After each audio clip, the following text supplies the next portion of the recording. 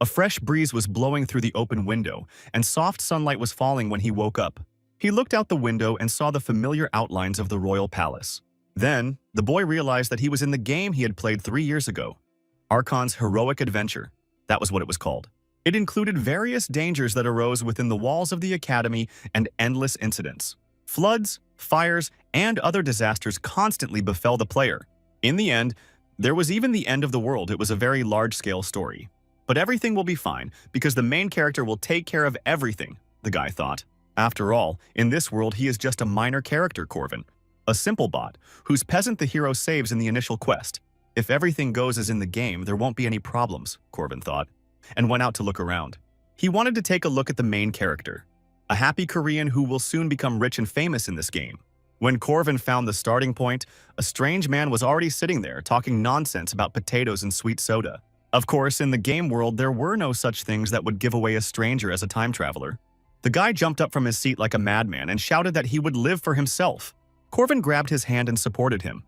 The main character was not played by a bot, he realized, but by a real time traveler.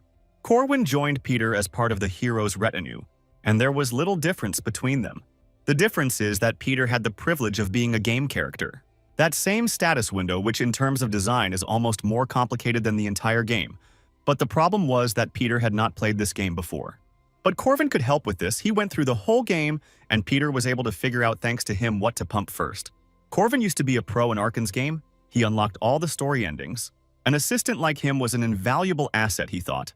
While Corvin was chatting happily, he didn't notice how the monster dog rushed at him. Hearing the growl, Corvin turned around in alarm but did not have time to react. Because Peter was faster, he summoned magic and killed the monster. Turning to Corwin, he asked if he was okay. There was no fear or excitement on Peter's face, typical of newcomers. Corvin dealt with the rest of the monsters with his spear. He knew everything about the game, and Peter had a player status window. They were a great duo to get through this game without much effort. Corvin believed that with Peter they could save many people and even the whole world, and then return to Earth. After a difficult fight, Peter handed him a bottle. It contained a good elixir. Corvin was surprised. He was generally satisfied with everything, but there were some things that were disappointing.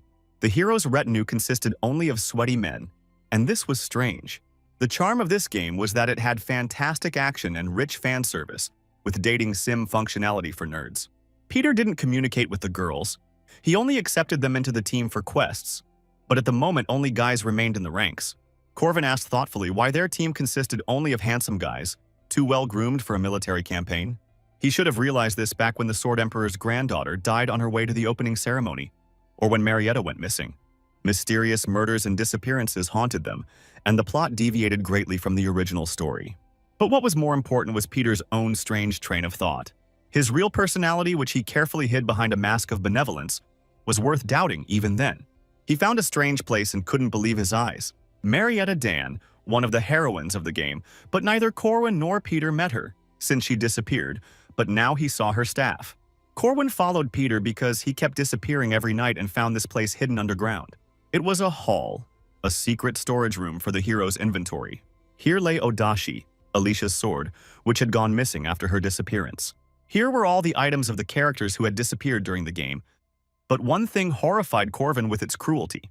In front of him was Marie, chained in a flask, like an exhibit in a cabinet of curiosities, filled with formalin. The beauty's exhausted face, swollen from the water, looked eerie through the thick glass of the flask. While Corvin was trying to get his thoughts in order, Peter appeared in the evidence room. He asked him in a gloomy voice why he was here. Corvin was angry because Peter told him that he had gone after Marie and lost her, to which the killer indifferently replied that she was still a demon. Demon blood shouldn't go to waste, and Peter said he was just using it effectively.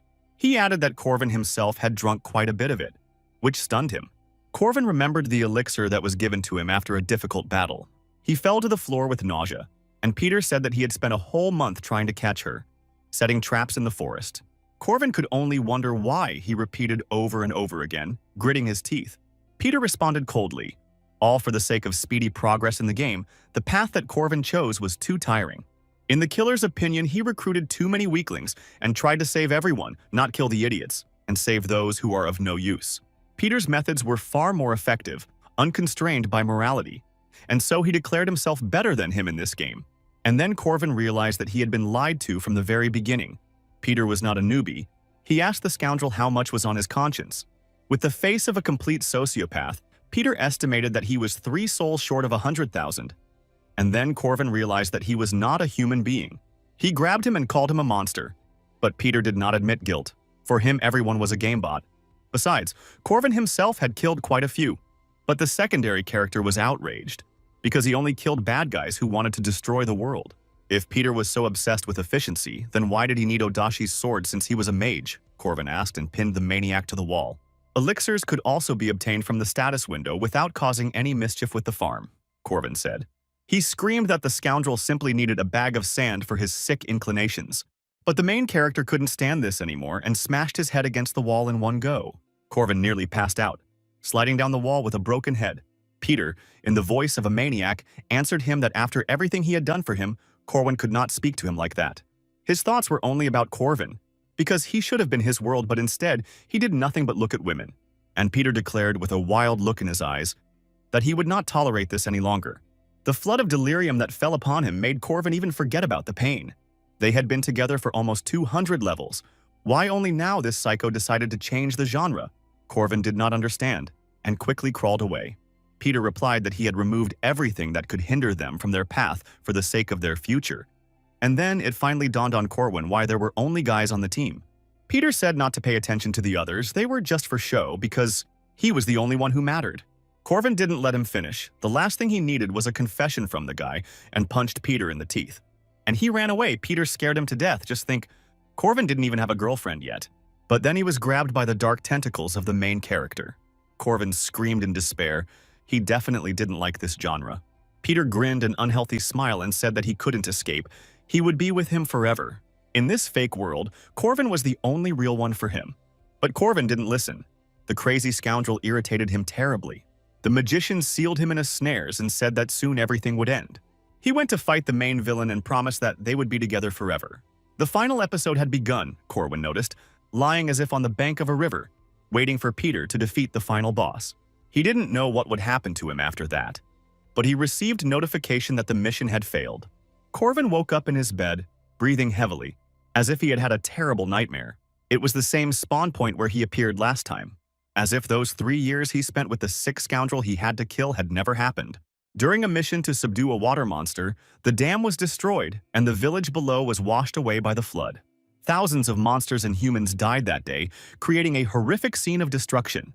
But Peter was then beside himself with joy, so much so that he even cried out. At the time, Corvin couldn't understand this crazy laughter and attributed it to stress and fatigue. But now he realized that even if countless people died, Peter always thought about his own benefit. A real devil who killed 100,000 people by his own admission. He had to stop Peter, Corwin decided. They were both level 5 homeless now, and all the items could be obtained at the academy. Therefore, after entering there, Peter will become much stronger. He hasn't become a monster yet, but who knows how quickly that will happen. The entrance ceremony was supposed to take place in 5 days, so Corwin ran as fast as he could. Now was the only chance to kill Peter. He reached the place of the training quest. Then the carriage that was heading to the academy broke down, and it was necessary to protect it from the monsters in the forest until it was repaired. The knight killed the horned rabbit and his companion praised his skills. Peter did well too and deserved praise. He was still pretending to be good. The coachman told them that he had fixed everything and they could return. The security was quite good. Everyone wanted to get out of the damned forest as quickly as possible. When they heard a terrible howl behind them, they turned around anxiously. The knight saw a log flying at them and pushed his partner aside. They miraculously managed to avoid serious injuries, and the knights grabbed their swords again. A second-level monster, a werewolf, appeared in front of them. The horned monster roared shrilly throughout the forest, announcing its presence. Corvin realized that the quest had already begun. Even though he ran as fast as he could, he didn't make it to the very beginning. He didn't have enough time to prepare, and the monster quickly dealt with the carriage guards. Corvin regretted not saving these poor fellows, even though they were mobs. The guards shouted at Peter to run to the carriage and save himself while he bought time. But Peter shouted to his fellow travelers to leave, and he himself decided to stay. The girl called out to him, but Peter was playing the hero and said that he could not leave the knight. But when he ran up to him, the werewolf had already dealt with the swordsman. Corvin waited. He had to make sure that Peter was the same person as before. He could be an ordinary hero, or he could be as obsessed with the game as he is. The monster ran towards the hero, its stinking mouth open. It was huge. Luckily for Peter, he was saved by a female fellow traveler. She slashed at the monster with a sword, but it covered itself with its paw. Then, the agile swordswoman landed next to Peter, covering him. The second daughter of the Arden family, who wields Odashi, one of the 6 royal swords. She was the most influential member of the heroes group and a prominent character, Alicia Arden. But instead of gratitude, she received a stab in the back from a crazy scoundrel. Corvin realized that without any doubt, it was that same Peter who stood before him. Alicia recoiled in pain. She didn't understand why she was attacked and was stunned. Her vision blurred, and the scoundrel told her, "I'm sorry, my hand just slipped." What's worse, the monster in front of the wounded swordswoman hasn't gone anywhere. The monster did not change its target and attacked Alicia. If the girl dies now, Peter will take her sword. Even after being wounded by a poisoned blade, the girl resisted. She still tried to gather her courage and fight. Alicia remembered everything she had been taught, and her concentration became limitless. With only her and her enemy in front of her, the girl unleashed her hidden power. Peter realized that at this rate she could kill the werewolf herself, and he couldn't allow that. The maniac threw a dagger at her at the moment when she was supposed to attack the monster. The swordswoman's reaction was enough to repel the sudden and vile attack, but she was distracted and lost precious seconds to repel the monster's attack. His jaws clamped down on her narrow waist, and with a final blow, Alicia pierced the monster's skull. The monster died without ever unclenching its fangs, which pierced the girl's fragile body. She asked Peter, barely breathing, why he was doing this. But the scoundrel did not listen. He pulled out his sword and raised it above his head, exulting at having received the trophy. This sword could only be used with a certain skill, but Peter could figure that out later. However, the issue of experience could have been resolved by killing the bot, Peter said and grinned devilishly. He raised his hand with the sword over the unfortunate girl who was bleeding in the monster's mouth. Peter took his time, stretching out the moment and enjoying it. But at that moment, a small bag flew at the maniac's head, and fine dust fell out of it from the impact. Peter instinctively covered himself with his hands and coughed from the thick dust. He started shouting at the person who did it to come out immediately. The situation was completely unexpected for him. Horned monsters, white rabbits jumped out of the forest. The mushrooms whose pollen Corwin had stained Peter with were the monster's favorite delicacy. Now to them he smelled like a delicious piece of fresh meat with seasoning. Even though these were weak mobs, there were a lot of them and everyone wanted to grab their piece. Luckily, Alicia was still alive. Corvin pulled her away from the battlefield and the monsters. Then, using a knife, he pulled out the werewolf's long, sharp fangs from his mouth. But while he was fiddling with them, Peter appeared from behind and asked him who he was. Corvin noted that killing 3 horned rabbits in a minute was not bad, because Odashi was a good sword. Peter was stunned when he recognized him as Corwin, a character from the initial quests. He asked how Corwin had ended up there, and Corwin thought that perhaps Peter had lost his memories. It was only for the best. Corvin replied that if he held the sword like that, he would sooner cut off his own hand. Peter looked at his hand like a fool, but at that moment, Corwin threw dirt right in his face. Then Peter began to swing his Odashi randomly, hoping to hit him. The villain was still fast, albeit clumsy.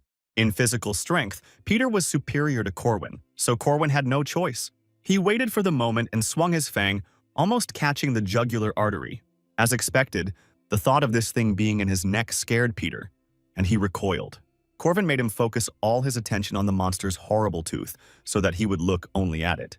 He pressed the hero with courage and cruelty, and he began to retreat. And when Peter stumbled and began to fall, Corwin plunged his knife into him. The blow pierced the light armor and caused a lot of pain to Peter, who was not used to it. But Corvin didn't stop there and swung his fang with all his might. Peter put out his hand and the fang pierced it like a dagger. But it didn't help him at all. Corvin pressed harder, with his weight, and the fang pierced the throat of a man without moral principles. Corvin mentally thanked Peter for his past life, thanks to which he could now become much stronger. By moving away from his body, Corvin felt no regrets. He simply killed another monster that threatened others and could become a monster. Peter was dead, and the system began to look for someone to replace the hero, with Corwin becoming the main reserve. Corvin received a status window informing him that he was now a minor player. But now was not the time. He looked at the wounded girl who was simply lying on the ground in the forest. If she was not helped, she would die from wounds or infection. Corvin picked her up and examined her. At the very least, the girl was still conscious and could speak weakly. From her blindness, slurred speech, and deteriorating hearing, he recognized the poison of the tree frog. From a playthrough perspective, it would be hard to make an antidote without a status window, If the poison was even slightly stronger, she would have died already. As long as the werewolf fang remained in her body, she was still in danger, Corvin realized and pulled out his belt. He strapped her shoulder with a belt and calmed her down, saying that he was a master at stopping bleeding and extracting poison. If the girl bites her tongue, it will be problematic, Corvin thought and looked around. His eye fell on the hand of the dead hero, which was conveniently lying nearby. Without thinking twice, he let the girl bite the still warm hand of a dead Peter. He warned Alicia that it would hurt and that she should clench her teeth as hard as she could, and he took off his shirt. He pulled her shirt behind her back to cover the wound and pulled the fang out of the wound channel. Corvin was happy that he had returned, because now this girl was alive. He didn't know the reasons why he returned, but the fact that he was able to save the man was enough. Corvin prepared an antidote on the fire and asked Alicia to hold out a little longer. He covered her with a blanket so that she would not freeze from blood loss and fever. And he told her not to worry. People don't die from wounds like that, he reassured the girl. Alicia wanted to know the name of her savior, but Corvin said it was not necessary and placed a towel on her face. He told her not to worry about trifles and to rest. Now it was better for as few people as possible to know about him, the guy thought. While there was time, Corvin decided to figure everything out. Arkan's game is a story about a hero. By solving problems and cases in the academy, the player becomes a hero who saves the world. He needs to defeat countless monsters and kill the final boss. The only reason Peter had progressed through the story so far was because without defeating the final boss, the world would end. But in the end, he's just dead now, and someone has to take his place. And that someone had to be Corvin, especially since the system had designated him as a secondary player. But, unfortunately, the system did not allow him to take advantage of the player's advantages, inventory, and other Windows skills. He was too excited when he saw the status window, and now he realized that it was a complete scam. Corvin trained for 3 years, was no longer just a guy on the bench, and wrote a sign in the sand, after which the fire in the bonfire flared up much stronger. This magic worked as it should, even without skill. Corvin was glad that everything worked out. He desperately wanted to survive in this world. As a person who had studied magic a little, he was able to use runes, ancient symbols with magical powers. Duty, restraint, oath, runes of the 3 main commandments. The 3 most powerful laws of this world, the source of its strength. So, biting his finger until it bled, Corvin drew them all on his body. The first was debt, the blood-burning fiery letters into his skin. This commandment gave the caster additional powers. If he kept the oath, he could make promises, even simple ones like not eating chicken. But simple promises give less profit, even if it is troublesome. Promises must be made that will be kept, and Corvin promised that he would not turn a blind eye to the misfortunes of good people. His status would rise every time he completed a task, and the commandment had chained his heart. The second law, restraint, no longer perceived the spirit world. In this world, everything was filled with spirits, and there were astral beings like ghosts and spirits, but they could only act if they were recognized, and could not touch people who did not believe in them and were far from spiritualism. The restriction gave him a shield from spirits, reducing their damage to a minimum. But breaking this commandment gave 5-fold damage to the body. The last commandment, the oath, is a backup option. It carries a huge risk, so in his past life Corvin did not use it. But even Peter, who had a system and all its advantages, lost to the final boss. In that case, Corvin should not have been too worried and took the oath with the greatest weight, promising to save this world. Breaking these 3 oaths resulted in death, and all were instantly enforced. Alicia opened her eyes in a hospital bed, not in the forest. She rose from the bed but winced, her wounds still hurting. Alicia asked where she was, and her sister said that she was in the Merkaba hospital. The guard who brought her here had just left. The swordswoman turned around to find the things she was wearing. Among them was the belt of her savior, for it was in her blood. The first thing the girl asked was to tell her if there was a place where she could buy honey candies. She felt much better. 3 days after the quest in the forest, Corvin was thinking about where to get a student card. In the wallet, there was a letter to her dear son. The mother was proud of him and his friends, the Defenders. He was surprised to find this letter. Corvin was an ordinary, forgetful child, but he also had a family. When he first found himself in a new body, he behaved unnaturally, but his relatives treated him as usual. Thanks to this, Corvin was able to love his family in this world. In this world, that was the main difference between him and Peter. The station was crowded with people, mostly students from the Merkaba Academy. The girl with blue hair greeted all the newcomers, holding a basket in her hands. She approached Corvin, and he introduced himself. The girl noted his tall stature and praised him for his good appetite. Marie handed him the potatoes she had brought to treat the newcomers. She gave them a little tour as the magic tram took them to the academy. Marie was everyone's favorite mage who was in charge of the levels and floors in the second year of the academy. Life went on. Marie has many difficulties to go through. In the future, she is the final boss of the first level. She handed out potatoes to everyone when they got there and waved goodbye. The main hall of the academy was stunning in its scope and luxury, because the magic of space expansion worked on its ceiling. Suddenly, the hall disappeared and they found themselves in another space. Many of the students panicked, but not Corvin. He heard a powerful voice that made everyone shudder and said that the students of the academy should not panic over such trifles. The voice of Old Hamd, Corvin recognized. He always acted the same, just moving them to the training camp. As in the legend where people fought against the evil tribe, the best weapons were those who studied at the Merkaba Academy. A curly-haired man appeared and introduced himself as Fred. He was in charge of welcoming the students this year. Corvin chuckled. He hadn't seen the dean of the nightly faculty for a long time. He said that everyone should have received a certificate. Professor Ferda was irritated by the fact that they thought they were better than they actually were. But he still decided to look at them, and a screen lit up in front of each one. There, Corvin could see his stats. They looked boring. All of them were low level or worse.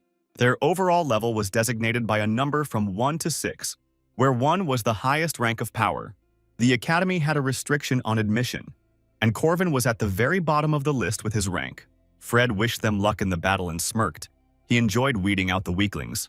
The next moment, magic worked, transporting them to another place. The professor immediately recognized the uncut diamonds among the students. The lady in the hat told Fred that there was no point in comparing first and second level students, and that they should wait until everyone was accepted. She noticed the swordmaster's granddaughter, Alicia, among the students, the druid Eulalie, the sword-wielding mercenary Draco Varsky, the golem caster Cornelius. Standing apart from them was the only girl of the first level, the demigoddess of heaven, Yaksha, in a monastic robe, and her name was Helen. Then her gaze slid towards the less newcomers, and she was indignant that the director was accepting such people. Another gray-haired professor agreed with her. In his opinion, even the 5th level looked bad. He wanted to quickly remove the weak ones and start. But the lady in the hat insisted that since the director told them to give everyone a chance, that's what had to be done. The professor with the mustache agreed with her, and boxes of weapons appeared in front of the subjects. The test consisted of fighting in an empty space with monsters of your level. Most of the students would have definitely taken everything they had from the closet, taken the swords. Corvin would have done the same in his past life. A small hound, a level 5 monster, but there were 3 of them, and they knew how to hunt in a pack. Of course, swords were good weapons, Corvin realized, but a spear took incomparably less time to master. That's why he chose what he wielded best, a short spear that could not only be used in close combat, but also thrown. The first hound disappeared before it even had time to run up to him. The guy smiled and asked the monsters for forgiveness. The remaining monsters hurried to him, but the same fate befell them. 2 thrown spears pinned them to the virtual floor. Corvin had accumulated a lot of experience in killing such monsters. He pulled the spear out of the monster's body. Killing them took a little longer than he thought.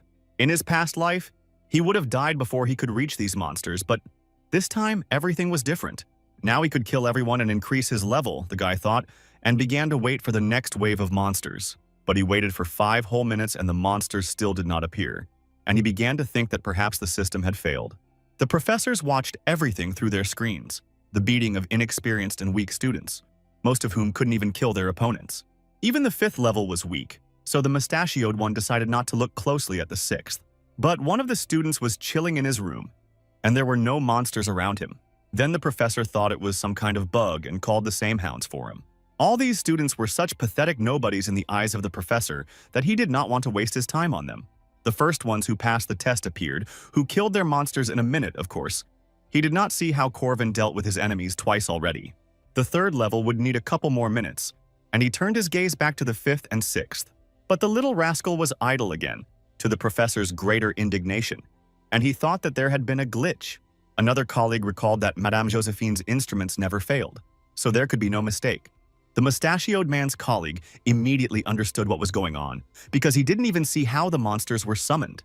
Enraged, the mustachioed man again called the same unfortunate hounds, and now it was Corvin's turn to get irritated. He had no intention of training the dogs and loaded 3 short spears at once. Throwing them all at once, he hit 3 targets as soon as they appeared. The whole thing took 7 seconds. a result that stunned the professors. So they called Fred's colleague to come and take a look, the dean of the Knight's faculty. On the third level, a kid named Jaeger completed the test in 3 minutes, 30 seconds. Fred told them his best time. The professors guessed from his spearmanship that Corvin was the son of a hunter and summoned a whole 4th-level boar for him. The little boar didn't even have time to grunt before he was sent to the barbecue. Then, in the heat of the moment, they threw Corvin an owlbear, a 3rd-level monster. It was a ferocious predator, striking with powerful paws. Diving under the blow, Corvin approached. He struck the monster in the side but was forced to dodge the furious blows again. Then Corvin used the Kanaz rune, the 6th sign of the runic alphabet, and the owl was engulfed in hellish flames. Corvin surprised everyone who watched him with his skills. But the owlbear was not so easy to defeat, and the fire only made him angrier. Corvin realized that his magic was of little use yet. But while the monster was fighting the fire, he did not follow its movements, and Corvin was able to attack it from above, putting all his strength into the spear. One of the professors realized that he was definitely not a regular level 6, and even regretted that the monsters on this test were not higher than level 3. For the first time in a long time, he saw a guy who was interesting to look at. After this, they could only summon a 5th-level evil spirit. Corvin realized that someone had been summoned, but he could not see or hear it, meaning it was a spirit with which he could not interact. He waited a full minute to check his guesses. This means that it was definitely activated, and all preparations were completed. At this point, the satisfied guy announced that he gave up and raised his hand. The mustachioed professor was surprised that Corvin simply retreated and let all the spirits through and updated his monster-killing records. And then it dawned on the professor that this child had just praised him for a job well done. After the test, Corvin joined the rest of the students who had passed the test who had gathered in the hall. He listened to their conversations in passing.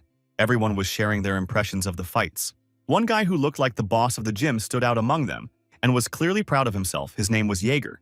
At the very beginning, the bully started a fight, for which he was killed by Peter in his past life. Jaeger is an arrogant, violent bully, but that was normal for his age. He openly mocked the weaklings of the 5th level who managed to lose to dogs. The bespectacled guy among them was named Lark. In the last download, he never overcame his inferiority complex. He suffered the same fate as Jaeger. The director took the microphone and asked for their attention. He informed them that Eric Assad was calling him. He told them that they were all sent to the academy to gain experience, although some were already good. Kassad told them that he could not guarantee that they would get what they wanted at the end of the training, but he hoped that everyone would find their own path. After his inspiring speech, Jaeger was looking for someone to pick on, and his eyes fell on the bespectacled man with the book, Lark. He approached the weakling and asked him what level he was, and the timid boy replied that he was level 5. The big guy immediately started to bully the skinny guy because he couldn't defeat the dog, and Corvin noticed this. He intervened and grabbed the buffalo by the neck. Jaeger immediately asked him who he was, but Corvin turned his gaze to the cool tattoos that Jaeger had everywhere, the one on his back signifying his blood type. Jaeger liked the fact that Corvin was in the know and said that his mother was a tattoo artist and all this was her work. Even though Corvin already knew all of his tattoos, he decided to ask to distract the bully even more. In the last upload, 3 years ago, Jaeger's mother came to the academy to look for her son. These tattoos were not for show. She carefully prepared them before her son entered.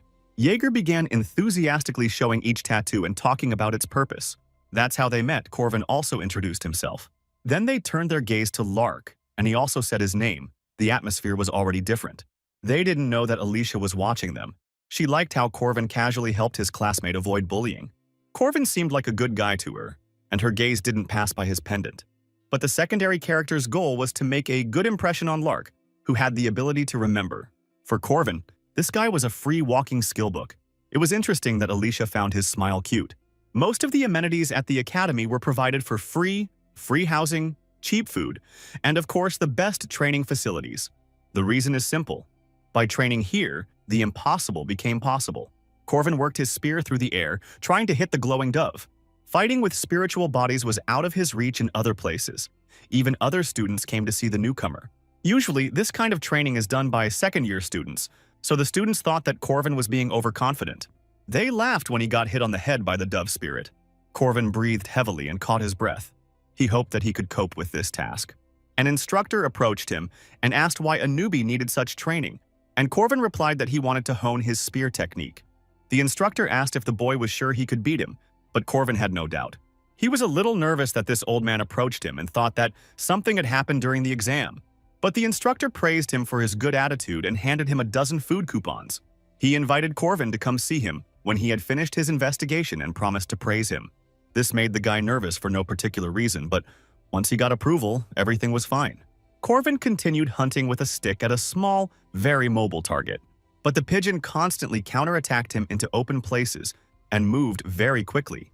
At the end, Corvin collapsed, exhausted, and simply stared at the ceiling.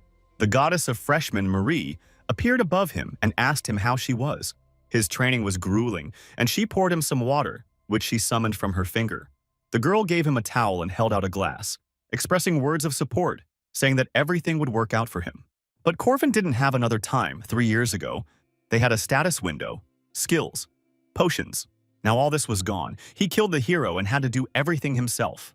Corvin returned the glass to the girl and thanked her, saying that she would still have time to give in. Determined to become the strongest, Corvin returned to action. He wanted to know his limits, to know where the boundary was for the abilities from the past. Then he began to use high-level swings with a stick with complex names. These were exactly the same powerful and fast movements with a stick, only more pathetic. Corvin had neither a strong body nor an aura, and his knowledge of the future was generally useless. But he decided to train as hard as he could. The powerful throw caused the dove spirit to spin around to avoid the blow. Marie was surprised that Corvin had thrown the spear so easily, but now he was open. But somehow, Corvin caught his spear again, and finding himself above the dove, he dealt it a piercing blow. There was a powerful explosion right above the training ground. Marietta couldn't find the words to express her admiration for this throw. Corvin, frozen in midair with a large explosion in his pendants in the background, looked very cool in her eyes. But the scene ended and gravity took over, mercilessly taking him into its arms. Then he realized that he had been a little hasty, almost falling to his death from such a fall. The next day, the goddess Marie, as usual, looked after the newcomers and came to give them a tour of the academy building. Corvin chewed on a sweet potato and thought about his own things. First of all, he needed to become stronger. And there was only one way to do this without Peter's potions. The commandments are not to close your eyes to the problems of others, the guy thought, and looked at the bespectacled man. He greeted him first and suggested having lunch together. And at the same time, let's chat a little about grimoires, said Corvin, causing Lark's pupils to dilate sharply. A grimoire is, simply put, a book of skills, a powerful artifact that gives magic or abilities when read normally. The library was huge, like the academy itself. It stored all the books and knowledge of mankind. Of course, Corvin was of little interest to this, since the grimoires were also located here. The tree was best hidden in the forest, he said, and Lark reminded Corwin to keep his promise later. And Corwin answered affirmatively that as soon as all the conditions were met, Lark would receive the skill book. Lark is a bee, a model student who memorized all types of magic and transferred them to his spellbook. Of course, it is difficult to use them all. His mana level is low, and Lark will not show high results thanks to the theory. With grimoires, everything was different. Corwin threw the book on the floor. Lark told him to stop fooling around, but at that moment, a secret door opened. Without thinking twice, Corvin rushed into the passage, and Lair hurried after him. Corvin warned the bespectacled man that it was time for a promise. He agreed and extended his hand. Corvin needed help to drive away the evil spirits. And when Lark asked what to do, Corvin hit him in the jaw with his right. He grinned devilishly because help was starting right now. First of all, Corvin came here to help Lark and complete a special quest. He wanted to catch the evil spirits and get the fragment. But there was a small problem, Corvin thought, as the evil spirit Sebastian approached him. For Corvin, this quest was almost impossible to accomplish because of the commandment. And Duke Sebastian was particularly vicious and was a difficult opponent. Sebastian attacked him with his magic. The magical blades flew at Corvin. The Grand Duke has ruled the South for 800 years. Most players will die at his first attack. But not Corvin. He just stood there, and the magic shots just flew past. All the attacks of the dead Duke simply didn't work with him, as if they didn't exist. This phenomenon had a downside.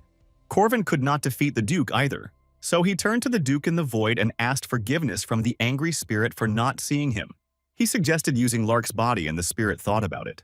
In this world, there are indicators. These are substances that transform people into half-humans, like vampires and werewolves.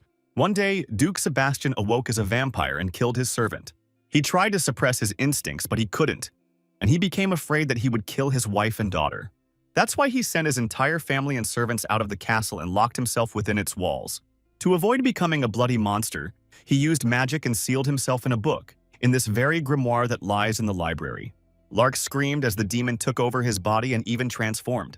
Having taken possession of the body, the spirit immediately rushed at Corvin, like a madman. The second reason he took Lark with him was because, while possessed, he could use his powers to the maximum. Model student Lark swung, but Corvin easily dodged. In Arkan's heroic game, this model student has the lowest strength skills. Although it was a pity to calm the guy down by force, it was the only way to complete the quest with the Duke. If Corvin were to kill Lark now, he would be able to receive the highest awards, the Duke's Cloak and the Vampire Armor. Peter used all of these, and they played a big role in future quests. But Corvin was not like that, so he asked the Duke if he wanted to know about his wife and daughter, and also what kind of lives they lived after his voluntary imprisonment. And then Corvin told him many stories, how his wife had died after leaving the castle, and what an amazing traveler his daughter had become. Corvin smiled at the interest on the Duke's face. As a man with a family, he wanted Sebastian's soul to find peace. The Duke calmed down, thanked him for the story, apologized for attacking. Corvin replied that nothing had happened, Lark wouldn't have hit him hard anyway. Before the Duke disappeared, they had a long conversation, and as a reward, Corvin received the ashes of Sebastian's soul and a grimoire with a regeneration skill. Persistent regeneration was Peter's ability, but Corwin didn't know how well it worked because he rarely got injured. Lark came to his senses and Corwin told him not to strain himself because he was possessed by a spirit. The guy touched his face and asked if the pain in his chin was also a consequence of possession, to which Corvin answered reluctantly. He quickly changed the subject and gave the diligent student his reward, a grimoire. The boy was overjoyed and couldn't believe he had received such a valuable item. By nature, he loved new knowledge, and Corvin just wanted to see the boy's happy face. For fulfilling his oath of duty, Corvin received a reward, and a very generous one, for he had calmed the Duke's soul. He considered it compensation for not being able to level up properly in the system. But even so, the reward was quite generous. Marie again handed out potatoes to the newcomers who came to practice. No one refused. She approached Corvin, who was also going to train with the spiritual doves today. Smiling, the girl said that she believed in him and would support him. The envious guys expressed their contempt and indignation. The newcomer could not defeat the pigeons, they thought, but the girl still supported Corvin and even bet gold on him, which made the hero feel like a racehorse. But all this didn't matter, because he came to find out how much stronger he had become after completing the quest and decided to start with the weakest techniques. Although Corvin didn't expect to win in one hit, an explosion sounded in the air after the first throw. The students were stunned by his strength and the complex technique he used. Even Corvin himself was surprised that he had become too strong. Marie also noted his skill. Yesterday he needed 3 hits, but today he did it with 1. Corvin thought about her words. It was one thing that Marie was watching him. Another that her eyesight was too sharp for a magician to see his blow. The girl, without a second thought, handed him a leather purse and said that this was his share. Thanks to him, she made money on the guy's desire to make her a debtor. And she asked how he felt about it, of course. Corvin accepted the award. What person doesn't love money? They laughed with the pure, innocent laughter of economic gain. In the last upload, Corvin also tried his best to hone his fighting skills. But even now they were difficult for him. There was still a lot to learn, although there was no need to rush. The main problem was runic magic, or rather the lack of magical powers. In his past life, he also did not solve this issue. Runic magic required a huge amount of mana. But if he could solve this problem, he would become much stronger. Although, no matter how much he trained, there was someone in the academy who could not be defeated. The only female character that even Peter couldn't defeat, and she is one of the strongest in the game. The infamous balance breaker, the celestial Yaksha Helen, sat under a tree with a book in her hands. Moreover, she also paid attention to Corvin. He didn't know why she needed it, so he decided to simply ignore it. It was a bomb he couldn't handle, Corwin thought when Helen said he was united. She also said that he was not the owner of the body, and Corvin was dumbfounded when he realized that she might know. Helen was a living corpse, in whose body the souls of a human and a monster were combined. She was on the verge of life and death. Because she could see the color of his soul, Helen asked what it was like to absorb and destroy the original soul. But Corvin answered almost without thinking. He was not hiding anything, and said that he did not know the answer. In the past, he worried a lot about this, whether they were really different people from the original, their memories merged, and it was difficult to understand who the real one was. But all this was meaningless. Whoever he was, he remained himself. Of course, for Helen, everything was different, because the original still lived in her body. The girl told him that he was not the real owner of this body, but just a thief. He told her about his neighbor, His name was Bruce, and he turned into a green giant when he was angry. But the funniest thing is that this man's two personalities hated each other, although both were good at different things. The new soul, or the original, they are both different and can coexist. It was not their will, and there is no sin in being born in the same body. Corvin's words touched her to the quick, and Helen replied that there are those whose birth is a sin in this world. Corvin thought that it was just like that now, but he didn't say anything out loud. He left her alone, simply saying goodbye. The next day, Corvin arrived at the southern part of the academy. There was one reason why he left the dorm before the birds started chirping: the task board. Big and small tasks helped prepare for the main quests. These tasks were important for his progress. But Corvin's goal was not to level up, so he shouldn't push himself to do difficult things, but just check a few things. And yet, there was another man who also could not sleep, and he was inquisitively studying the board. Corvin reflected that he really didn't know Alicia very well. In the last download, Peter had cut her open like a deer.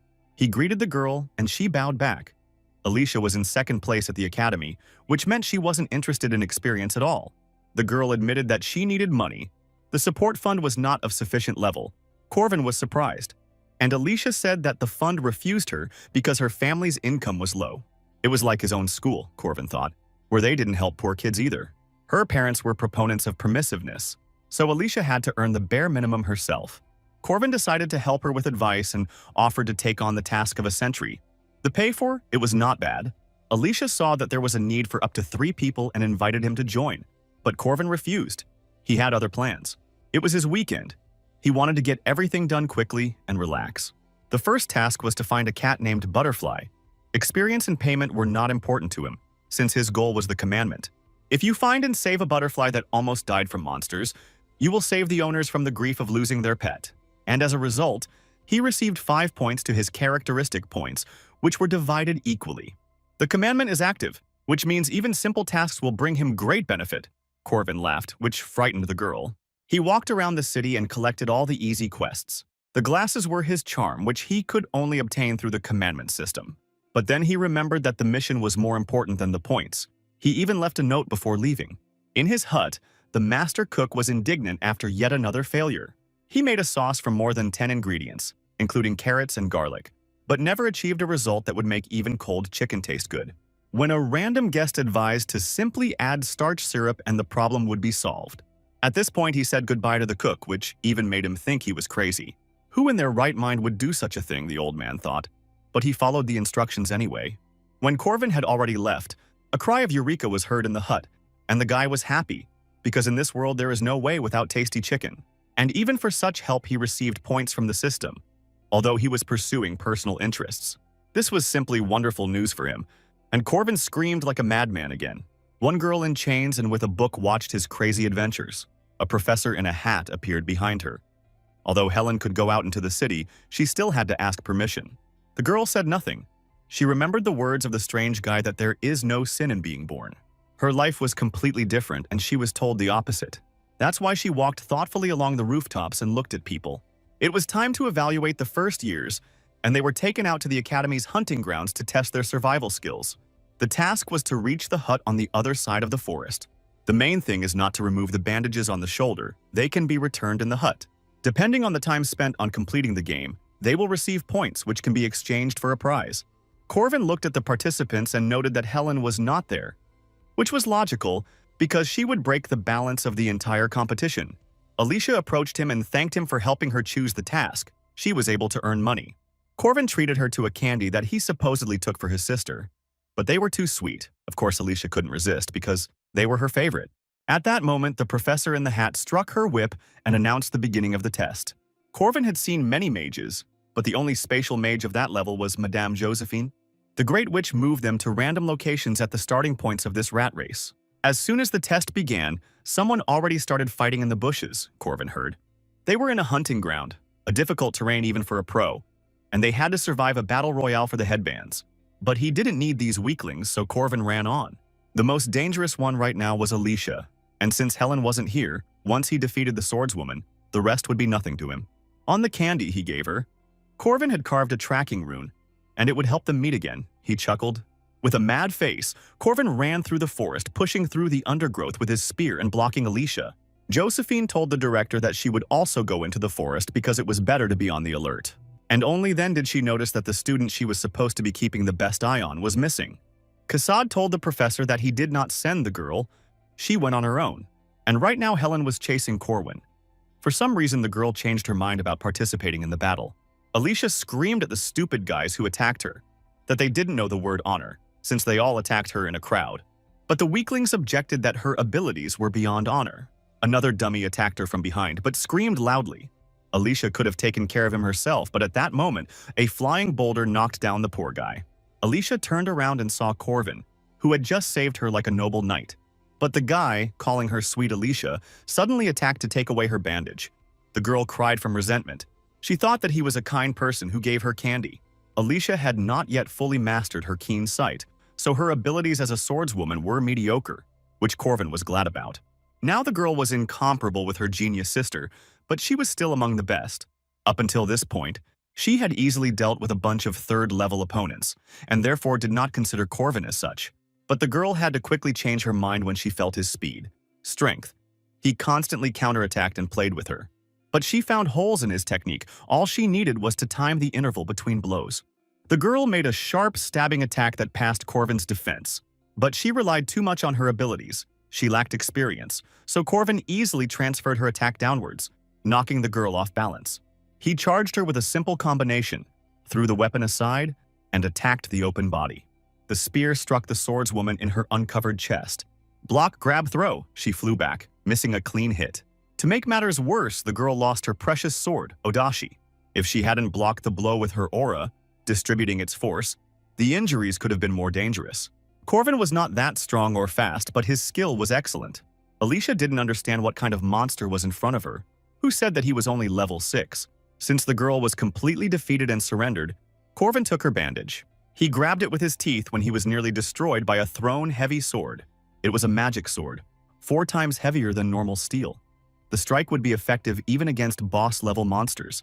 The swordsman returned his projectile back to his hand and told him to put the bandage down and leave. It was Draco, a troublesome warrior Corwin didn't want to face. Even after defeating many students and monsters, he was not tired at all and was not even injured. This warrior was clearly different from Alicia. But what could he do since they had met? There was no point in fighting him, so Corvin simply ran away. But Draco only became more angry. He clearly saw the bandage in Corvin's teeth and began to pursue him. On top of that, Alicia for some reason ran after him, saying that she didn't want to die and still didn't know where to go. There was no point in fighting. He needed to get to the hut and exchange it there, Corvin thought. But his path was blocked by a red-haired boy and his stone golem. Cornelius smugly demanded that Corvinus give him the bandages. Now they were cut off from the exit from the forest that led to the cabin. Corvin found himself between a tiger and a lion. He wanted to avoid a fight, but now he got 2 rivals at once. Alicia was surprised that even in this situation, Corvin was going to fight 2 at once.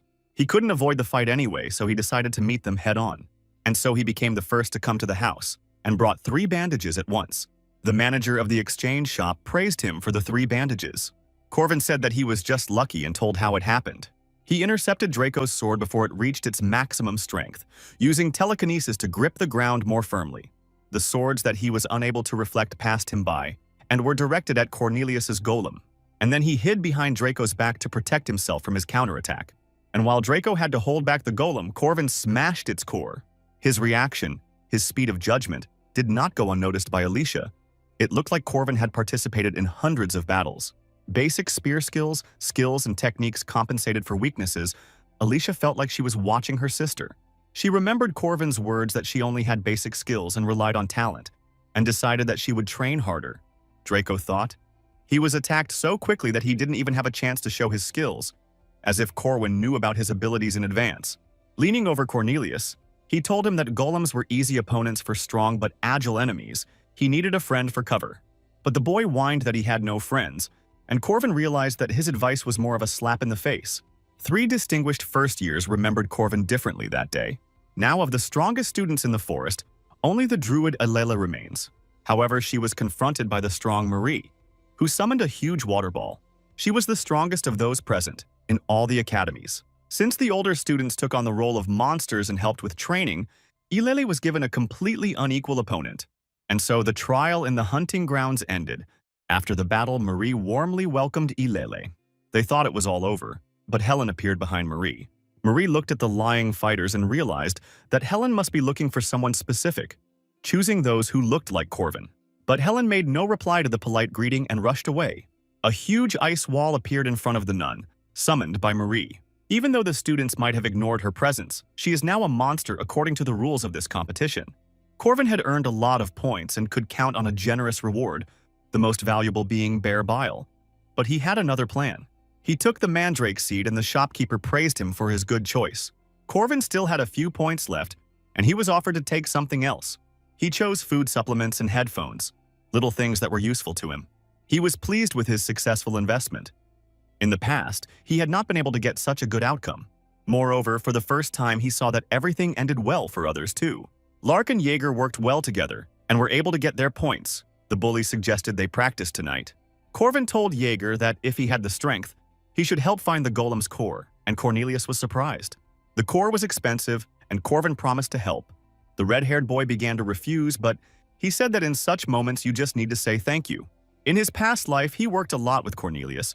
There weren't many who could fight golems. Everything gradually went as it should. The second-rank mage Cornelius found his core, which he desperately needed. Alicia was injured after their fight and needed time to recover. Draco smashed his swords against the golem's stone, temporarily losing his fighting power. The second-level druid mage Ilele looked like a dead person. But even for Marie, it was too much, Corvin thought. Fortunately, the druid girl was fine, just exhausted. She told Corvin to run when they heard a loud cry in the forest that caused all the animals to flee. Marie had a natural talent for recognizing magic. In addition to her inexhaustible mana, she never experienced despair or failure. For her, helping the younger ones had always been just a game, and had never caused any difficulties, but now it was not so. The girl desperately tried to defend herself from the attacking Helen and fired ice arrows. But Helen easily broke this attack and continued to press. Marie belatedly summoned an ice shield to at least somehow restrain her opponent. But even when she was giving it her all, Helen still got through her defenses. After the heavy blow, Marie landed on the ground and could no longer stand on her feet. What stood before her was not a knight or a magician. It was not a man, but a natural disaster in human form. Marie couldn't admit defeat. She just didn't know how, and she screamed at Helen to stay away from her.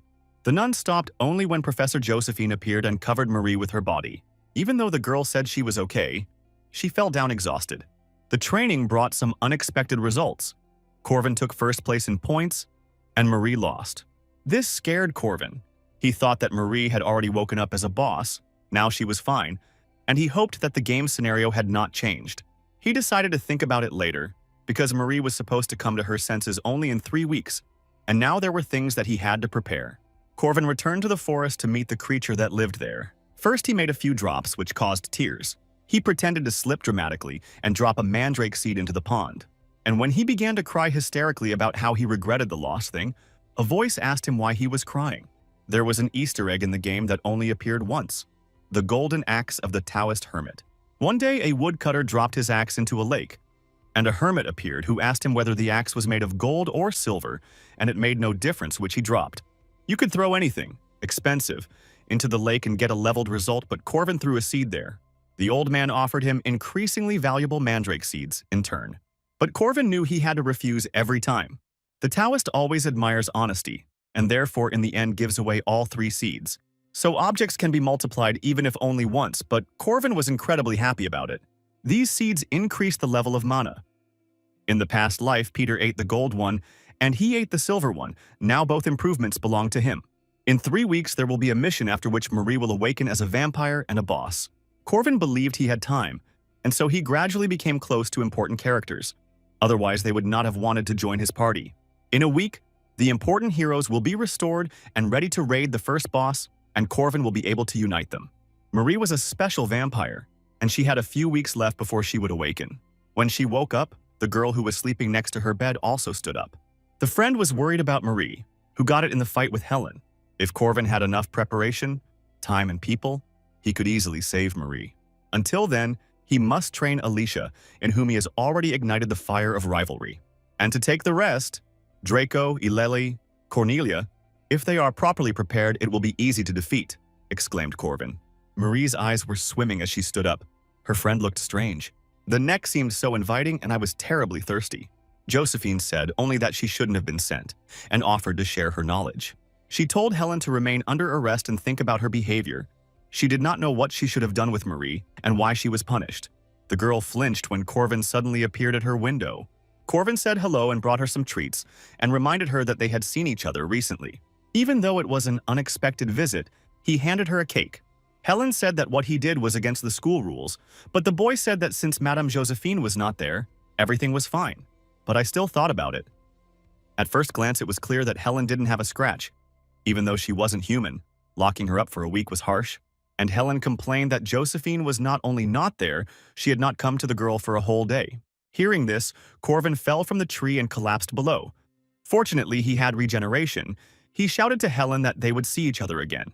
Obviously, since Madame left, leaving behind the most dangerous man in the academy, something had happened, and the other teachers were also alarmed. Corvin approached one of the guards guarding Marie's doors and informed him that the visitation request had been denied. Corvin said that everything was fine. He just brought him some food, at Madame Josephine's request. The guard was pleased with such care for his subordinates on the part of his mistress. The guard didn't notice that there was a rune on the food.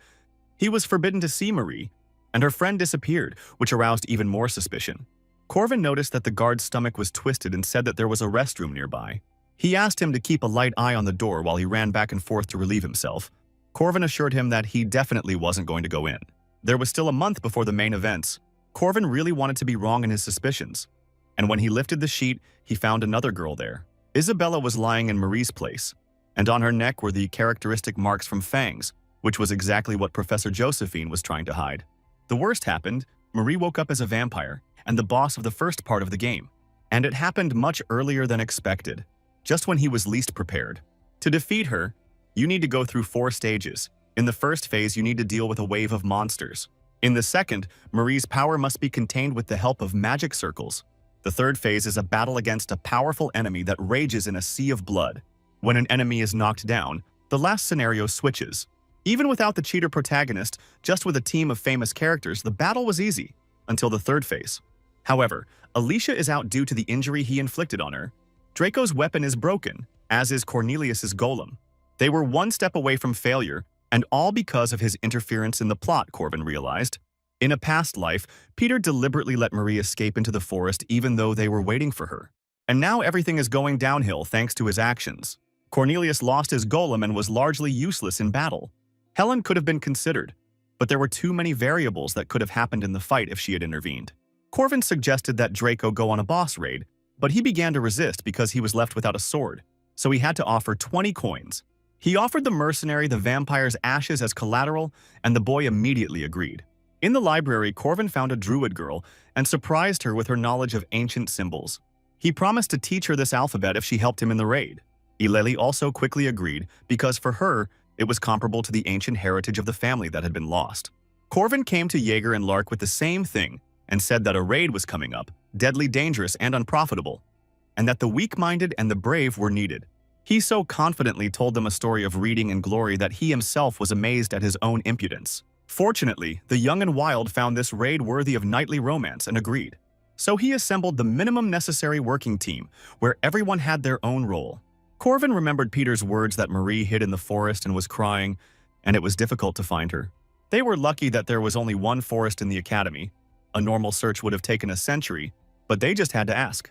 Ileli was surprised that Corvin was so aware of her abilities. She struck the ground with her staff and called upon the spirits to help her find the vampire. Even Lark and Jaeger were amazed at the number of spirits the girl could summon. Corvin didn't see anything, so he simply asked if they had found it or not. And seeing the puzzled look of his squad, he quickly demanded that they tell him where she was. But danger came from behind. A monster attacked him. With a blow of his spear, Corvin easily cut through the monster that had suddenly attacked him. Many more monsters followed them, so much so that Jaeger even thought that Marie herself had become a monster, which was not the case. The guy said with a dashing tone that this would be a great warm-up for him and pulled out his weapon. But Corvin shouted to the big guy that the enemies were safe and that it would be better for him not to push forward. He ordered him to retreat 3 steps back. The main thing was to reduce their numbers. He moved Larka and Ilele to the rear. He and Jaeger took the front line, and Draco covered everyone. The mercenary noted Corvin's quick reaction and his sensible orders, like a leader leading everyone behind him. A real commander who doesn't give the impression that he's a fifth rank. The test inside the academy was very wrong, Draco realized. Jaeger asked Ileali, puzzled, why there were monsters here if they were looking for Marie. Lark thought they were being controlled since the monsters usually didn't crowd so much. But Corvin told them that it wasn't so. Marie wasn't a puppeteer. Even if it were true, she wouldn't do it so thoughtlessly. Here, Draco also began to ask what was the reason for the monsters attacking them. Corvin replied that monsters simply follow their instincts, and there are instances that make them forget everything. For example, something that could threaten their lives, and from which it is best to run as quickly as possible. Marie was not waiting for them under the tree, hugging her knees. Corvin again ordered the druid and the spellcaster to go to the rear. Jaeger and Draco were the support and had to stay behind. Corvin spoke confidently, so the boys decided to believe him. Corvin had received all the necessary bonuses from his oaths and prepared for battle. He had to save this girl, even though she was now a real monster. As she came closer, they saw that her crazy red eyes were crying. Ileali was touched, but Draco said it didn't change anything. He threw his huge sword at her, from the vampire's blind spot. But it turned out that Marie was protected by a red dome of magic, and she blocked his attack. Lark realized that in front of them was simply a familiar born from the blood of a vampire. Corvin said that there was nothing to be afraid of. The familiar was only born and could not yet feed on Marie's blood, and therefore could not attack. Draco countered that a wizard's weak point was his defense, and when it was hidden, it was a problem. Corvin said everything was fine and warned that a serious attack was coming. Corvin shouted to Ileali, and she already knew what to do and began to draw signs. The forest was her element, so she grew a protective wall in the path of her familiar's attack. But even its solid wooden wall began to crack at the seams. The girl spent half of her mana in one fell swoop. She had not yet fully recovered from the last fight. Corvin asked the druid girl to be patient a little longer. He promised that he would soon right all the signs. The girl held on with all her might and hoped that he would cope. Meanwhile, Marie was gathering mana around herself, preparing a powerful attack. The battle proceeded as Corvin had expected. They had already passed the first stage with the wave of monsters. After defeating the monsters, they must fight Marie. Corvin calculated that if Lark left immediately after Ileali, he would be able to use magic 2 more times. He praised the druid girl when she finished and told the team to run as far away as possible when she joined them. Until now, the size of the crystals in the wooden wall were not so large and dangerous.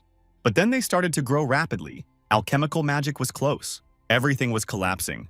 Crystals of bloody ice tore through the wood, and then they saw a shadow above them.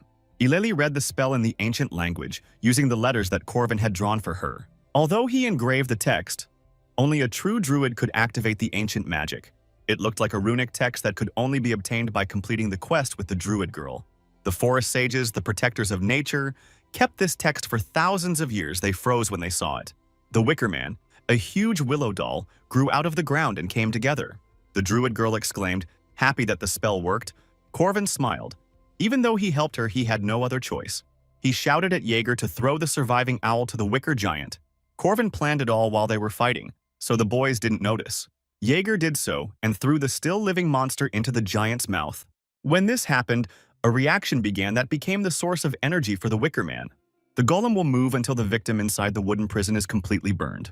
Marie's spells rained down on the walking titan, but they bounced off like peas from a wall. But the load was transferred to Ileali herself, and in that case the girl would not have lasted long. Corvin shouted at her to hold on as long as possible. Without the golem's control, they would simply die. Marie also cowered before such a giant. He looked overwhelming. She threw another 100 spells at him, which did no harm to the durable man. The titan was an inanimate being. Holes in his body would not harm him. In a battle between ice and fire, fire would not lose. So he thought, Corvin. But a huge bloody spear broke their golem. The golem's fire went out and it began to fall, having lost its source of energy. He collapsed, almost crushing them with his mass without getting far. The general idea that Corvin had was instantly destroyed. This was a difficulty of a special level for Marie. Corvin shouted at the druid to retreat. Ileali could do nothing more in this place. Her presence would not have changed anything, and Jaeger asked, bewildered, what they should do now. Corvin chuckled. Their opponent had just used his main skills, so it was time to attack. They rushed towards Marie, who met them with needles of red ice. But Corvin and the remaining lads easily passed through this rain of needles. Draco threw his sword at the core of Marie's defense and it cracked. This power, however, was still not enough, so Jaeger jumped from above, waving his mace. His blow had already split the impenetrable dome of blood that protected Marie. It was his special cumulative attack, Corvin noted, a blow with a built-up layer. But now they had to be more careful, because the third phase of the boss was coming. Marie summoned a huge sphere that enclosed them all within itself. The guys flew away without strength. Only Corvin remained. After the protective sphere is broken, this trap is activated, which is what they got caught in.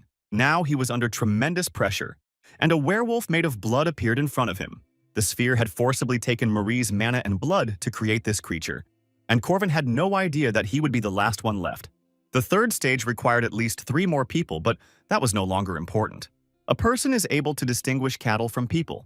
It is natural for a person to squint and close his eyes. Marie felt a coldness running from her spine to the tips of her toes, a sharp contrast to the burning in her throat. The unknown man's neck seemed attractive to her. Marie gave in to her new instincts and bit her friend. The fangs tore the skin and blood vessels so easily that the girl's teeth began to shake. Marie didn't even close her eyes. She didn't feel that it was necessary to do so. The sounds of painful groans drove her crazy. The warm liquid in her throat intoxicated her. And only then did she feel that she could perceive the world again. Isabel fell silent, and only the sound of Marie's heart beating and the smell that disgusted her remained. And only then did Marie realize that there were no cattle. There were living people. She realized that she had committed a crime, killed a friend, but in the end she could not accept it and simply ran away. And she hid there until this guy came to take her away. The werewolf growled terribly and blocked Corvin's path to his mistress. He threw projectiles at him that looked like spiked balls. Corvin swung his spear to perform his technique. With quick movements, he cut the balls of projectiles and attacked the werewolf. Then the werewolf summoned 2 small hounds from himself at once. They were just dogs, so Corvin rushed to close in. He slipped between them deftly and simply left them behind. And then he impaled the defenseless monsters on his spear with a powerful throw. Turning around, he asked the bot if he had anything else besides these mongrels. He moved so quickly that it was impossible to notice him. Corvin realized that the dog was moving too fast for him to notice, and decided to teach him a lesson. "It is not 100 blows that are important for victory, but knowledge of weak points," he said, and delivered an accurate blow. The werewolf didn't have a chance because he showed everything to Corvin in advance. And then Corvin began to boast of his skills with a spear. A powerful blow with a long name caused the trap sphere to crack. And then he could again see the starry sky above his head. The dog coughed as he lay in the large hole left by Corvin's blow. The dog kept trying to move to protect its creator to the last.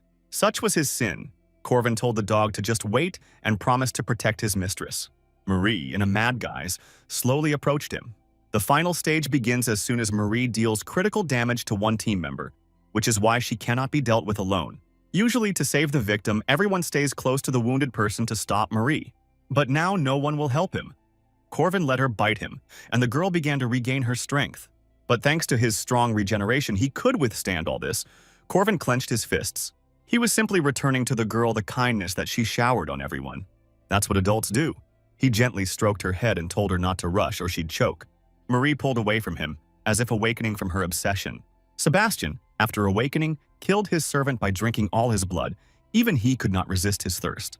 Peter spent a month capturing Marie. She drank the blood of monsters, which, like salt water, only increased her thirst. But this girl with a kind heart still did not kill people. She had inhuman willpower. This was too much for the boss, who was expecting a bad end, which meant there was another outcome. Corvin really wanted to believe it. It didn't matter how many times she crossed the line, or that she was a first-level mage. Even that she was a vampire was a minor issue. Perhaps Corvin also looked at this cutie only as a character in the game, but the teachings of his mentor from this world changed him. She was a dazzling warrior, always protecting the weak like a real adult. The mentor had saved him, and as a student who had absorbed her knowledge, Corvin thought it would be a good idea to show it in practice. He mentally told Peter that his path would definitely be different. For helping Marie, he received a generous bonus to stats. Marie was placed in a dimensional prison created by Professor Josephine. Now the girl was enjoying the baked potato, which she adored. Corvin appeared before her so quickly that she flinched at his greeting. He asked Madame Josephine if he could come in and said he trusted Marie when she became worried. When he entered the cage, Marie was still coughing, but was surprised that she was given potatoes without water. He thought that her taste preferences would change after everything, but the girl enjoyed ordinary food. Marie said that potatoes are always delicious, no matter how they are prepared. When his face came closer, embarrassed, she began to hit him to get him to move away, because she had not been in the shower for a long time, and Corvin reminded him that he was not clean either when he was bitten. He reassured her and said it was no problem, but the deflated Marie had already turned away. She told him she was scared then, and Corvin didn't immediately understand what she was talking about. Helen was quite scary. Marie thought at that time that she would really die. That's why she was scared. Corvin realized that after meeting Helen, he awakened something in her, so she fought Marie with full force, and she became a vampire. Marie asked how he was able to get up, why he didn't give up. Everyone laughed at him when he fought with the spiritual dove, but he did it. To Marie, he seemed cool at that training session, although modesty did not allow Corvin to accept her admiration. He told her that he just liked good endings, where the right people were rewarded and the wrong ones were punished. Simple, touching stories. And Marie was a good senior for him, he added. She's nice, and Corvin likes good endings. The player smiled encouragingly. So he tried to say that he just wanted her to be happy, which made Marie blush. She told him to leave quickly because she needed to wash herself and finish her potatoes, even though Corvin had just arrived, and that was the end of the date. He waved goodbye to her, and Madame Josephine saw him off. Marie smiled, although she herself did not know whether she deserved the right to be happy. Marie will be isolated for a while, but then she will return to the academy? Questions could arise, but she is not the only half-human studying there. So most people will not experience any threat from this. Director Kassad materialized in front of Corvin and asked for a moment. It was the first time they had met in person. Kassad asked politely how they were, and Corvin replied that everything was fine. The director said he wanted to talk to him about Marie's punishment. He had no idea that there would be no happy ending to the story. Corvin insisted. After all, he was the one fighting her and had the right to express his opinion. The decision was made too quickly. But Kassad cut short his fiery speech at the very beginning. He smiled and said there was no punishment. The director did not consider Maria guilty. He just wanted to see his reaction personally, and now all his doubts were dispelled. He told Corvin not to worry because the isolation would end soon. He just needed to make sure her condition was stable first. Of course, Kassad listened to the others who fought with Marie, but he wanted to know everything in detail and asked Corvin to tell him everything. Then the player said that Marie was not a monster. He didn't know how much Kassad would believe him, but the message was clear. The director thanked him and said that he would make an official statement. Of course, they could not reveal all the details. Now that Kassad had heard all the details, he was ready to do his job. And with these words, he bowed low to Corvin, which even made him jump. Kassad was grateful that he had helped them avoid the worst that would have happened to them, and he promised to pay. Kassad acted more than decently for the director of the academy. He always acknowledged his shortcomings, just like his teacher who had experienced many failures but took responsibility. Remembering her words in his past life, he believed in the director's goodwill and asked him not to bow his head. Marie sat in her room on her bed and thought about life, hugging her knees. The hand that stroked her head was warm then, and the touch was gentle. When the cold beast went away and she came to her senses, all she could say was, "Forgive me." Did she have the right to ask forgiveness from Isabel? She was one of those girls who thought about others more than about herself and tormented herself with guilt. That is why she did not resist at all the magic of Madame Josephine, who imprisoned her. She then pretended that everything was fine when Corwin visited her, although she herself was being studied. Because before that she was a beast, a monster, and a demon, an enemy of people who saw them as cattle. And just one phrase of his that she should be happy sent all her worries and doubts flying. These words rang with honesty because the girl remembered the selflessness of this guy and how he sacrificed his body to save the monster. That powerful moment, his genuine goodwill, Marie knew she would forever imprint it in her memory. A week after the incident with Marie, rumors about Marie began to spread throughout the academy. There was a lot of noise because of some students who were against her return, but it quickly died down because Helen was studying at the academy. Even a week later, some were still wary of Marie. Although officially, the girl's isolation was completed and she was declared stable. Many students supported the girl, but she looked for her friend Isabel. Even though Marie was free, it didn't mean that she freed herself from the guilt complex, and she thought that Isabel hated her. It was understandable. Few people would want a friend who could take a piece of you. Marie didn't want to interfere with Isabel and the others. But when she was already thinking about disappearing from the academy, there was a knock at the door. As soon as she opened the door, her friend Isabel threw herself on her neck. She was very worried whether everything was okay with her friend, whom she had not seen for a whole week. Marie was very surprised that Isabel came to her herself and did not know how to react. The girl carefully asked if Isabel was afraid of her now, but she said that she saw her face full of horror after the bite. And no matter what happens, she will still consider her her friend, which means the past is not important. Isabel snuggled up to Marie and said she wished she thought of her as a friend too. Marie burst into tears of happiness. She was afraid that Isabel would hate her. Isabel admitted that she had been feeling well for a long time, but at the hospital they said that it was still not advisable for her to go out, which is why they had not seen each other before. She was helped by a junior who brought her here secretly. Isabel turned around but saw no one. Corvin did this because he was sure that a girl like Marie could be trusted and would never break. Marie again couldn't contain her feelings and covered her face with her hands. And this time, Corvin helped her. That's how the story ended. Although there were a few unexpected moments, but that only made the outcome better. Even without the player, the world did not stand still. Even if you did not follow the plan, there were good endings.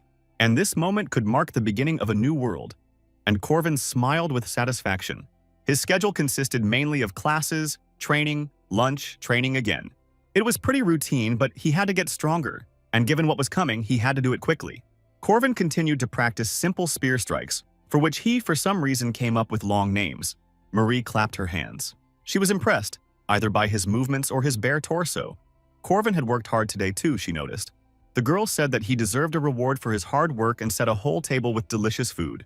Corvin was hungry, so he did not refuse and accepted everything with gratitude. Marie wished him a pleasant meal, but then she noticed there was blood on his hand and began to drool too. Corvin noticed her gaze and asked the reasons for it, but Marie only turned away in embarrassment. Now she was feeding on blood bags, and Corvin asked if there was a difference. Marie replied that there was. His blood was especially tasty. The difference was like the difference between fresh meat and frozen. And Corvin realized that she was doomed to eat like this for the rest of her days. And he said that there was nothing wrong with drinking fresh blood sometimes. He offered his own, but Marie immediately burst into flames from this. The guy said that his regeneration allows him to give her blood if she gets tired of stale blood. This confused Marie even more, so she changed the subject and handed him a vial of her vampire blood, which was considered the best elixir. Corvin swallowed her bodily fluids without thinking and did it right in front of her, which added to her embarrassment again. The elixir gave him strength, but he became even stronger than the last time he received this blood from Peter. This cool feeling convinced Corvin that he was now ready to begin the next chapter of the story. Alicia Arden is a direct descendant of a famous family and a second-rank knight, and her life has changed greatly compared to the past.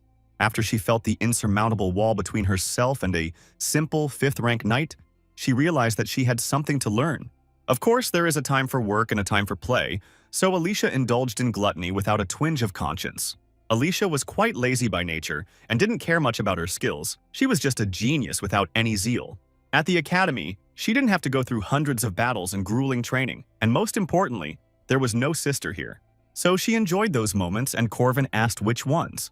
He noticed how she was diligently avoiding training, and the girl began to make excuses, saying that she was simply tired the last few days. Corvin invited her to join his group, promising that she could earn a lot of money. Alicia was almost crying. For some reason, this man was following her again, and it became difficult for her in his presence. In front of this person, her lazy nature was obvious, and it cast a shadow on the genius second-rank swordswoman. First of all, his methods were harsh. He kept talking about the basics, although at that age it was normal to study techniques. 2 groups, 2 gold coins, difficulty rank 2, Corvin said. And Alicia immediately calculated how many candies she could buy for that money. Since she agreed, he told her the meeting place and time. And today he had another short-term mission for 20 coins, and the girl also agreed money was her main incentive. Corvin chuckled, lucky that the girl was so easy to manipulate, and that moved the script forward. Alicia always enjoyed patrolling, just following the route and checking for problems. The monsters that made their way to the city were at most 5th or 6th rank, although occasionally stronger monsters appeared. They didn't have much to do, but they could make money by selling the monsters' claws and teeth. She loved this business because it was easy, and besides, simpletons always admired her and sang her praises. This pleased her vanity quite a bit, so Alicia enjoyed it. Her brothers constantly reproached her for her lack of diligence and used their older sister as an example. Even though her family looked down on her, Alicia thought she wasn't that bad. Corvin told Alicia about the owl bear, and the girl said that it was easy to deal with. On this day, everything was safe. Until changes occurred, they saw a signal from another group about a meeting with monsters. Some patrols ended without work, but upon seeing the signal, the sentries could not go home. The other fighters were not discouraged, because they had a brilliant second-rank swordswoman with them. The nest of monsters that the other group discovered was a gathering of wolves around a werewolf. It was about a monster that Alicia defeated even when she was wounded and poisoned. So this time, everything worked out without any difficulties. But then a rider on a ghostly horse appeared, a black knight. It was Dalahan, a first-rank monster, and the rider was quickly approaching Alicia. The girl immediately tensed up and released her strength to fight back. She delivered 2 powerful blows that flew at the monster in a single stroke.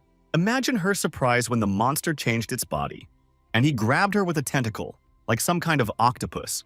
A fast and experienced enemy, a real first-rank monster. Alicia realized this was no joke, and once things got going, she quickly cast aside her pride, which was non-existent, and began to beg Corvin to save her. But the dummies shouted to her that Corwin was fighting another monster, and Alicia screamed in despair. And when she thought she was finished, the skulls of the rider and his horse flew past. The tentacle monster fell next to her, but the girl still couldn't escape its grip. She thanked him for his help, but saw a familiar sword, and a familiar voice told her that she was still as weak and self-confident. The eldest daughter of the Arden family and possible future heir, the greatest swordswoman of their generation who follows the path of the Emperor. Lily Arden. Alicia froze at the sight of her strict sister, whom she did not expect to meet here. The older sister was by all appearances the older one, and stood out for her attractive stature and large amount of mana. Lily looked at her sister with such contempt that she shrank back. She asked her why she didn't retreat when she saw Dalahan, and didn't analyze the enemy properly. But the main thing is how she drew her sword, so casually imitating. Alicia shrank even more and asked for forgiveness, but stern Lily said that everything that happened was entirely her responsibility. Her spontaneous actions endangered the soldiers who trusted her and followed her, Lily said. And Alicia couldn't find anything to say in response. And she didn't dare, and received a blow from the back of the sword on the shoulder. The swordsmen of Arden must always be confident in themselves, said the proud Lily. And then she turned to Corvin, and he thought he had been caught. After all, he was looking after Alicia while pretending to fight monsters. Lily walked up to him and introduced herself with her full title.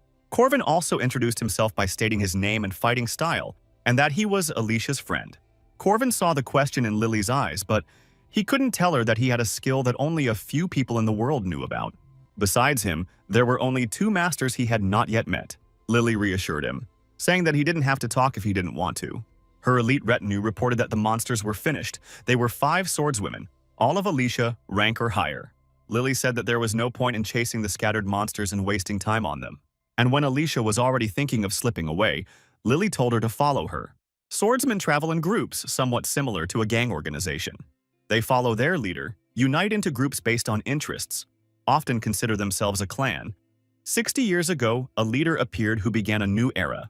He spread the idea of martial arts schools. The swordsmen of this clan became a famous family and organized a pavilion. The bandit's spirit, command, and habits remain to this day. Alicia greeted her sister respectfully, kneeling. The students didn't understand what was going on and why one great swordswoman of the family was bringing another to her knees. Lily held in her hands a list of tasks that Alicia had carried out, all of them absurd relative to her skills. Alicia explained that she was simply handing out leaflets in a cafe. Lily at first thought that her sister's assistant was doing this, but this was not the case. The girl, embarrassed, admitted that the cafe had a cute uniform. Lily called her sister pathetic, who would have thought that she would use her skills in such a way as if she wanted to disgrace the family. On all these missions, she only encountered weak monsters, as if she wanted to be known as a hero. Alicia remembered the words of her father, who told her to remember that she could not escape her essence. Not knowing what to answer to this, the girl only bowed her head more strongly. After Alicia left, the swordswomen began to discuss the girl, saying that she looked good, but Lily wanted to know about Corvin. That boy was only 5th rank, the maids told her. But Lily immediately doubted the Academy's own ranking system. She noticed that Corvin's gaze was fixed on Alicia until the very end of the fight. The monsters did not bother him at all, as if he was a true warrior, even though Corvin's spear seemed simple to wield. As the genius swordswoman Lily understood everything. She was pleased to have this friend in Alicia. If this guy had stayed with her sister, it would have definitely helped her. Lily received a request from the Academy, so she will be able to see him there. Every time Corvin saw Marie, she came with a large amount of food, mostly made from potatoes. The mince in the pie was freshly prepared from cattle that Marie herself had killed at the request of Madame Josephine.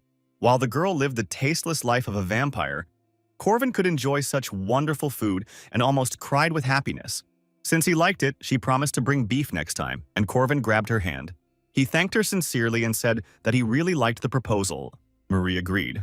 But then her brain began to fail from the feeling of his manly, trained, slightly rough hands. The girl was called out to, and she perked up as if she were doing something shameful. Isabel asked her friend what it was, and Marie quickly ran to her to tell her that nothing happened. Corvin thought about her behavior and decided that there was something he didn't know about kids her age. In the past, he couldn't go on a date. Sometimes Ileli brought him rare and precious mushrooms from the forest. Then they studied the ancient alphabet in the library. Draco also came to him quite often, but they were more like useful colleagues for each other. Usually Corvin spent time with other students like Jaeger and Lark when they were horrified. Corvin turned around, thinking there was a monster behind him, but it was only Helen who said one word: food. Corvin had completely forgotten that he had promised her to bring more food when Marie went missing. A month had already passed and he was surprised at how good her memory was. Corvin said that they wouldn't be able to see each other today, and the guys disappeared faster than the wind. He took the girl to a restaurant, hoping to appease her unpredictable nature there. The girl tried to put a whole fish inside herself, and Corvin was afraid for her throat. Besides, it was disrespectful to the food, he said, although Helen believed in just chewing. Then the guy cut up the fish and put a piece of Philly on the rice. He suggested that they smell it and enjoy the food. This was what it meant to show respect for food, and Helen thought about his words. When she started to devour the food, he told her to eat more slowly. It might still be early, but the second arc would soon begin, Corvin thought as Jaeger tried to catch his breath. There were 10 minutes left before their exam, and for some reason the bully was sticking his head into a bowl of water. They asked Corvin if he had prepared for the test, but he replied that he did not need to. It turned out that the player was different from mere mortals because he was taking this exam more than once. The professor gave the command and said that the exam was beginning. Corvin turned the test over and read the problem statements there, but unfortunately, he didn't understand anything. After the exam, Lark asked how Corvin was doing since everything was clear with Jaeger. Turning pale, he replied that it was enough for knights to be able to write their names. He completely forgot that in his past life, he didn't study at all, and only studied expert skills but not real knowledge of the world. He crumpled the paper. It was just a pathetic written test, the guy thought. There were still plenty of opportunities to fix everything. The main festival was approaching. The house exams were the easiest tests in the game, a golden chance to improve your grades on the test you took. Such examinations were conducted by professors of the Faculty of Warriors or invited instructors. 15 people had to come out and show their abilities. Since Corvin was a 5th-rank professor, he should not be assigned a very strong professor, and he expected to receive additional points. He was determined to win by any means necessary and correct his mistakes on the test. But he was surprised by the reactions of the other students. Someone recognized him and asked how he was doing here. The irresistible genius swordswoman Lily was walking towards him with a pipe in her teeth. And then Corvin darkened. He was counting on someone of a lower level. The announcers loudly announced Lily's entire long title. But first, her 5 swordswomen servants had to fight in her place. The students rushed into battle against the beautiful girls, believing that they could decide everything with numbers. Draco thought that even though the swordswomen were strong, he and Alicia were on their side. The swordswomen swung their swords according to the styles of their clan. The combined attack was so powerful that it swept away most of the dummies. The chances of winning were not high against many enemies, so the swordswomen blocked the view first. Draco appreciated their experience. That's why I first decided to ensure my visibility, and by spinning my sword like a propeller, I blew away a cloud of dust. He felt one of his opponents jump on him with his back. But such a simple, albeit very unexpected attack did not work on him. He covered himself with one of the swords. While Alicia was distracted by him, another opponent attacked her. Alicia could barely defend herself from the strong attack, even though she knew this style well. Although the swordswomen were outnumbered, they were enough to defeat everyone. Alicia was tripped and began to fall. The opponent delivered a thrusting blow to finish off Alicia, but the girl rolled away. The remaining 3 of Lily's maids quickly dealt with the weak students. Apart from the 2, there was no one else left in the ranks. From the outside, it seemed that way, but the reality was different. Draco's experience was up against 5 equally experienced swordswomen. The dust cleared, and he was able to accurately aim his magic swords at one of his opponents. Alicia was politely taught and instructed so far so that she would work on her skills and be worthy of the title of heiress. In her current state, she shouldn't even graduate from the academy. It would be better to drop everything and study at home, the maid said. But Alicia had no intention of returning to that sweaty nightmare, without sweets and shopping. But even a strong jerk did not help her get rid of the annoying rival who knew about her weaknesses. She still had a long way to go. And Corwin agreed with that, because in the original, everything was different. He didn't know how it happened that Lily became their examiner. Lily told them to begin, and to take the experience of this fight as an honor. Great special rank. This is a monster that can take on an entire army. A catastrophe that even dozens of guardians like Helen might not be able to cope with. Most people will never encounter such a monster, and no one will believe in their existence. However, it is a completely different matter when it comes to Lily. Because Lily is one of those who can face such a disaster and not retreat. She herself is a monster among monsters. From her swings, the entire arena instantly became unusable. Corvin barely escaped this catastrophe. Behind the stone, chaos reigned everywhere. Jaeger barely survived. Such a performance was too much for him, and Corvin reassured him that they were still being pitied. On top of that, Jaeger also managed to grab Lark with him, who would have definitely died if he had left him there. Corvin shouted at Jaeger not to switch off because he wouldn't be able to carry Lark on his own. Lily told them that they were all too weak to learn anything from her, and told Corvin to go out because he was left alone. He immediately wanted to just give up. Lily didn't mind if he agreed to the lowest grade, but she knew that he wouldn't do that because he won't want to give up a rare opportunity to fight a strong opponent. In the last download, he and Lily were partners and fought side by side many times.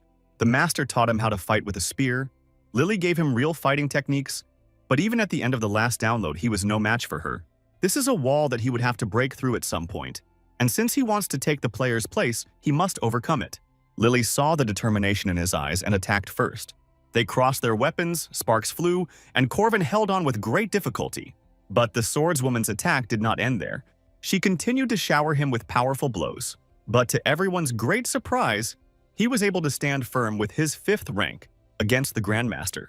Many could not believe that this was even possible, and closely followed the fight. Lily stopped. After simple movements, Corvin simply ran out of energy. The swordswoman was disappointed. Corvin noticed that she had sheathed her sword. He knew that this was not the end of the fight, but the beginning of her move called dividing the territory. The most powerful technique of the mighty Sword Emperor, with the intention of killing.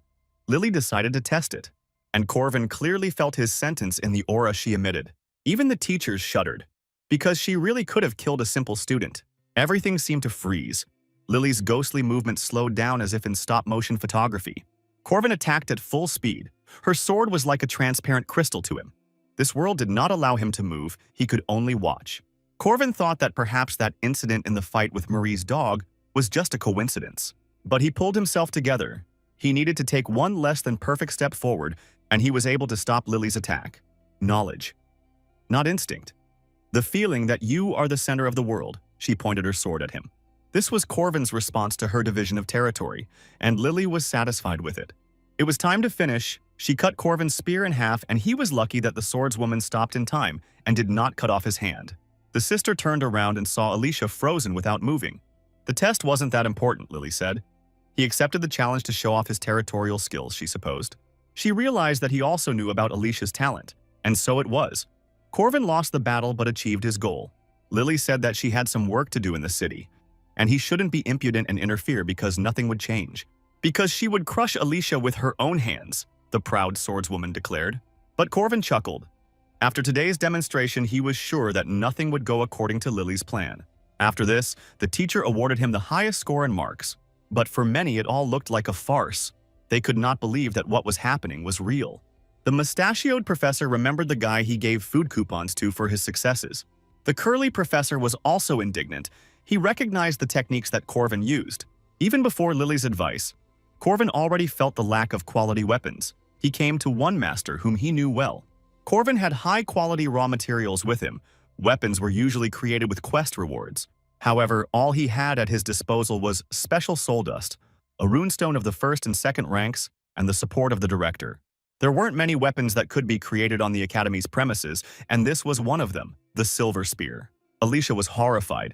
The bleeding did not stop, although the wound was not fatal. She remembered the first time she found herself in a real battle that made her blood run cold. Then she chopped up many 5th-rank monsters into cabbage without even thinking. But the smell of human blood, the feeling on the blade was completely different. Even when she felt it for the first time, she immediately understood it and trembled with horror. Today, Alicia went to work again to get her thoughts in order. She needed to catch Beowulf. It was much better than another more dangerous but also profitable mission. There was another reason why she chose the werewolf mission. The girl held a simple leather belt in her hands. She wondered where her savior might be now. Alicia heard the noise and turned around to see who was talking and what they were talking about. Under the watchful eyes of the others on the tram, Corvin greeted her. The reaction of the other participants of the raid was not very good. Corvin went on this mission on quotas for students. The guards didn't expect to see such a simpleton in their ranks, but Corvin was glad that Alicia was with him. He knew that they wouldn't dare say anything to him in front of the Sword Emperor's granddaughter, but the evil looks only increased. Leaning closer to Alicia, Corvin asked how her eyes were, but everything was fine, Alicia answered, not understanding. But Corvin hinted at something else, and Alicia guessed that Lily had told him. He told the swordswoman to hurry because Lily was serious about crushing her so that Alicia wouldn't even be able to lift her sword. To which the swordswoman replied that she could simply give up the sword in that case. Corvin sighed. He wasn't sure Alicia would ever be capable of doing something like that.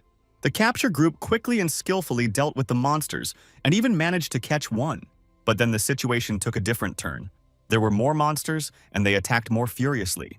The soldiers were worried about where that 5th rank boy was, but now was not the time to care about him.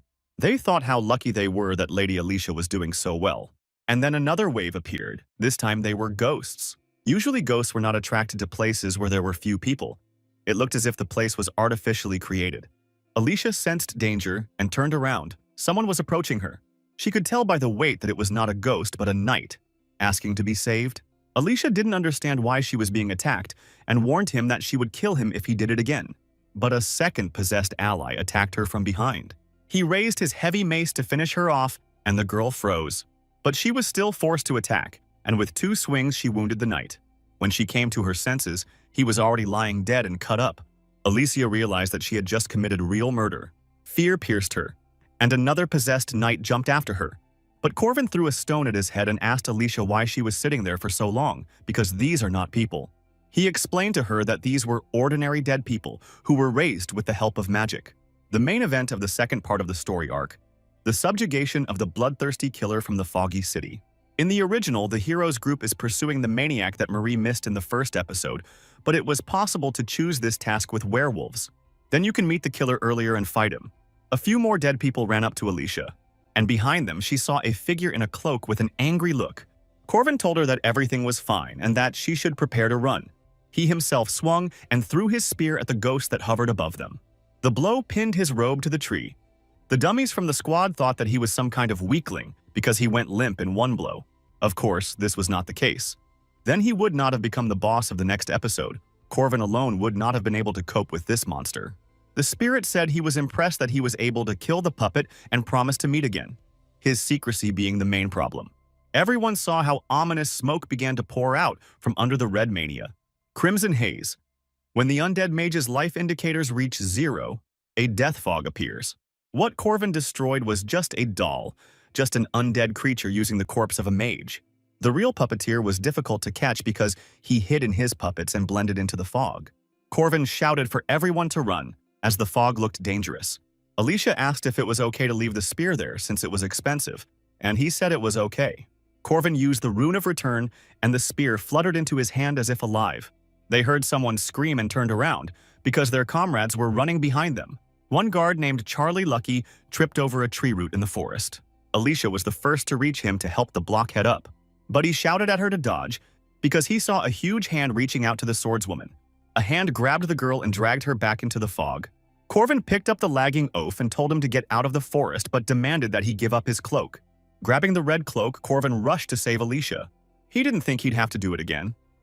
In the last download he'd gotten into it himself, the condition had become critical in less than a minute. He could regenerate, so he could last longer, but the problem was Alicia. The blood mist was quickly draining her blood, so she wouldn't last long. Alicia desperately tried to cut off the ghostly hands that were groping her. But this did not work out, and she was rapidly weakening. At that moment, she remembered her sister's words about how pathetic she was. Alicia dropped her sword, regretting her weakness, and began to fall. She wanted to become stronger and save someone, to be a respected person in the eyes of the one who saved her. Alicia heard someone shouting her name and saw someone's shadow in the fog. The voice seemed familiar to her, like that time in the forest, but she saw Corvin's face. The girl was still wrapped in red misty hands, but he helped her up. Alicia was ill and couldn't move. She asked to be saved and was already on the verge. Corvin told her to calm down and put the cloak he took from Charlie on her. He told her that random blows won't help here, and from now on he will protect her from the undead. She knows what to do. But the girl said that she couldn't do anything and that her head was spinning. Corvin confidently said that she would succeed. She was the most talented swordswoman he had ever met. She just needed to make up her mind. All it took was one step. One step would be enough, the strange guy repeated. Corvin thanked her for her help and rushed forward. Alicia knew she couldn't hold out for long and was surprised how Corvin, with a lower aura rank, was coping. But since he told her that she could, she simply had no other choice but to take it and do it, the girl decided. It's her grandfather's secret technique that can cut through anything, and to master it she must awaken. A cursed ability that allows one to forcibly see other people's territories. Falling tears, dripping blood, and even overwhelming emotions become the energy for one step towards the frozen world. Alicia took just one step and pulled her sword out of its sheath. The beam of light cut through everything in front of her with one blow.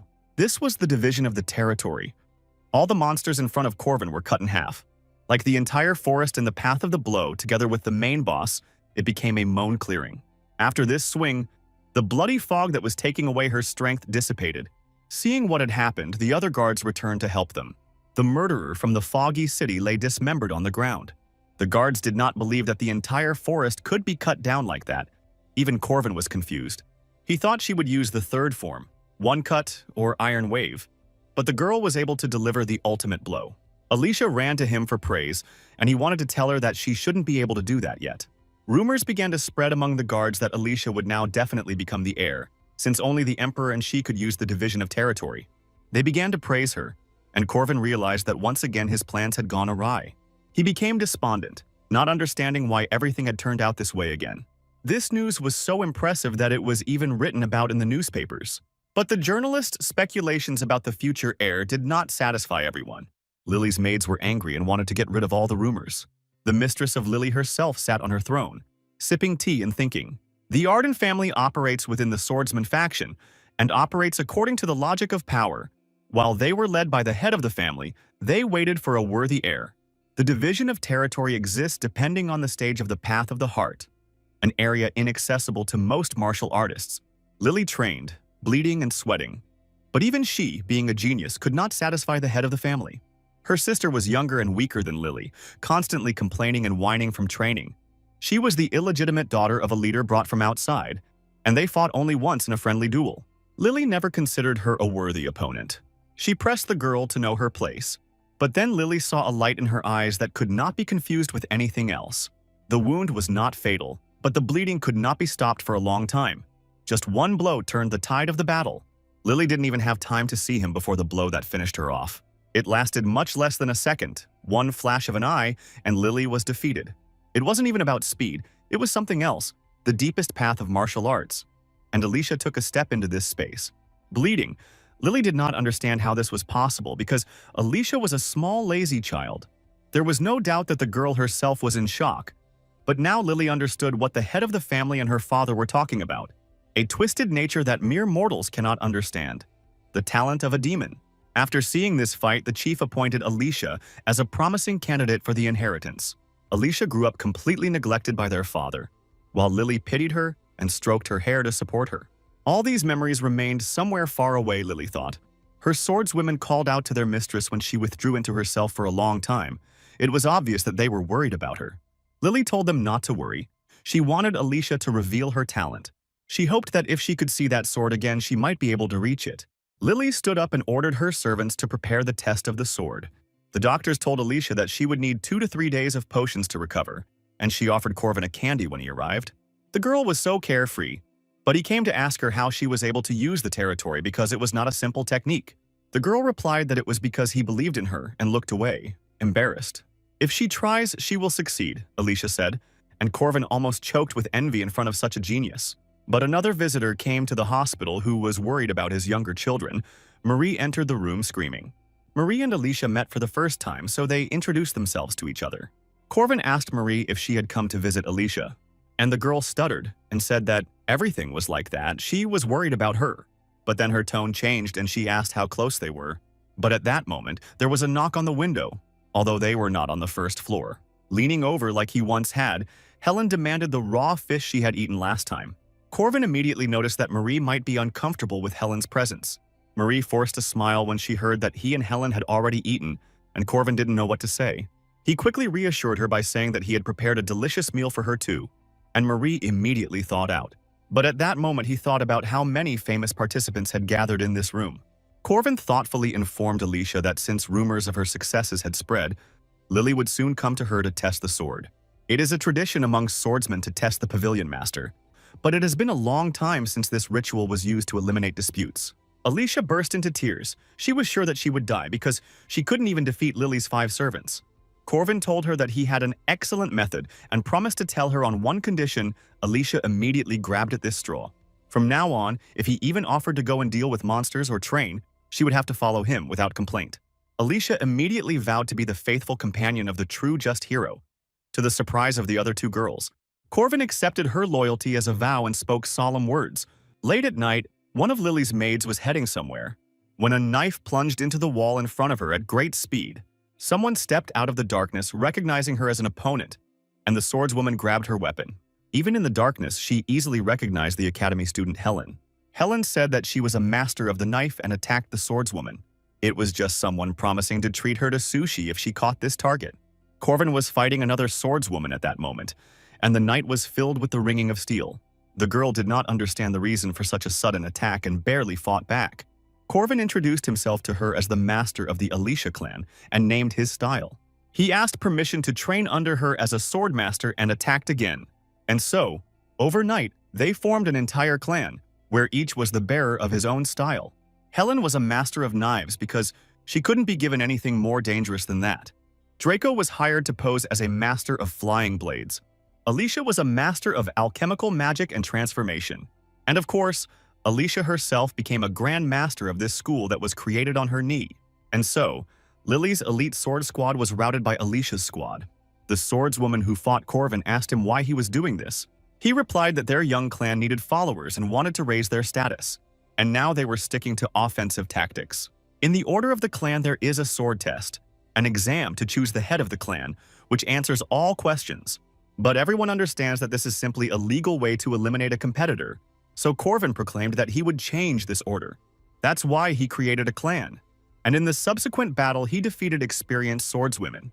Ultimately, all this was necessary to arrange a duel between 2 sisters. If Alicia wins and makes it official, her sister's faction won't be able to influence her for a while. Registration, purchasing weapons, an old dojo, and hiring Draco all fell on Marie's shoulders. Alicia hoped to pay later. Lily approached her first and said that the situation was interesting. She called her sister stupid and said that she should have run away as soon as they saw each other, because even the duel was not her idea. Perceptive Lily immediately realized that behind all her sister's tricks was the Grey Cardinal, who was now whispering hints to Alicia. The girl was still not sure that she could win. As a new martial artist, Alicia challenged her sister to a mock fight. Lily accepted her challenge to a friendly sparring match, but came with a warning. Training swords, treatment, except in emergency cases, will not be used. The girls took their swords in their hands and stood in a stance opposite each other. Lily was really strong. Even Marie wasn't sure she could win if she turned into a vampire and used all her power. She was worried about the younger one and asked Corvin if everything would be okay, but he was adamant and believed in the swordswoman. Marie immediately calmed down. She trusted him completely. Lily threw the heavy purse to Corvin, and he asked something about it, because even for repairing the hall after the duel, it was too heavy. Lily replied that it was for a complete reconstruction and attacked first. The powerful blows immediately destroyed their flimsy dojo. Corvin and Marie were horrified when the building simply lost its roof and walls. Alicia always admired her sister. When she still had a passion for swords, Lily was her idol. From an early age, Lily achieved fame and success and seemed to Alicia like a hero from a fairy tale. She was an illegitimate child. Her mother died in childbirth and her father considered her a disgrace. And yet the girl always welcomed her sister. Lily always treated Alicia well and reciprocated her love. But on the day she first pointed her sword at a man, the hall was sprinkled with blood. Alicia was beside herself with grief because this was her beloved sister. Since then, their relationship has changed dramatically and has become coldly hostile. But now, Alicia could fight back against her sister and responded to her attack with her own counterattack. She acted like it was by the book. Even though it was true, Lily still didn't expect it. But this did not slow down the sister's offensive tempo, and she struck again with a powerful blow. Alicia reacted quickly and absorbed the momentum of the punch with good footwork. Maintain speed, get out of sight, and strike suddenly, Alicia thought to herself, and her body moved as if on its own. But she barely managed to stop her technique, as her sister was already ready to meet this blow. Then, after Lily's swing, Alicia went into a clinch. She hugged her sister and pressed herself against her. But Lily was able to roll over and throw Alicia off of her. Her fighting sense was excellent. Shouting at her what a fool she was, Lily kicked her little sister in the jaw. She was angry that Alicia was trying to win with such childish tricks. They crossed swords again, sparks flying as the blades slid across each other. But Alicia was able to apply the classic techniques of her school here, parrying and counterattacking. Lily even praised her for her efforts. Even from a difficult situation, Alicia was able to hold the prem. She clearly did not want to lose. But this skill was not enough to deal with Lily, who delivered a side kick to the stomach, and Alicia flew away. And as soon as the girl braked, her sister jumped on top of her. Once again, Alicia took the attack and immediately launched a counterattack, which Lily had to dodge. The sister was getting closer and closer. The pressure was growing and Alicia felt threatened, but right now she kept her eyes on her target. This was exactly how Lily wanted to see her, which only became more distraught, the true essence that Alicia hid, and which she denied in herself despite her talent. Alicia returned to her original stance and returned her sword to its sheath. Lily noticed that Alicia realized that the path to victory was one powerful blow, not the sum of 10 simple ones. Of course, she was ready to accept this challenge, and also took her starting position. Both sisters started moving at the same time, all the while Alicia was chasing Lily. Lily still remembered their first fight, which changed a lot. But deep down, Alicia was the same naive and open child to her. Alicia's eyes sparkled as she remembered Corvin's words about believing in her. There was a flash. The dividing lines of the territory flashed so quickly that hardly anyone had time to notice them. Both swordswomen struck simultaneously, destroying the remains of the dojo they were fighting in. The duel was over and the winner was determined, his shadow visible in the thick dust. When the dust cleared, they saw Lily kneeling. Marie exclaimed with joy when she realized that Alicia had won. This technique was Alicia's only strength in which she surpassed her sister, and therefore, it became the defining one. That's why Corvin ordered Alicia to stall for time, to study habits, in order to win the only victory. As they had planned, the only thing that was cut by this blow was Lily's sword. Alicia couldn't quite believe that everything worked out. Lily stood up and sighed. It seemed her sword wasn't tempered enough, she said. She added that from now on she would not interfere in Alicia's affairs and wanted to leave. But Alicia hurried after her and quickly caught up with her sister. She felt awkward and scared. She understood that her sister would once again be disapproved of because the weak Alicia had defeated her. She was afraid that Lily would turn away from her again, but it was in vain. The older sister reached out and ruffled her hair. In the last download, Corvin met Lily much earlier due to Alicia's disappearance. Lily was looking for the scoundrel who took her sister's life and stole the sword. But the search was fruitless because the hero was behind it. On the 3rd anniversary, Corvin was able to talk to Lily, who was still looking for the culprit, and she came to the grave and read prayers. He thought that there was discord between them and that they didn't like each other, and that's what happened, Lily admitted. She thought Alicia was a lazy, frivolous bore, she told Corvin. But apart from Lily, there was no one who could free Alicia from bitterness and resentment. Lily will never turn away from her beloved sister, even if the latter bypasses her. The older one will still look after her. The Lily Arden that Corwin remembered was exactly like that. Alicia was afraid of battles and avoided them, afraid of facing her sister and avoided hard battles so as not to fight. She won the duel and will now be accepted as the heir to the clan. And now Alicia was worried that her connection with her sister would really be broken. But Corvin, who was peeling the apples for her, confidently said that this would not happen. Sure, they'll drift apart for a while and the relationship may be awkward, but their connection isn't something that can be easily broken. After all, they are still sisters, Corvin said.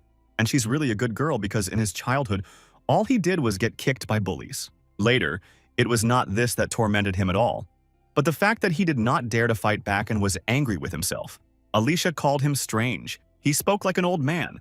Although they were the same age, he exuded maturity after going through hardships. And so it was. Corvin lived 14 years longer, but Alicia simply thanked him with a smile on her face.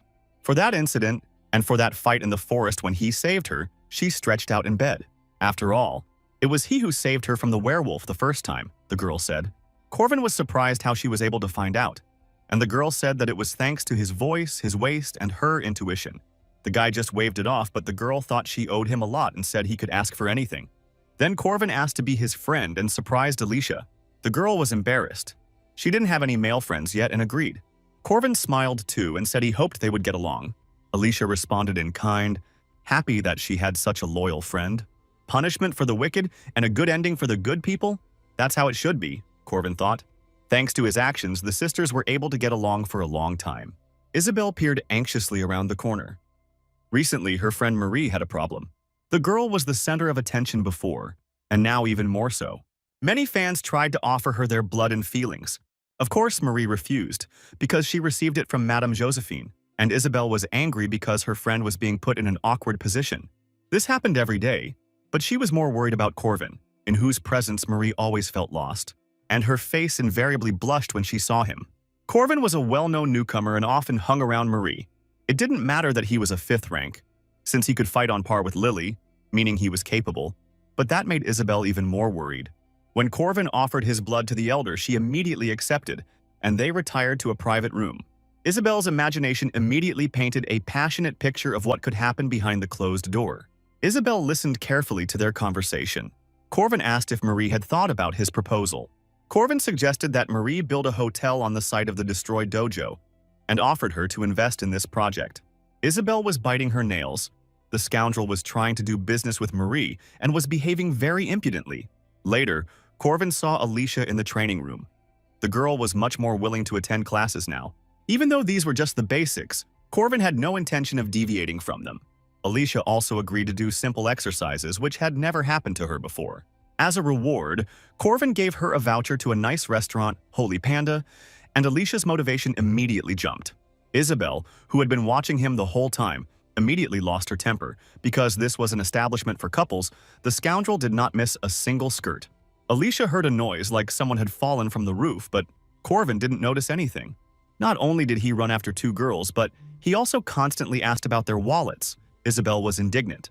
In the evening, he met Helen at a fish cafe and treated her to fresh fish. Once again, Isabel spied on him and overheard Corvin talking about investments, making it obvious to her that Corvin was simply a fraud. All the manipulations with Lily's duel resulted in 100 gold coins, a fabulous amount of money which Marie paid. Corvin was surprised that in this world students could manage such sums. He received another 50 coins from Lily for the damage. The reward for the red mist ghost was another 110 coins. Even Helen had her own capital, as did all of his companions. So Corvin collected their capital and was able to buy this land with it. Right now it's just a site on the edge of town, in the middle of nowhere, but in the second semester there will be an exchange festival here, which will be the peak of the tourist season. In just 2 weeks, all of Corvin's investments would pay off. He was a time traveler, and also a time traveler, and he knew how to handle the money. Director Kassad, talking to Josephine, the position of the church, the royal family, the magic tower in relation to the academy were not the best. Of course, this could not be called an insoluble crisis, and besides, the council was on Kassad's side. The director told Josephine that he would be away for a while, but she assured him that he would manage. She was supposed to take care of everything while he was gone, and if anything happened, she was supposed to be the emergency contact. Madame Josephine adjusted her glasses, determined to do everything right. There were a lot of papers on the table with matters that could not be delayed. But what shocked her most was Corvin's proposal, which again involved him in something. Corvin left a request to collect mandrake juice and came to the building for experiments. To collect the mandrake, you needed headphones and an open space because it screamed loudly when pulled out. Corvin used the headphones he had taken during the test in the forest, and they came in handy. A person was needed to hold the plant and pull it out by the roots, and an assistant to cut off the roots and stems, or it would continue to scream. Corvin was already collecting mandrake for the 4th time, and he was a little nervous. Alicia did not hear what he said and picked up the earpiece. And at that moment, Corvin decisively pulled the unfortunate plant out of the ground. The shrill squeal of the magic radish echoed throughout the area. Corvin turned to Alicia and said that now was the time to show off all of his swordsman skills. But to his regret, this silly girl didn't put on the headphones properly, so he had to do everything alone. He also began to shout at the radish in response to its squeals. Then he threw it up, and with one deft movement cut off the sprouts, after which he began to wake up Alicia, who seemed to have suddenly become drunk. He was going to end it today, but even through the headphones it was so loud his ears hurt and Alicia might pass out. Someone greeted him, despite the fact that they had posted signs everywhere saying no entry. Of course it was the beautiful Marie, which surprised him because he had told her about the experiments today. It was quite noisy, so she jumped up to see what he was doing, despite being on the 12th floor. Realizing that Corvin was simply busy cleaning, she changed her anger to mercy, and Corvin said that he would not be able to collect everything today, since Alicia was out of sorts. Then Marie offered her help and stepped forward. Corvin warned that the task was not easy. But Marie had already pulled out one radish without any preparation. Without protection, hearing the cry of a mandrake could result in losing one's life. Marie squeezed the radish and said that her family has a whole farm, and a year she gets about 30 of them, and showed that it is quite easy. Marie dealt with the wild radishes with her bare hands and also offered her help in preparing the broth and stew. Corvin asked her what he should do, and she replied that he could rest. After all, she can do everything herself, said Marie, and gave him a dazzling smile.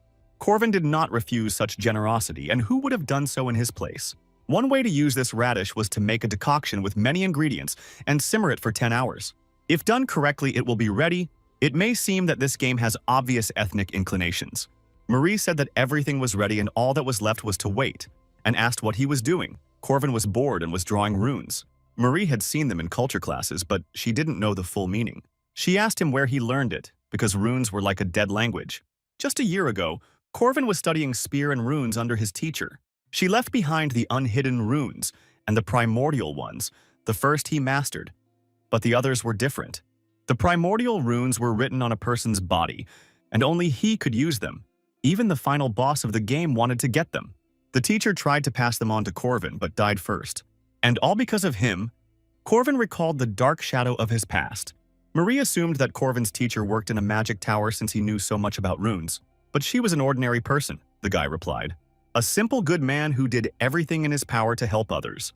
Marie felt that the teacher was someone dear to Corvin. She offered him some potatoes, and he remembered that he hadn't even had lunch that day. Marie snapped her fingers, and her highest summoned beast, a dog, appeared, holding a basket of snacks in its mouth.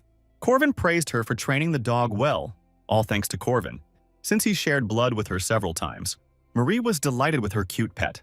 The more she looked at him, the more she liked him. Corvin noticed that since the dog was created from half his blood, he was like a father to him, and Marie's cheeks immediately became red. She invited him to play with the good boy since he was his father. Corvin looked at the strange face of the monster because it wasn't even a real dog. But the dog had already pounced on him and knocked him down into the dust for some fun games. This puppy of the vampire breed was very active. When the brew was ready, Corvin was the first to taste it.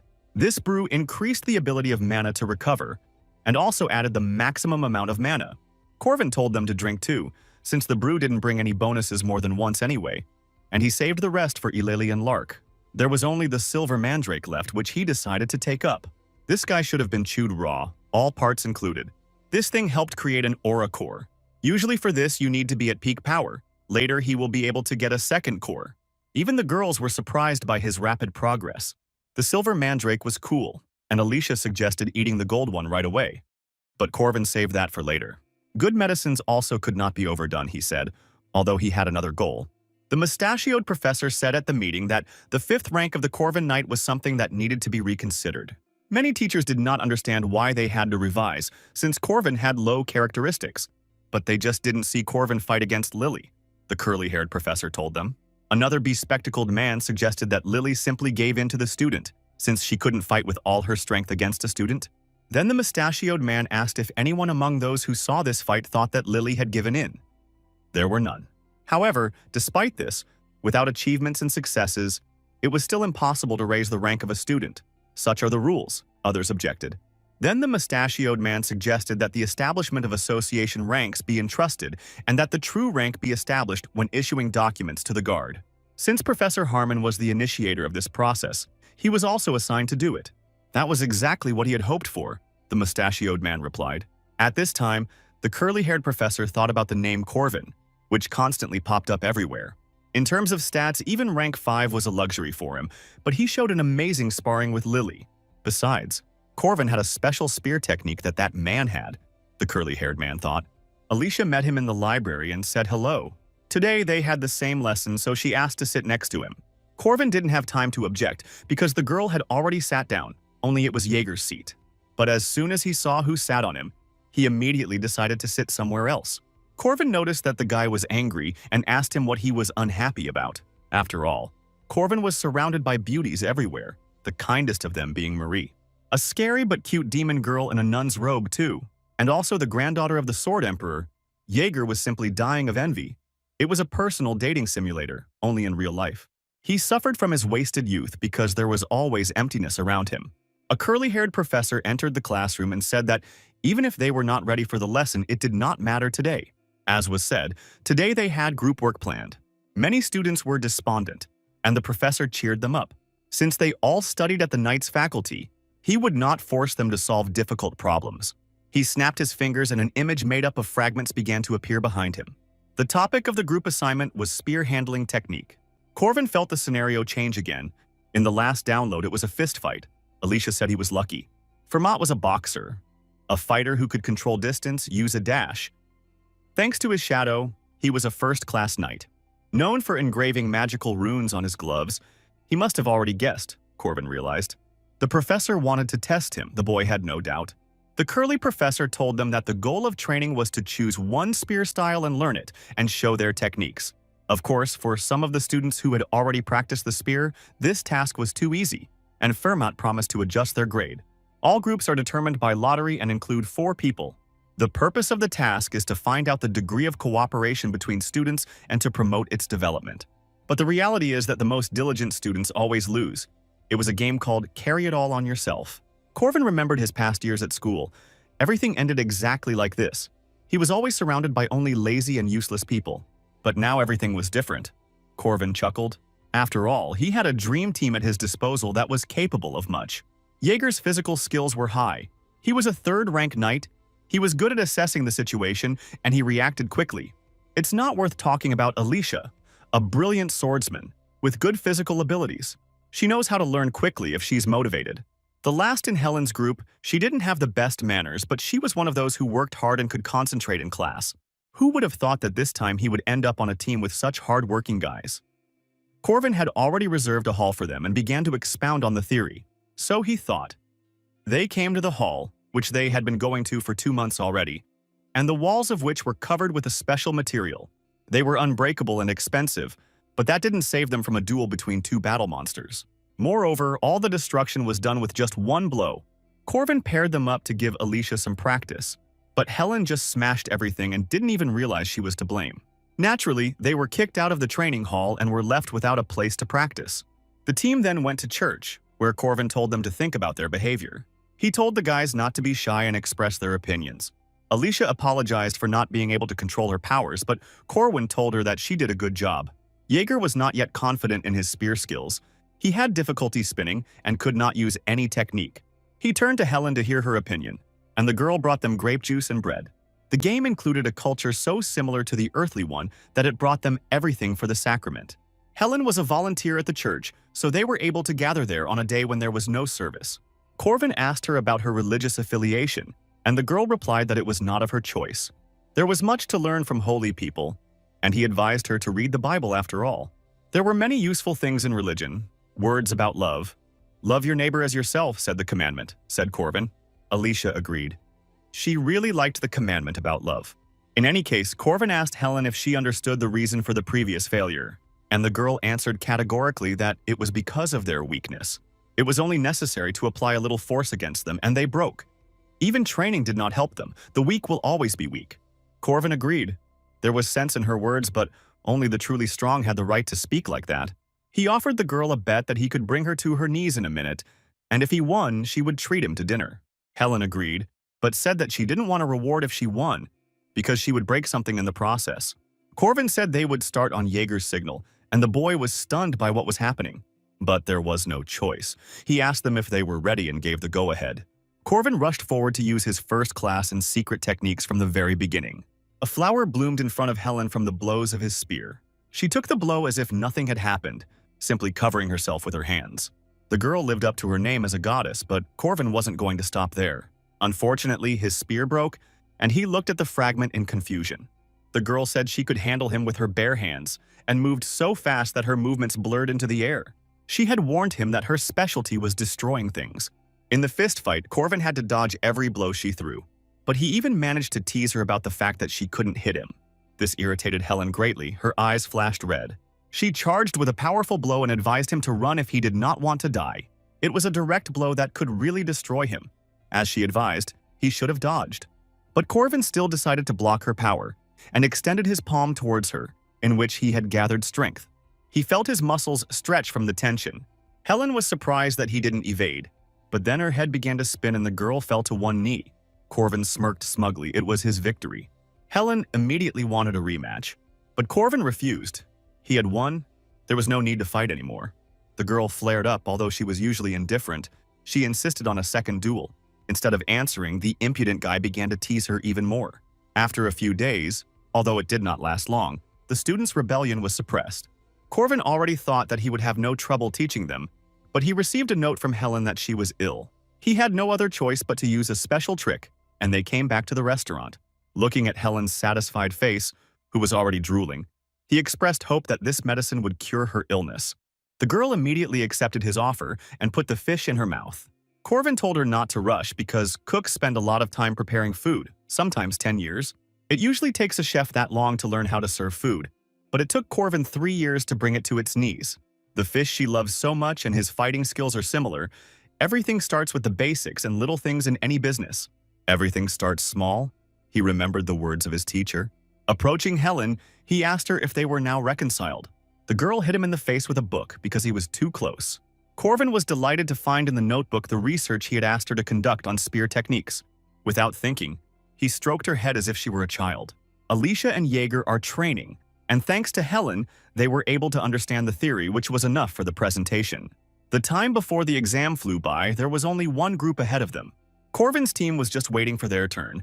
They had done good preparation and were not worried. The leader of the first team introduced himself and said that he would tell about his technique. 4 dummies attacked the professor, who was the target in this test. After all the demonstrations, the professor praised them for their good work. And then he said that he would now try to get through their line. Fermat adjusted his magic gloves. He was a knight of the first rank, and he said that he would give the highest score to those who could hold out for at least 10 seconds against him. The real demonstration of their skills began right now at Fermat Rock. He threw down his notebook and instantly approached the students, after which he laid them on the ground, simply walking through their line. Corvin noted that the professor had really tried to impress them. He liked the guy's technique, but there was little training, so he gave them an average grade in the notebook he had just picked up. The first group left the podium in disgrace, humiliated. But instead of Corvin's team, another group came out. Someone messed up something in the lists. This bunch of dummies was smeared, just like the previous one. The pretentious name did not help them to hold out longer. Finally, it was Corvin and his team's turn, and he smiled. They named the technique they had been learning, and the professor gave the go-ahead. Jaeger started first with blocking moves. Alicia's task was to intercept the enemy's weapon. Helen should deal maximum damage as she is the strongest in the squad. Their teamwork was superb, and Corvin was proud of his squad. The professor praised them for their good execution. The technique was simple, but there was nothing superfluous in it. However, he said that it would be enough if only Corvin spoke at the practical part. The professor insisted that he and Corvin should practice, and asked if anyone had any objections. Of course, this was his tactic from the very beginning, and Fermat stuck to it. As soon as Corvin agreed, the professor instantly approached using the travel rune, Rido. The guy watched his movements. Fermat's right hook came from a perfect follow-up position, like a professional boxer. But Corvin figured out the professor's trick. He was left-handed, so Fermat hit from the left. The dummies in the stands admired the beginning of the fight. The professor's movements were different from those he used on them. Corvin blocked all of Fermat's sharp and fast strikes because he knew his attack sequence. But this was not enough for the professor. He wanted to see that very technology, so he sped up. At some point, Corvin simply froze in place and no longer defended himself, so Fermat's fist simply froze in front of him. The professor asked why he stopped, and Corvin replied that the test time was up. All this time, Fermat used his right hand and showed that he was right-handed. However, Corvin's reaction showed that he knew about the professor's fighting style. He understood that Fermat was now more puzzled by what was happening than before. The professor said 2 words for 3 seconds, then tried to explain, saying that the basic techniques could be called secret. Turning to Corvin, he said that he gave him an A+. Corvin was delighted and received a standing ovation from the team and other students, after which he performed a victory dance with a spear, not at all shy in his movements. Fermat asked him to talk to him one-on-one after class, and he added, so that Corvin would not feel burdened, this was simply a one-on-one consultation. In the office, The first thing the professor wanted to know was whether Corvin was really a 5th-rank knight. Of course, the professor understood that the boy knew that his skills far exceeded this rank. However, Corvin could not catch even weak spirits of the 5th rank, since he cannot see them without certain conditions.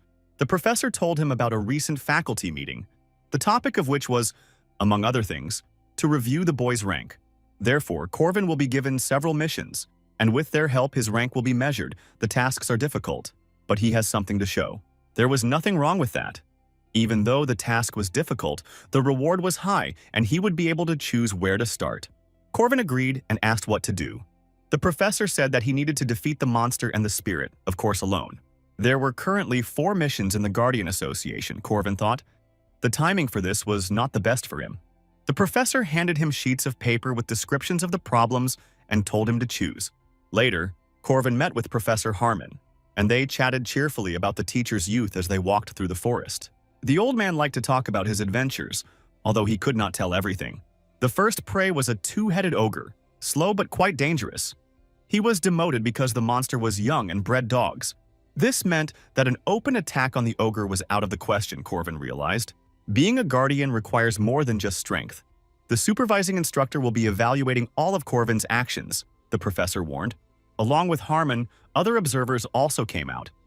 They will not interfere with the test until the very end. The processor asked to report his analysis to make sure the guy wasn't acting recklessly. Corvin said he saw the tracks of an ogre walking with his hounds. There were 3 dogs there, he determined. Corvin also determined that one of the individuals was pregnant because the tracks showed that the prey was carried to the nest, rather than eaten on the spot. Ogres were unable to store food, which meant that there were those who needed food but could not move. A pregnant female, a cub, or a wounded monster. The professors were impressed by his tracking skills and asked how he would hunt them. The reason the monsters were so dangerous was because of their wild nature. So Corvin was going to use something that only humans could do. The most powerful weapon in the universe is the brain, and Corvin was a master of it. Even though humans continue to grow in power, there is still a threat to them. After all, demonic beings constantly declare their greatness, and the 2-headed ogre is the ruler of this forest, a tyrant in an almost deserted place, and the forest is his kingdom. The hounds noticed the strange incident and began to howl to call their owner. The female, who had recently given birth, disappeared. The dogs barked at each other and tried to sniff out tracks. Realizing that their most precious possession had been stolen, the monsters became enraged, and the entire forest shook from their screams. The hounds urged each other on with barking. They picked up the scent and hurried on. As always, there was nothing in the forest that could frighten them, which meant that the stupid attacker would pay for his crime, they thought. They found the female tied with ropes by all 4 legs. The male of the pack was the first to check her condition by rubbing his nose with her. And when they thought it was all over, wooden stakes popped out of the ground. One of the logs was rapidly approaching the dogs, who did not know where to run. The activated trap crushed one of the hounds with a log, and more logs fell from above, and the dogs simply froze in place from fear. It was not a battle, but a massacre followed by flight and survival. The monster was only thinking about getting out of the forest, where there are no trees and therefore it is safe. They exhaled, stopping in the clearing, but the area was strewn with runic signs. When the ogre arrived, this place was a real ashes. The runes had burned everything out. The hellhounds were all killed with extreme cruelty, even for monsters. The ogre lost his loyal followers and friends who brightened his daily routine and fell into a rage. He stood in the exact spot where there was another trap that had been triggered by the signal. But the burning logs couldn't even touch the ogre. He scattered them all. However, the tyrant of the forest did not know that the real hunt was only just beginning. The ogre was an excellent hunter. One head had good eyesight, the other had a keen sense of smell. Now he was looking for traces of the killer of his hounds. But the ogre could not find the target. Although he searched all day he was led by the nose, and the ogre sat down to rest. And at that very moment, Corvin attacked the ogre, who would not have been able to react at all. But one of the heads was not asleep.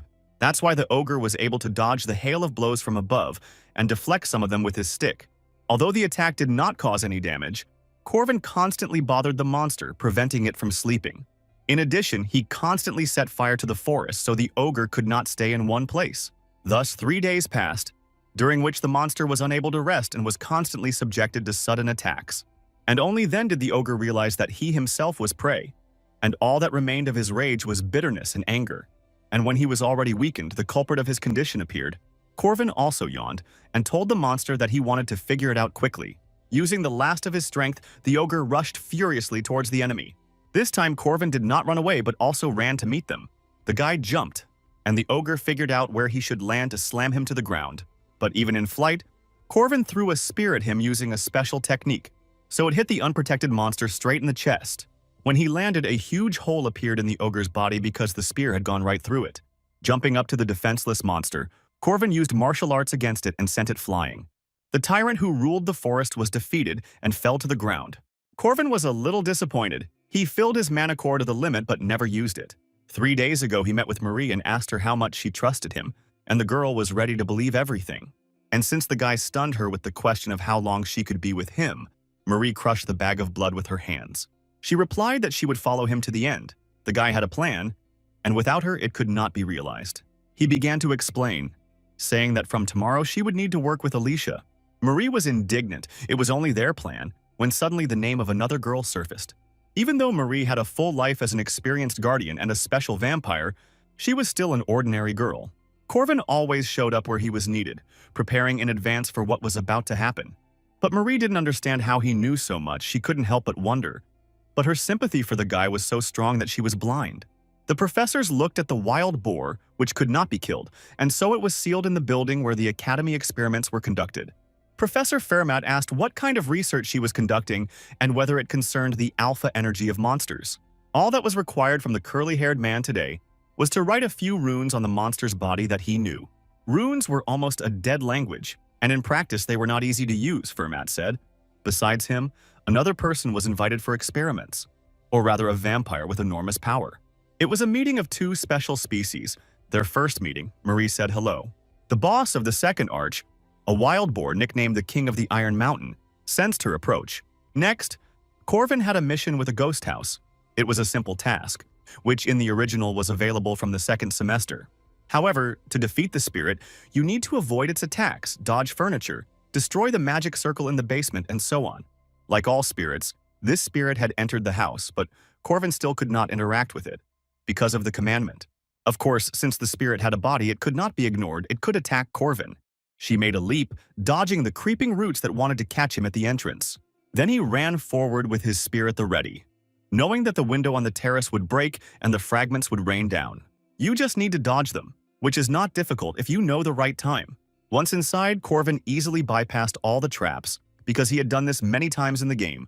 The teachers were shocked by everything that was happening and watched with great interest, after which Corvin activated the magic of the runes he had drawn earlier. And like a true hero, he left the house without looking at the explosion. He himself was stunned by his own coolness and how well everything turned out. Even 2 first-rank wizards couldn't do it. The observers were surprised, but Corvin only grinned. Lucky he was watching the guides. The mustachioed professor congratulated him on completing the test. Corvin had already undoubtedly become a knight of the first rank. There was a port city nearby, and the professor suggested having a bite to eat in a restaurant there. This city was the reason why Corvin chose to carry out his mission nearby.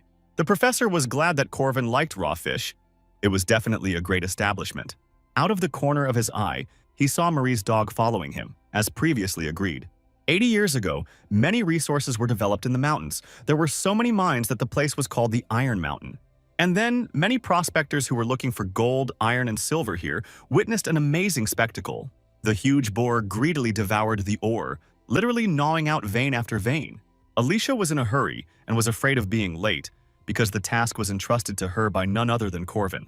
A few days ago, Alicia met Marie in the lab. The swordswoman apologized for distracting her from an important experiment, but Marie replied that she was just having fun.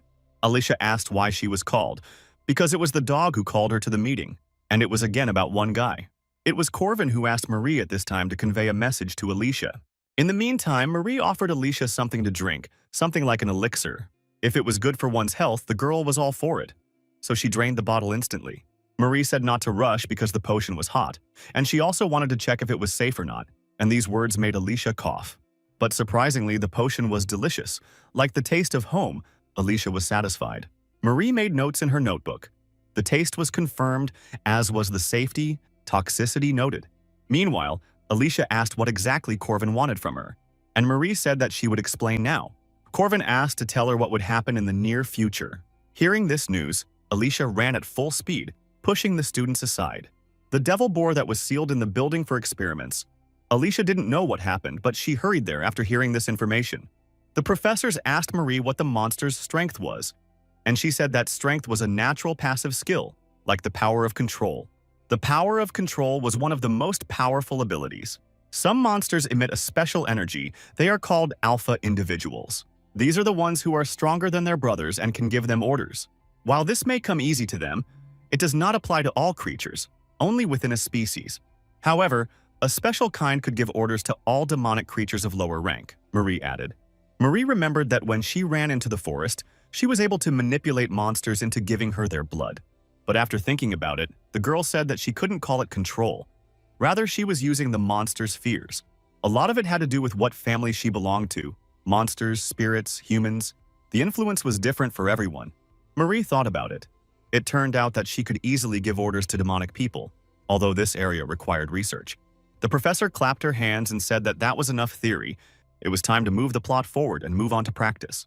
The purpose of the experiment is to see how far and to what extent the ability of alpha control can be demonstrated. Having studied it, one can control monsters. It was a larger-scale experiment than Marie had imagined. It was frightening for a wizard, but if successful, humanity could breathe a sigh of relief. In the meantime, the witch asked Marie if she had managed to prepare the delicious elixir, the recipe for which she had asked, and the girl said that she had succeeded. To begin with, the witch asked her to try to subdue the weakest monsters. Marie ordered the monster to come out and put her will on it. Her aura and command spread to all the monsters that were released from the cage. Then, when the pigs lined up in front of her, she ordered them to stop. And then she gave the command to lie down, and the piglets fell on their backs. The witch said it was a difference in intelligence. The monsters were too stupid to understand complex commands, the witch said. She then asked Fermat to release the king to see how his presence would affect the piglets. First, the curly-haired professor used the unlock rune. He had only gotten rid of the first seal, and the boar was already roaring like thunder.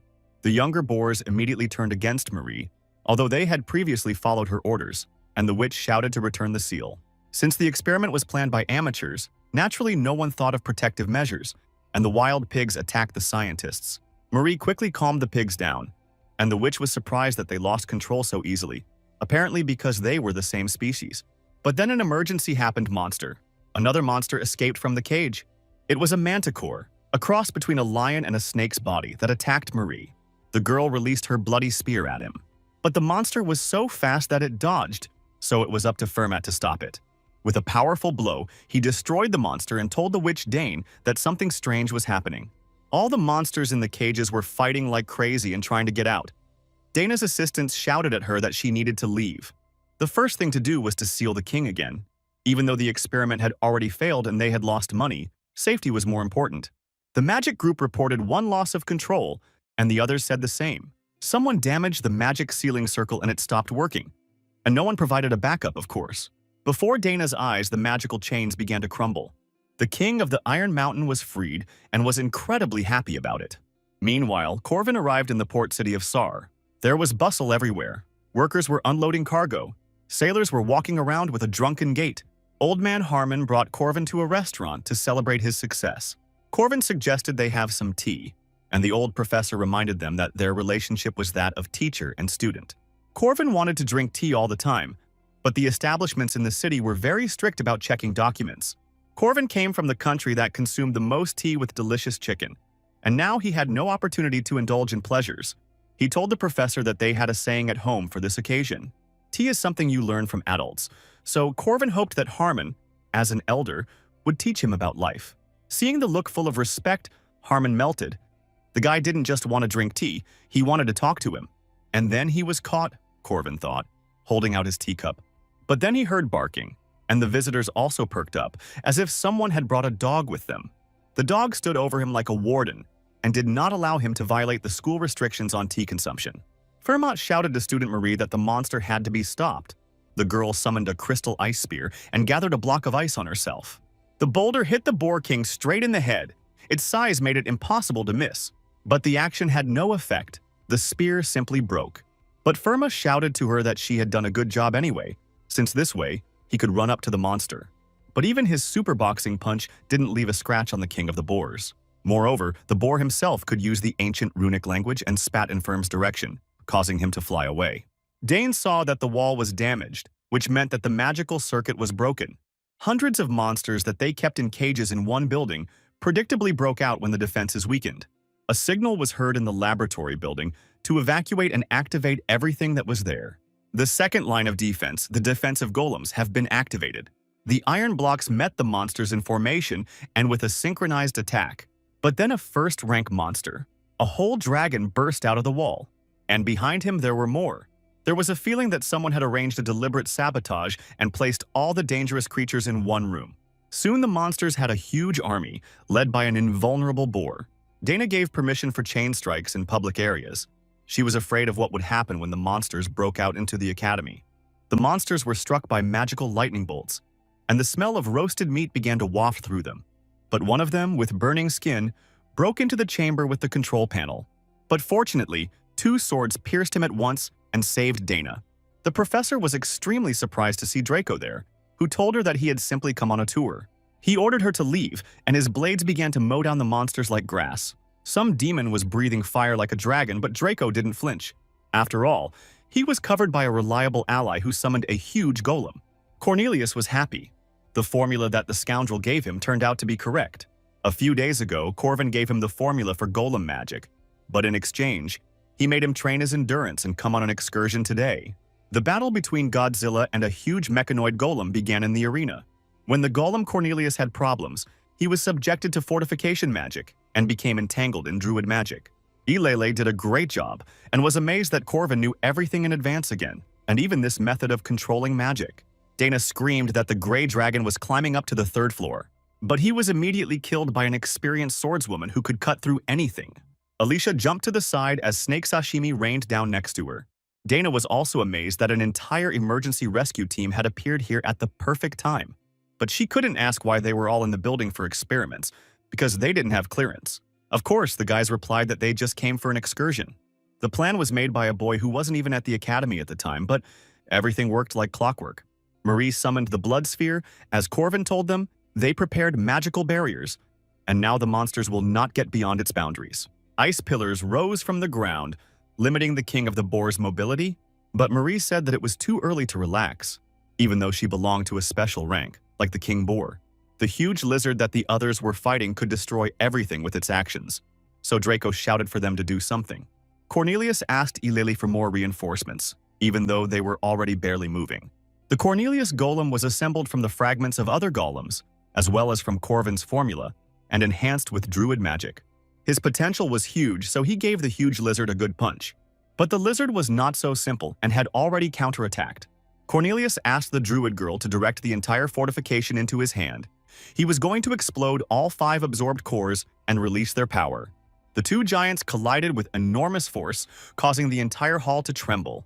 Cornelius activated the forced ejection of 5 cores at once. He himself screamed with all his might, as if he were fighting a battle of epic proportions.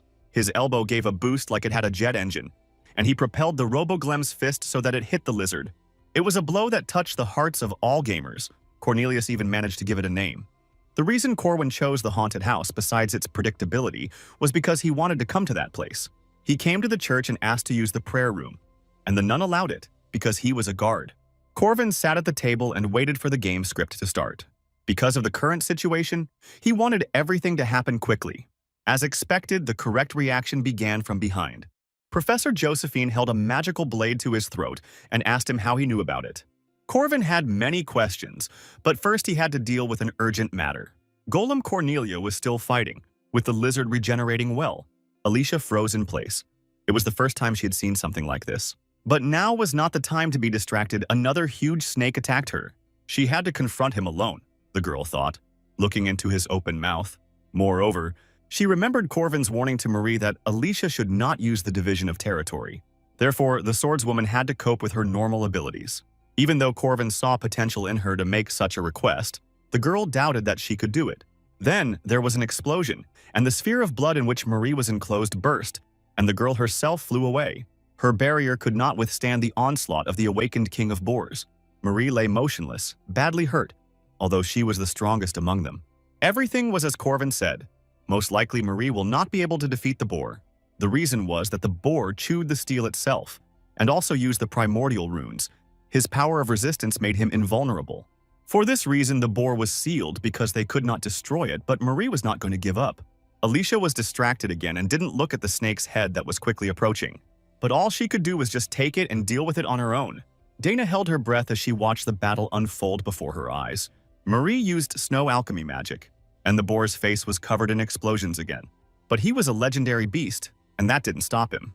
And even as an elder vampire, Marie couldn't do anything. Dana felt like she was sharing a moment that would become history. That fate itself was being decided now, and she couldn't overcome her fear and curiosity. The boar rushed towards Marie and threatened to simply crush her like a bug. The girl again desperately threw hundreds of arrows at him, hoping to slow him down at least a little. Then the arrows turned into blocks of bloody ice that grew in the boar's path. But for him, this wall was child's play. The boar gained enormous speed and broke through it with his mass. Everyone felt that the end of the battle was approaching. No one ran, because behind them was the academy and the student. The monster stopped, leaning against the wall after the blow. But Marie was not under his feet. Her faithful dog saved her. Alicia still couldn't deal with the viper, which deftly dodged her blows. She didn't know how to defeat the vermin without using territorial division, and she kept wondering what Corvin would have done in her place when the snake went on the attack. Alicia dodged everything and returned the sword to its sheath. In her place, Corvin would definitely use the basics, dodge and strike. The rest should be thrown out of memory, the girl realized. After which she unleashed a hail of blows on the snake, not forgetting to dodge. In this way, she combined defense and attack in her movements like a dance. Alicia didn't even expect this from herself, but in any case, she did as Corvin told her. And at that moment, she heard his voice, which praised her for a good job. Cornelius and Ileli also dealt with their lizard. The red-haired guy got a little carried away when she said that with such a golem, he didn't even need friends, although it was precisely for its creation that helpers were needed. Corvin noted that all the first-rank monsters had been dealt with, and only the wild boar remained. Marie was still blocking him and needed help, Alicia said. Josephine asked him what now, since he had to have some kind of plan, and the boy replied that they just had to help him catch the pig. When Corvin discussed the plan with Marie, he asked her to feed the monsters rune stones. And the monsters were fed a lot of such stones, which means they were all like mines. The plan was to strike using runic resonance. The resonance happened with the spear made of runestone. Something similar is possible if there is time and persistence. Corvin rushed forward and called Alicia with him. Now the way was clear. Under the supervision of the boar, the monsters that survived the resonant attack began to gather into an army again. There were about 3 dozen of them. Corvin chuckled. There was no need to be nervous about this. He shouted for Draco to join them, and he was pleased to see his employer. He said the same thing to Cornelius and Ileli, so that the red-haired one in particular would stop going crazy from winning. Marie turned around and saw that the dream team was finally assembled. Now they could try again. The moral is simple. A crowd can put out even a lion. The party had long since gone beyond all limits of epicness and pathos, but not everyone was yet filled with confidence. And all because behind the monsters there was a great wild boar. He was so evil that he destroyed everything in his path. Marie shouted for everyone to split up when she felt the boar was about to attack. The evil Iron King rammed them, threatening to sweep them away. Cornelius sent his golem into a frontal attack. Corvin shouted to the fool that this must not be done under any circumstances. But the red-haired boy believed in himself after he defeated the lizard, for which immediate retribution followed. The boar did not even notice the robot, from which Cornelius instantly lost face, and again remembered the benefit of friends. Corvin knew this would happen and told him to take the boar on himself since that was the case. Ileli had to get her plants back and stop the boar at all costs. It sounded easier said than done, but the girl gave it her all. The summoned vines tightly entwined the boar's carcass so that he really lost his balance. But then, using the primordial rune, he was still able to break free from the bonds. They stood frozen in indecision, faced with the complexity of the task. Corvin told Draco to attack with 2 magic swords. Draco had always relied on his employer's fighting instincts. He had no reason not to trust him. Draco used swords enhanced with magic. He received them as compensation for the battle with Marie, and he expected that even a boar would have a hard time dealing with the lightning and fire swords. But the boar used his runes again, and Draco's attacks simply bounced off him. The mercenary was stunned that he was unable to cause any damage. Marie became worried and Corvin gave the go-ahead. It was time to use her dog. The dog hit the thick forehead of the iron boar. Despite its modest size, the attack passed and the boar's head snapped back. To defeat the Boar King, You had to split the physical and magic damage teams, which was a pretty common move. Primordiality? To get to heaven, you need 8 signs. Heaven ceased to exist and was transferred to the boar, through the rune. It gives power to imperfect concepts. Red fur is resistant to physical attacks. Blue fur is resistant to magical attacks. Gold fur is hidden. Corvin shouted to Cornelius and Eulalie to grab the boar even if they missed. To grab it again, Draco attacked from close range, he and Alicia from a long distance. Marie asked in surprise what she should do, and the hero said to leave all the attacks to the dog. He told them not to think about anything else, because this was a decisive short-term battle. There was no need to conserve their strength any longer. They had to give it their all and win. Corvin was absolutely sure of that. The boar let out an untranslatable curse in his boar language. Eulalie and Cornelius once again joined forces to stand in the boar's way. The golem pressed on him with its mass, and the druid again summoned the bonds. The boar turned red and broke through their combined hold. But at that moment, Draco's magic sword crept up on him from behind, and the boar had to turn blue to protect himself from this injection. The dog then jumped on him, and Corvin's tactics became clear. He fell upon the boar's blue face, which could not withstand the physical damage. Corvin cried out. This blow was deeper than the previous ones. Now the color of the fur did not change. The boar again switched to physical immunity. It was a trick of the boar to attract the strongest of them, in close combat Marie's dog, to attack. The boar used a rune that destroyed everything that came near it, and the dog flew into the wall, almost breaking through it with his body. Corvin told Marie to bring the dog back using the blood spear.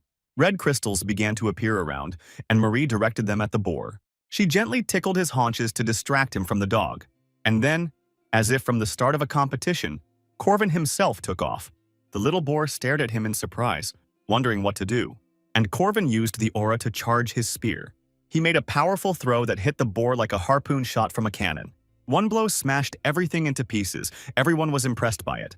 But the boar, despite its size, was able to quickly escape from this. Corvin then signaled Marie to use a magical attack so he could use a physical one.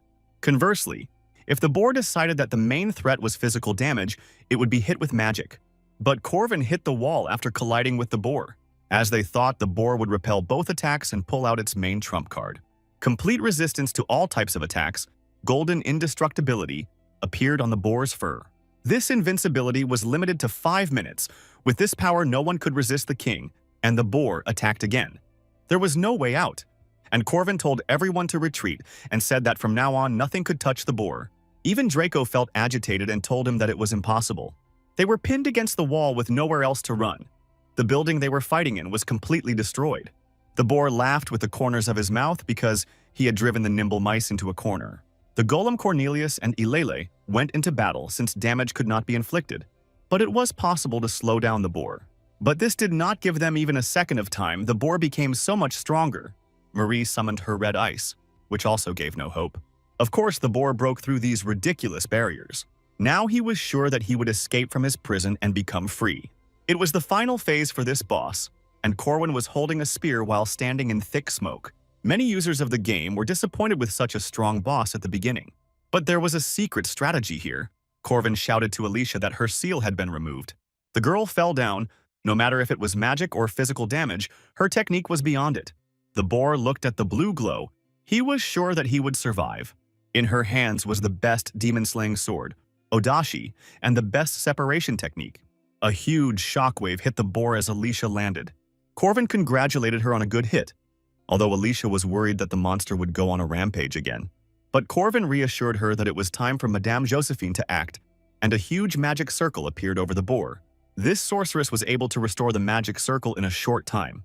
Golden Wool is an ultimate ability, but after using it, the boar could no longer create primordial runes. Then Corvin gave the command to Maria, and the girl said that she was ready. She once again gathered up the huge knight's spear for a striking blow. Corvin asked Madame Josephine to somehow contain the monster without them. Marie strengthened the spear with her final magic, putting all her power into it. After the boar died, he lost the original light, and the rune left his body, and the spearman did not miss this. Almost 100 years ago, a boar swallowed a rune stone. This thing gave him a power comparable to immortality, and it never even occurred to anyone that the rune could be extracted. The rune mana that had lost its vessel was directed into the only empty vessel. Fermat spent 10 whole years on this plan. It was an inglorious end for the boar to die at the hands of the students. but apparently he was weakened by his imprisonment. Now all he needed was to go through the secret passage, Fermat believed. Corvin asked if Brother Balthazar was doing well. He was waiting for him at the exit of the passage. Corvin said he was a student of the teacher who taught Master Fermat, which meant he was older than him in this tangled genealogy.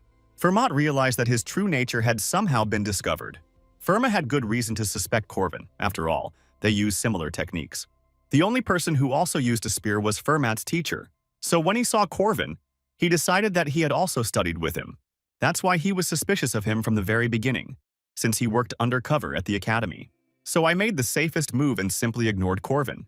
After Corvin performed well in the test, he sent him out of town and removed him from his plans. And he himself was going to successfully achieve his plans and escape from the city, because he could learn about Corvin later from the teacher. But he could not expect that Corvin would instantly return from such a long journey, having made the movements with the help of Josephine. Of course, Fermat had no idea that Marie was also part of the plan, and Corvin told him that he would not leave with the primordial. This was not the kind of information available to students, Fermat realized, and at first he thought that Josephine had told him. The unknown spearman stood before him and knew all his plans. The professor put on his gloves. Only one thing was clear. They were definitely enemies, the professor decided.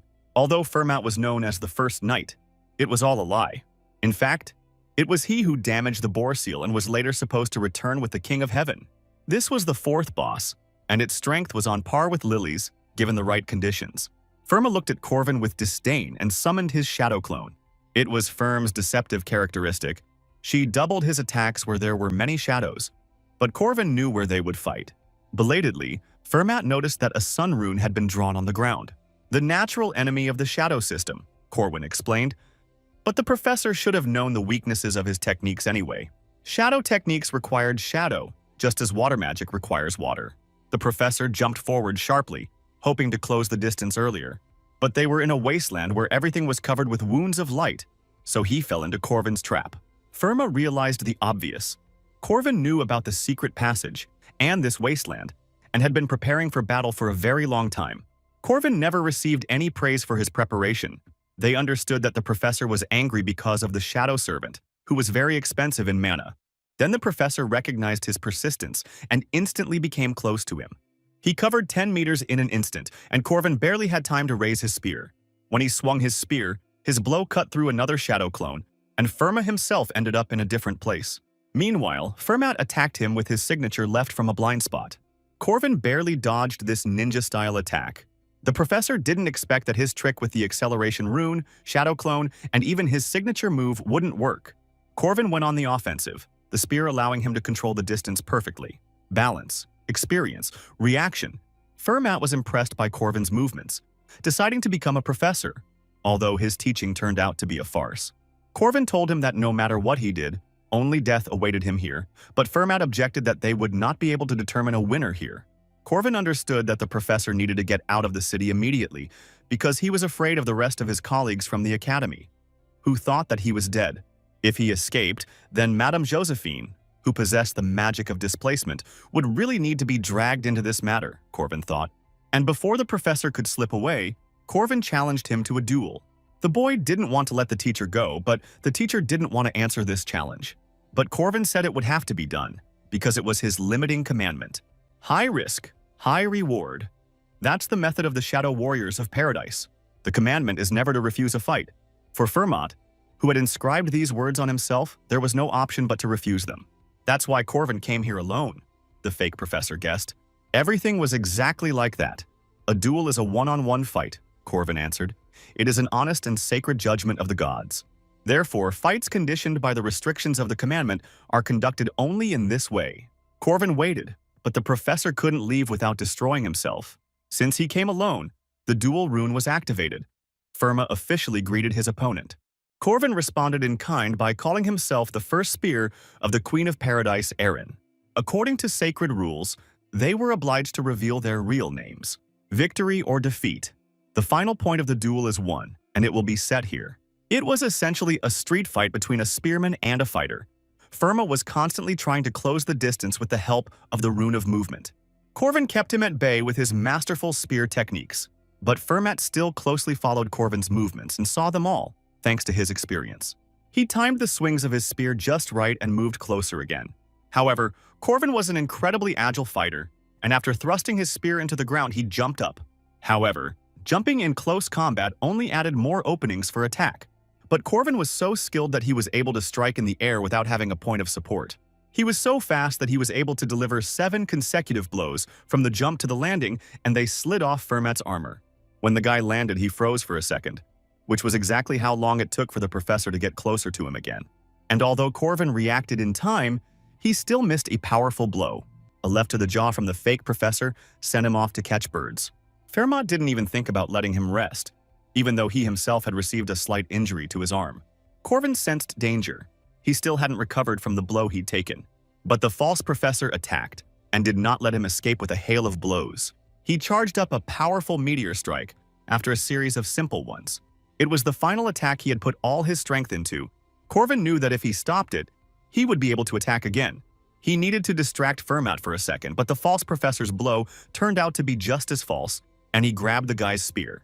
Moreover, the professor managed to draw a rune on the spear with imperceptible movements, and it flew away, obeying someone else's will. Now Corvin was unarmed and vulnerable. The professor asked him brazenly what he would do now, and attacked again. The guy crossed his arms in front of him to block the blow. Once again, Corvin was thrown back so that he could barely stand on his feet. He waved his hand and summoned his spear. Fortunately, the rune of return allowed this, but unfortunately for him, it was stuck so deep that it did not obey the call. But Fermat didn't play at being noble and crept up from behind. He threw a powerful straight punch, but Corvin dodged it very skillfully. No matter what weapon a person uses, he still remains a warrior, of course. As a spearman, he had to know the basics of martial arts. With the edge of his palm, Corvin delivered several quick stabbing blows at his opponent. He used a famous martial arts technique, but in essence, he simply slammed his open palm into Fermat's chest. Although the fake professor was surprised by his skills, they were unable to cause him any damage. Corvin got hit in the liver, no one lives forever, and almost said goodbye to dinner. His technique was superb, but Corvin missed something. For the guy, these were the basics, while for the fake professor, his main art is his fists. And then the fight finally became one-sided. Fermat beat him however he wanted. Looking at how the guy took all the blows, each of which could have been his last, Fermat realized that his opponent's will was broken. His last fist was filled with a terrifying aura. But at the moment he struck, Corvin took the blow with a spear that had recently been stuck into a tree. Then Fermat realized that all this time, the guy had been deliberately leading him to the place where his weapon was. Finally, Corvin could attack again, and the fake professor had to defend himself. The guy's position was more advantageous, so he was able to land several direct blows. That's how simple and unexpectedly Corvin turned the tide of the fight in Rocky style. But Fermat would not have become a professor if he had been so simple. After skidding a bit on the ground, he stopped. He again paid tribute to Corvin's skills in living without a spear and dealing with difficult situations, and took off his jacket. He was definitely in a tough spot, Fermat said, and the boy replied that he was less of a professor. These words only made the false professor even more angry. Now he really intended to finish off Corvin. Having drawn 3 runes, the professor summoned a world in which the sun does not shine, an abandoned paradise, a citadel of death. From his mana, he created an entire fortress in the wasteland. His third commandment was the service of the shadow. Corvin removed the shadows with the sun rune. It was a good move, Fermat praised him. But such modest skills could not take this shadow, the fake professor boasted. This place was accessible only to the great warriors of the shadow paradise, he said, and moved towards Corvin with his shadows. Now he will either be torn apart by shadows or finished off by fists, the fake professor told him, and rushed into the final battle. But of course, Corvin was prepared for this. He knew that Fermat would use his trick on his last breath, so he took out the golden radish. Radish didn't like being taken out of the bag, so she screamed terribly. A deafening scream stopped the fake professor, and his shadows began to retreat. The golden mandrake has a voice stronger than the usual one, and these magical properties cannot be blocked by anything, so the shadows melted away. The professor was outraged that Corvin tried to survive with such stupid tricks, although his eardrums were burst. Corvin was also hurt because he was without headphones, but he still told Fermat that everything would end for him here. The demonic shadows disappeared, but the mandrake did not stop screaming. But unlike Corvin had the warrior's ability to regenerate and tolerance for pain. The longer this fight lasts, the more advantages he has. And realizing this, Fermat called him a coward. He summoned his shadows again, 12 at once, his Shadow Palace technique still working. The clones attacked Corvin in single file, hoping to overwhelm him with force and numbers. Now he had to dodge many opponents. But while he was fighting off one, the other took him in a strong grip from behind. Corvin used a spin and somehow dealt with the attacks from the rear. But then the professor, who had come closer with the help of the rune, began to breathe into his open back. The boy took the blow with his spear but still flew away, and the professor went head-on, charging 2 fists and directing the clones. Corvin said he didn't want to waste any more time on it. He pulled off his jacket and there was a flash, causing Fermat's clones to disperse. Corvin told him again that it was a one-on-one fight and jumped on Fermat, taking off his shirt as well. The professor saw the runes of the sun all over Corvin's body and understood why he was shining so much, but it was suicide because the body was covered in flames. Corvin attacked from a distance, and the sharp attack flew towards the target. Fermat jumped back, and Corvin suggested that he finish with the little tricks and bring the duel to an honest fight. There was no longer any need to save strength, and he asked Fermat to attack with all his might. Fermat's inner instinct told him that the warrior in front of him was his worst enemy. This means that in order to defeat him, it was necessary to risk one's life, not sparing anything that he had for the man. He used a special technique and released all the destructive power. This technique burned his aura. Corvin shouted that this was how it should have been done from the very beginning, and he used the same ability, sacrificing the aura he had recently received.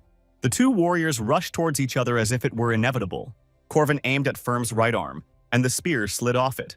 But he immediately received a counterattack with a left to the jaw, although he was immediately able to return the damage with a chopping blow from above with a spear. Fermat didn't stay in debt, and his right whistled past the guy's head, but he was able to dodge. They fought in the center of the wasteland, and no one retreated anymore, exchanging many blows. And after all, only one remained standing on his feet, and the other fell to his knees. Fermat gave it his all, and in the last seconds he was so stunned that he didn't even know what to think. Corvin had won, and now, closing his eyes, he heard the cries of the distant past. Then, having met Fermat, he had lost to him. They were trapped by the Shadow Heaven technology, and many innocent people died. Many of them were his friends, Corvin thought, catching his breath. One of the 4 heavenly kings, Fermat, tried to bring evil into the world. Balthazar is his teacher. But this time, everything was different, Corvin thought, looking at the body of the defeated enemy. The first thing he did was to loot his pockets for useful things. But as expected, Fermat's pockets were empty. One of the 4 treasures, the Stone of Fate, if it fell into the hands of enemies, everything would be over. But Corvin found the very same original rune that Bor had previously possessed. Balthazar collects the 8 original runes to create a shadow paradise throughout the world. And that was something Corvin couldn't let him do. He didn't understand why he had to kill so many people. Anyone could be offended by the world. But the point was in expressing that anger, the guy thought, and went off to a well-deserved rest. His left eardrum had burst from the magic radish. The sun rune had burned his skin. He could still cope with the pain. But Fermat left severe wounds. He pierced his liver, broke his ribs and collarbone, crushed his organs. But it was a miracle that Corvin was still alive. The left side of the body could barely move, and all these injuries were from a blow of the highest rank of strength. Now that the adrenaline had worn off and the hellish pain was returning to him, Corvin regretted that he couldn't turn it off. Having defeated the great evil, Corvin received a generous reward for this system quest, a treasure map. Corvin woke up in a less than desirable position, with Alicia dragging him along. She told him that Draco had left as soon as it was all over. Loyalty was not something he knew unless it was paid for. Corvin found Ilele, and anticipating his question, Alicia said that they kept the rune and the golden radish that were with him. She dragged him to the bench and he lay down on her lap and thanked her for saving him. Corvin also noted that if it weren't for her ultimate technique, they wouldn't have defeated the wild boar, although Alicia was being modest. She remembered that during group lessons and while mining Mandrake, Corvin drew runes everywhere. And that meant he knew about everything from the very beginning, the girl guessed. Corvin replied that everything was so, and then the girl asked him why he fought alone. There was nothing wrong with fighting together. Corvin replied dryly that it would be better if fewer people died. Alicia was outraged by his callousness, but now everything was fine, so she praised him for his efforts. Corvin was admitted to hospital. He had multiple injuries that required long-term and skillful treatment. Jaeger and Lark decided to visit the guy because they thought that he had no one else except them. Pleased with themselves, they came to visit their friend and brought with them various goodies. But when they entered inside, they saw this picture. Helen brought flounder, Alicia brought desserts, Marie fed him peaches. Corvin asked them why they brought so much since he had already eaten his fill. And the guys almost burst into tears from anger and hatred, because this only happens in fairy tales. The girls surrounded him with care and food. Each one wanted him to eat everything. At some point, Corvin felt like a toy in the hands of treacherous women. Jaeger and Lark shed stingy male tears and no longer understood why they came. Alicia suggested playing a game. Since they didn't often get together, Marie agreed, and decided to invite more of Corvin's friends. The guys immediately changed their minds and realized that being in the hero's retinue had its advantages. When there was a knock at the door, Jaeger hurried to open it to find out who else the devil had brought. As expected, Madame Josephine came to see him. He was going to talk to her later anyway, and she was accompanied by none other than the lazy director Cassad, who asked Corvin how he was. Corvin greeted them. He knew he had to gradually reveal his cards to gain their trust. Cassad told him that they could not turn a blind eye to what had happened, as they had with Marie, and they hoped for his understanding. Corvin realized that he was still being probed and decided to take the initiative. He told them that Fermat was a spy. Of course they weren't surprised. It all became obvious when they saw the oath on Fermat's body.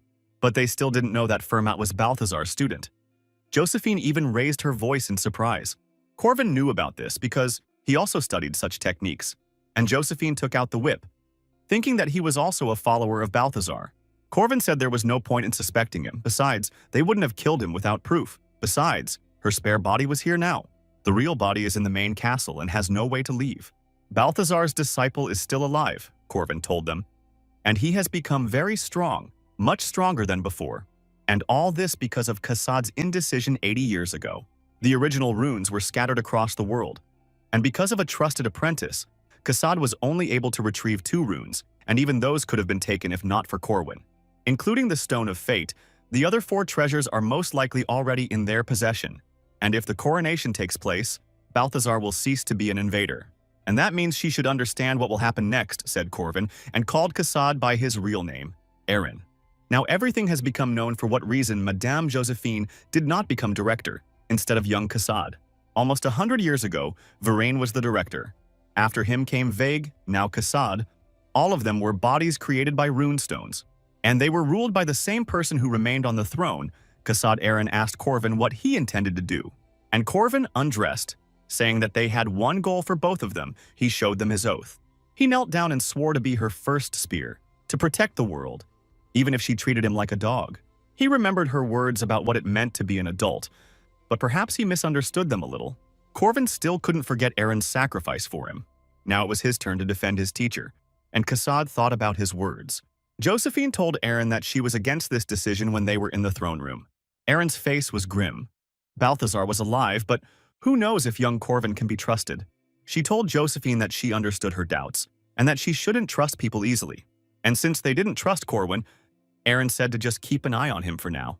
It wasn't an easy decision. Everything Corwin told them could be a lie, Aaron thought. But what she didn't understand was the heavy and sad look Corvin was looking at her, as if he was tormented by a feeling of guilt. So she sat there, lost in thought, controlling her remote avatar. During the summer holidays, the students were reevaluated. Now they were given official ranks, so this was important. Depending on their grades, students will be able to train as defenders. Marie asked her friends to give the students potatoes. Otherwise, they would have spoiled in the warehouse during the holidays. It was strange that the girl had a whole warehouse of potatoes, but they heard that they would now announce those whose rank had been changed. And Marie heard her name. Although she was among the strongest, she still behaved like a modest person. She was recognized for her services in protecting the experimental building. After she became a vampire, the girl was forbidden to leave the city. However, because she helped Dana in her research and achieved success, it was impossible not to raise her rank. Of course, her contribution to reducing the number of wild boar victims did not go unnoticed. She was given a half-rank boost, up to a special level, which Cassad solemnly announced. Many students cried, some from joy, some from envy, because Marie was the youngest to hold this title. The director then said that he would name everyone who participated in this incident except Marie, which surprised the students. The details were kept secret because the boar's presence was a secret, as well as the betrayal of Fermat, who was declared a fallen hero. Corvin's team was called on stage and they lined up for the award.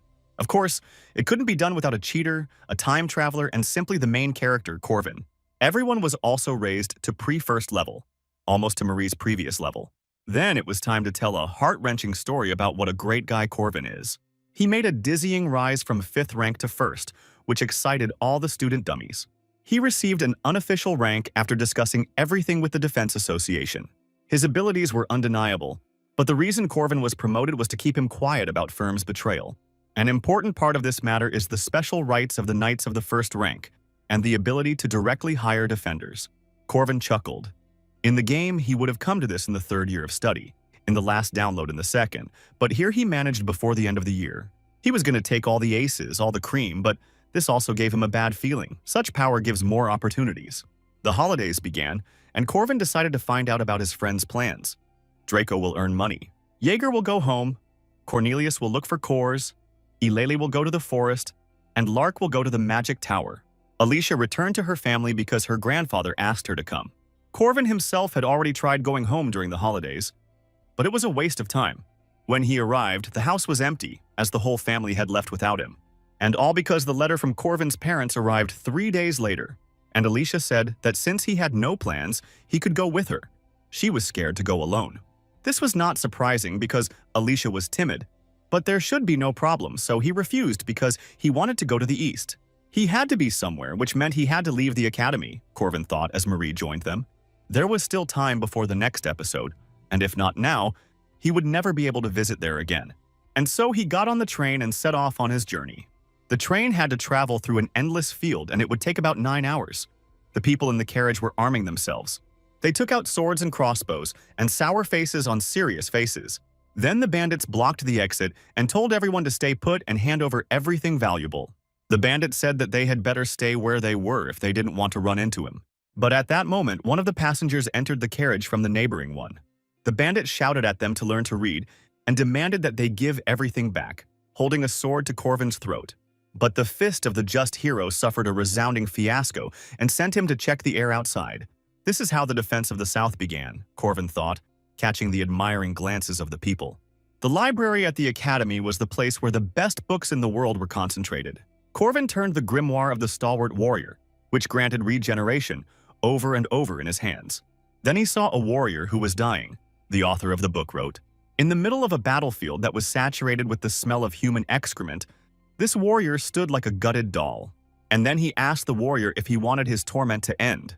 But the warrior replied that he would like water and would be grateful for it.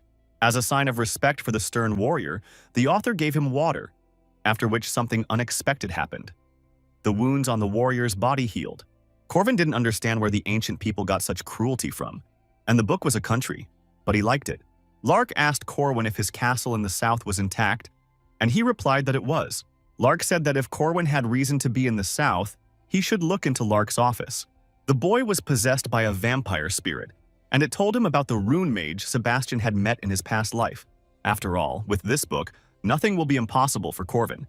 Not a hero, not a sage, a mere mortal who swore to save the world. Corvin always had the opportunity to escape, but he did not, which earned the respect of the ancient vampire. He said thank you for telling him the story about his wife and daughter, and disappeared.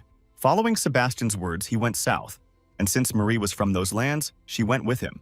On the platform, the head of the train thanked them for skillfully dealing with the robbers. If it weren't for their help, the train conductor said, they wouldn't have made it. He gave Corvin a wallet, and although he said it wasn't worth it, he accepted the money. Even for such nonsense, he received bonuses to his stat points thanks to the oath. Seeing them off, the train conductor was glad to see such kind and selfless children. Marie brought him to the station, but it still took them a long time to get to their destination. But instead of the usual station, it brought him to the Wyvern landing site. In the last download, Corvin flew them several times. It was faster and more comfortable than the train, but much more expensive. But Marie said she had prepared something else, and Corvin saw a passenger Boeing land nearby, judging by its size. This bird carried a palace in its claws and cost as much as 20 wyverns. The control tower reported that they were ready to accept this aircraft for landing. Even among professionals, such crews were not often seen, and they realized that the princess had returned. The arrival was soon, which meant that the employees were also happy to meet Lady Maria. The bird landed and a castle appeared in an open field. It was customary in Marie's family to travel in comfort. When the palace doors opened, they were greeted by hundreds of servants. They congratulated her on her promotion, and Corvin was stunned by the greeting. Marie told him that her family was engaged in agriculture, and Corvin asked how large their lands were. She gave a staggering figure, but then corrected herself that these were different units of measurement, and she smiled like a true landlord who owned half the continent. And then Corvin understood where she got such wealth from. imagining these vast spaces. This is what the vastness looked like, a land that could not be traveled around in a month. And her family was a kind of icon of the South, and they were very well known here. Wherever they went in the city, Corvin saw signs with Marie's family crest. They then arrived at her family mansion, which was in no way inferior to the imperial estates. Corvin immediately felt tiny in a world of inexhaustible wealth. He asked her why she didn't say she was rich, but Marie objected that it was her parents' money, and the butler added that even though she said so, she would still inherit it as the first daughter. The butler Paul asked for her luggage and asked Marie who was with her, and she introduced Corwin as her junior from the academy. Paul immediately jumped up to Corvin and informed him that it was customary in this family for the son-in-law to live in the house and receive his place and help. But Corvin quickly changed the subject to Sebastian's castle, for which he had come here. Marie said that someone bought this castle, a certain Count Cassius. Corvin remembered that in his past life, the castle had also been owned by someone. A very nasty person. He was constantly boastful about his wealth and treated people badly. He and Peter had to spend a day and a night catching the snake that was bothering Cassius, and eventually reached the castle with difficulty. Corvin was gloomy at the thought of having to go through this nightmare again, but Marie reassured him that she would go with him and had already warned Cassius. Since the Count loved to lick the boots of his superiors, he was happy to receive dear guests. Corvin was in tears because this stupid quest could be completed so easily. The next day, Marie went shopping, he needed clothes, and her husband was bored, and she paid for everything with a blank check. And then the guy began to worry that after such generosity, Marie would force him to sign some kind of slave contract. Corvin didn't know what to do. The girl was frightening him more and more with her generosity, but they came to the forge, and she handed him a box with an order. It contained the same material that was used to create Alicia's sword, an indestructible stone, an item that could not be obtained from the academy. This material can withstand the division of territory. Corvin was incredibly happy with this acquisition. Only one stone made him happier than all the previous gifts. Of course, Marie understood that a powerful spear could be created from this material. It was her last gift, the girl said, and his happiness made him happy too. Corvin simply said thank you. Words were unnecessary here. In the evening, he arrived for a family dinner. Although the family was not large, they set the whole table. Marie waved cheerfully at him from behind a table so large that it was easy to get lost, and her mother appreciated his appearance. Corvin bowed. He immediately understood that the woman in front of Marie was her mother, which meant that the woman in front of him was her father. But first, his father said that Corvin had to answer one question, and it would determine whether he would stay in this house or not. But the question itself stunned Corvin with its stupidity. Marie's mother was also embarrassed and began to shout at the head of the family for such an act. But the head did not calm down and said that his daughter was under ban, and he could not give her away. Now it was my turn to get a scolding from my daughter, who was very strong. The father did not understand why she was behaving this way because he just wanted to protect her, and the embarrassed girl dragged him away. When they left, Marie's mother told him that she had heard a lot about him from her daughter's letters and was glad to meet him. She stood up and sincerely thanked him for helping her daughter. Corvin said that this was too much. He just helped as best he could. What was more important was that Marie deserved to be happy, he added. When her daughter's mother received the letter, she thought that she was simply in love and was looking at the world through rose-colored glasses. At that moment, the father's voice was heard from the door. He only allowed holding hands, nothing more. And the family again began to calm down the excessively violent and jealous father.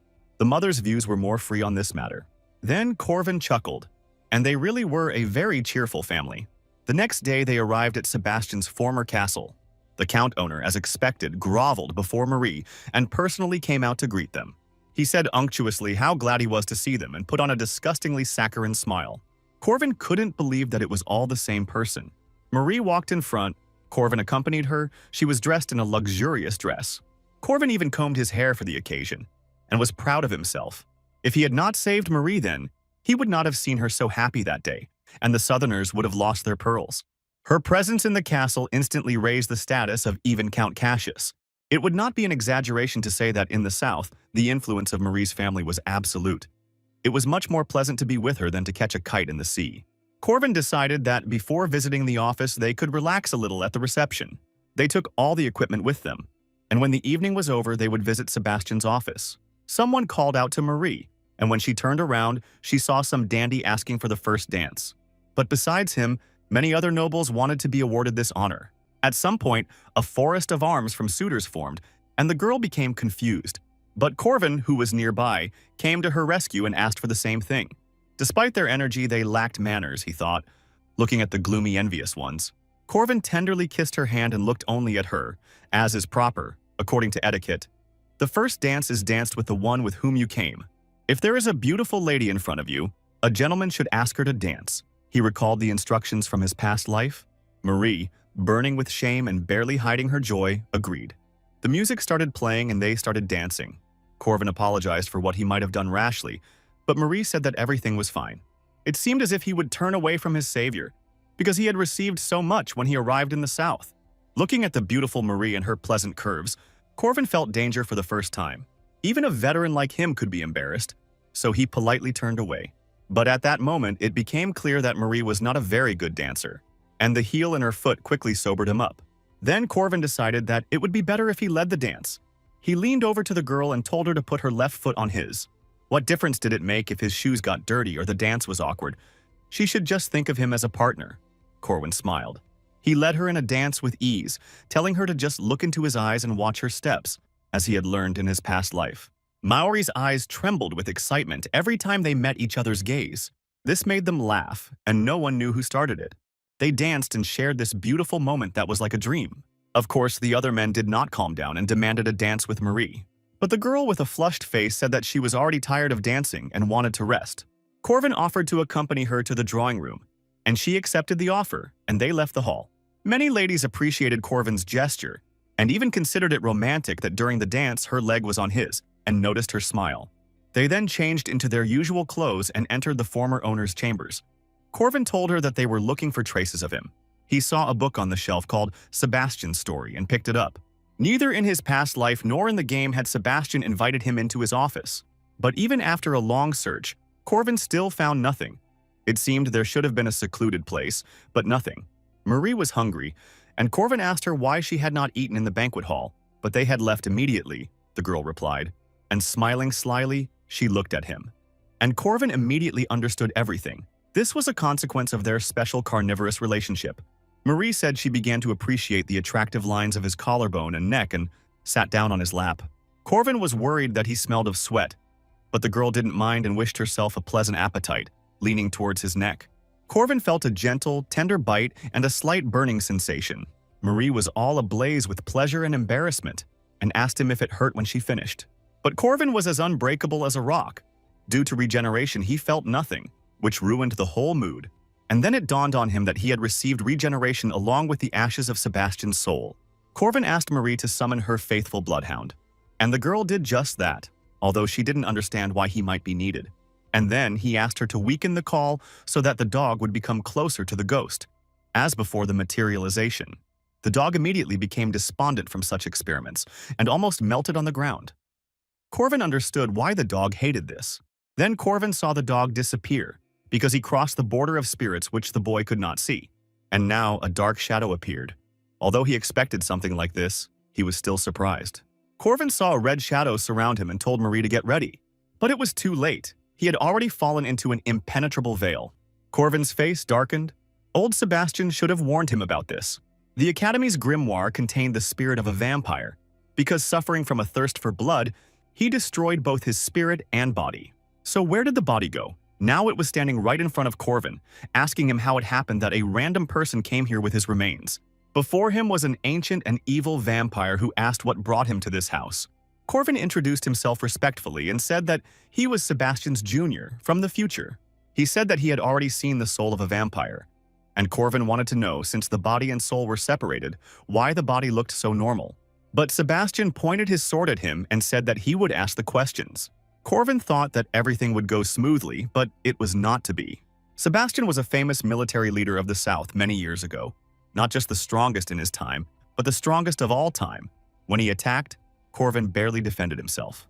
The vampire thought that since the guy saw his soul, he destroyed it. But Corvin objected that he helped her find peace and harmony. But Sebastian was adamant. If his soul had sent Corvin here, he would not have come to him with a vampire. Corvin was outraged that he was called a liar and did not understand how the body could move without a soul. The vampire's body is immortal, but he needed a part of his soul connected to this place so that he would not become a monster like the one Corvin brought. Then the guy objected that Marie was different and did not attack people, and Sebastian said that he had been exhausting himself for many centuries to get rid of his thirst. But even when he sewed up his nose and mouth, there was one thing that didn't give him peace: the smell of blood. Vampires are unable to resist it. He was like that himself. Sebastian simply physically couldn't believe it, and he said that if Corvin planned to stop him, he would also be in danger. The Duke was completely surrounded by a dark, bloody aura of power. The guy didn't expect this and regretted coming here with Marie. The hero's body was completely destroyed due to hatred for vampires. Corvin realized that there was no time for jokes anymore and prepared to use the most powerful aura burning technique. His spear struck the ancient and dead vampire like a snake. Sebastian seemed to be waiting for his blow and did not move. Corvin's eyes were burning with fire. He had to stop the dead man before Marie got hurt. But the Duke could also use various techniques. In his youth, Sebastian gained this power after killing a dragon. And then Corvin realized how badly he had miscalculated. The vampire was a monster that went beyond the first rank. Sebastian told Marie that she was a pathetic monster and approached her. What could she expect while living a human life? After which the vampire grabbed Corvin and bit him on the neck. Even if she has overcome her thirst and does not consider herself a monster, does she really think that it is due to willpower? The vampire asked. In the end, she would want the blood of her lover just as much, the ancient vampire believed. He knows this firsthand because he killed people dear to him. Sebastian shouted at her to disappear and rushed forward, raising his sword. Marie barely dodged his sharp thrust. The girl denied these attacks. She was not that kind of vampire. Marie summoned her dog, but Sebastian cast a binding spell on him. The golden chains wrapped tightly around the dog, leaving him defenseless. After all, he relied only on strength and had no strategy, which is why the vampire was able to hit the bloody dog with a sword.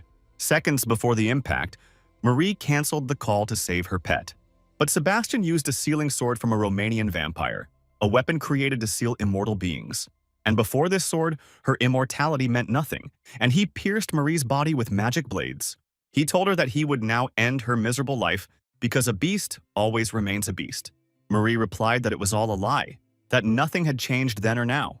Corvin himself told her many times that everything was fine.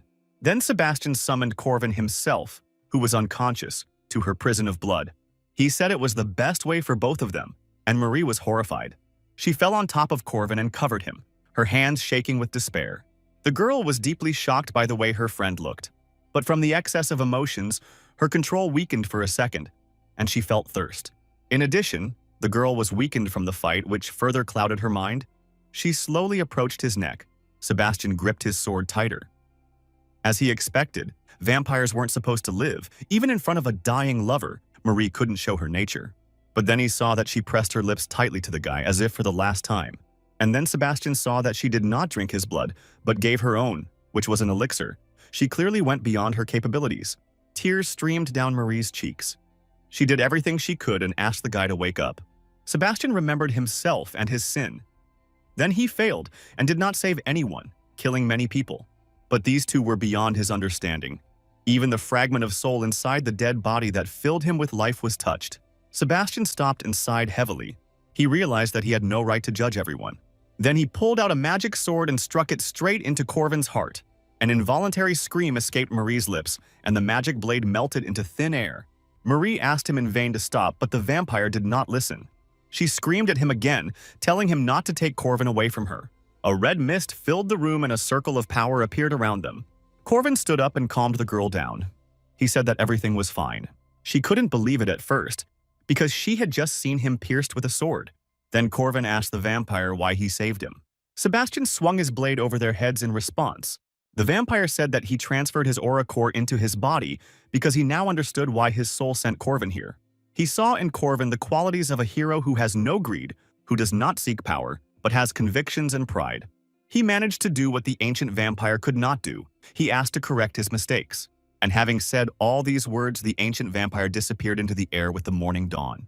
Corvin clearly felt a new strength raging in his heart. Marie fell on him from an excess of feelings and pressed herself tightly so that even Corvin felt a little pain. But at the same time, it was warm. The girl was very scared. She thought that he really died. She demanded that he promise her that he would never die again without her permission. Corvin smiled. Fortunately, this time everything ended well.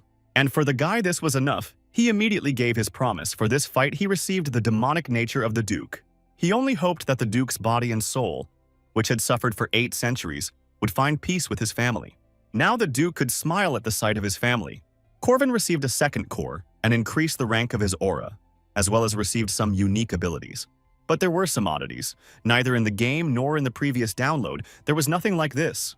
The vampire hadn't given such power before. It would have been great if he had done it right away. So many people wouldn't have suffered.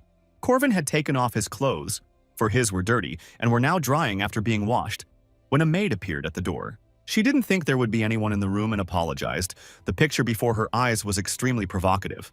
Moreover, she recognized the Pearl of the South, Marie, and Corvin began to justify himself that this was not what she thought.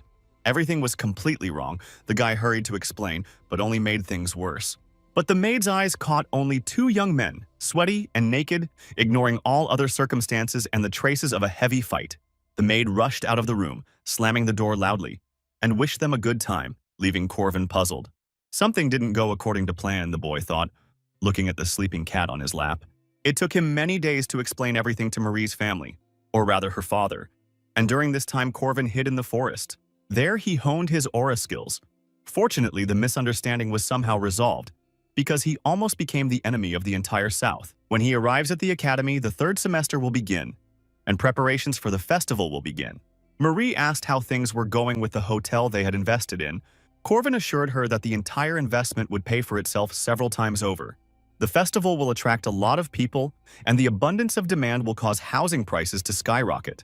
And then, he will sell this land to get back his invested money, and so his capital will grow.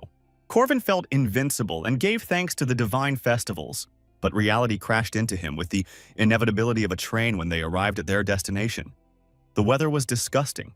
A huge hurricane was raging over the city, which seemed to hint that when it comes to investments, you shouldn't put your eggs in one basket. There was no such thing in the last upload. Such a strong typhoon should have affected the preparations for the festival, Marie consoled Corvin. This happens when a man takes on a big task. Everyone makes mistakes, and she asked if he was ready to write an IOU. And if he can't pay, he just needs to put his seal where she says she made him a strange offer. Corvin dropped by the special dormitory where he met with Director Cassid. Professor Josephine was away with Helen. Cassid suggested that they stay the night because of the weather.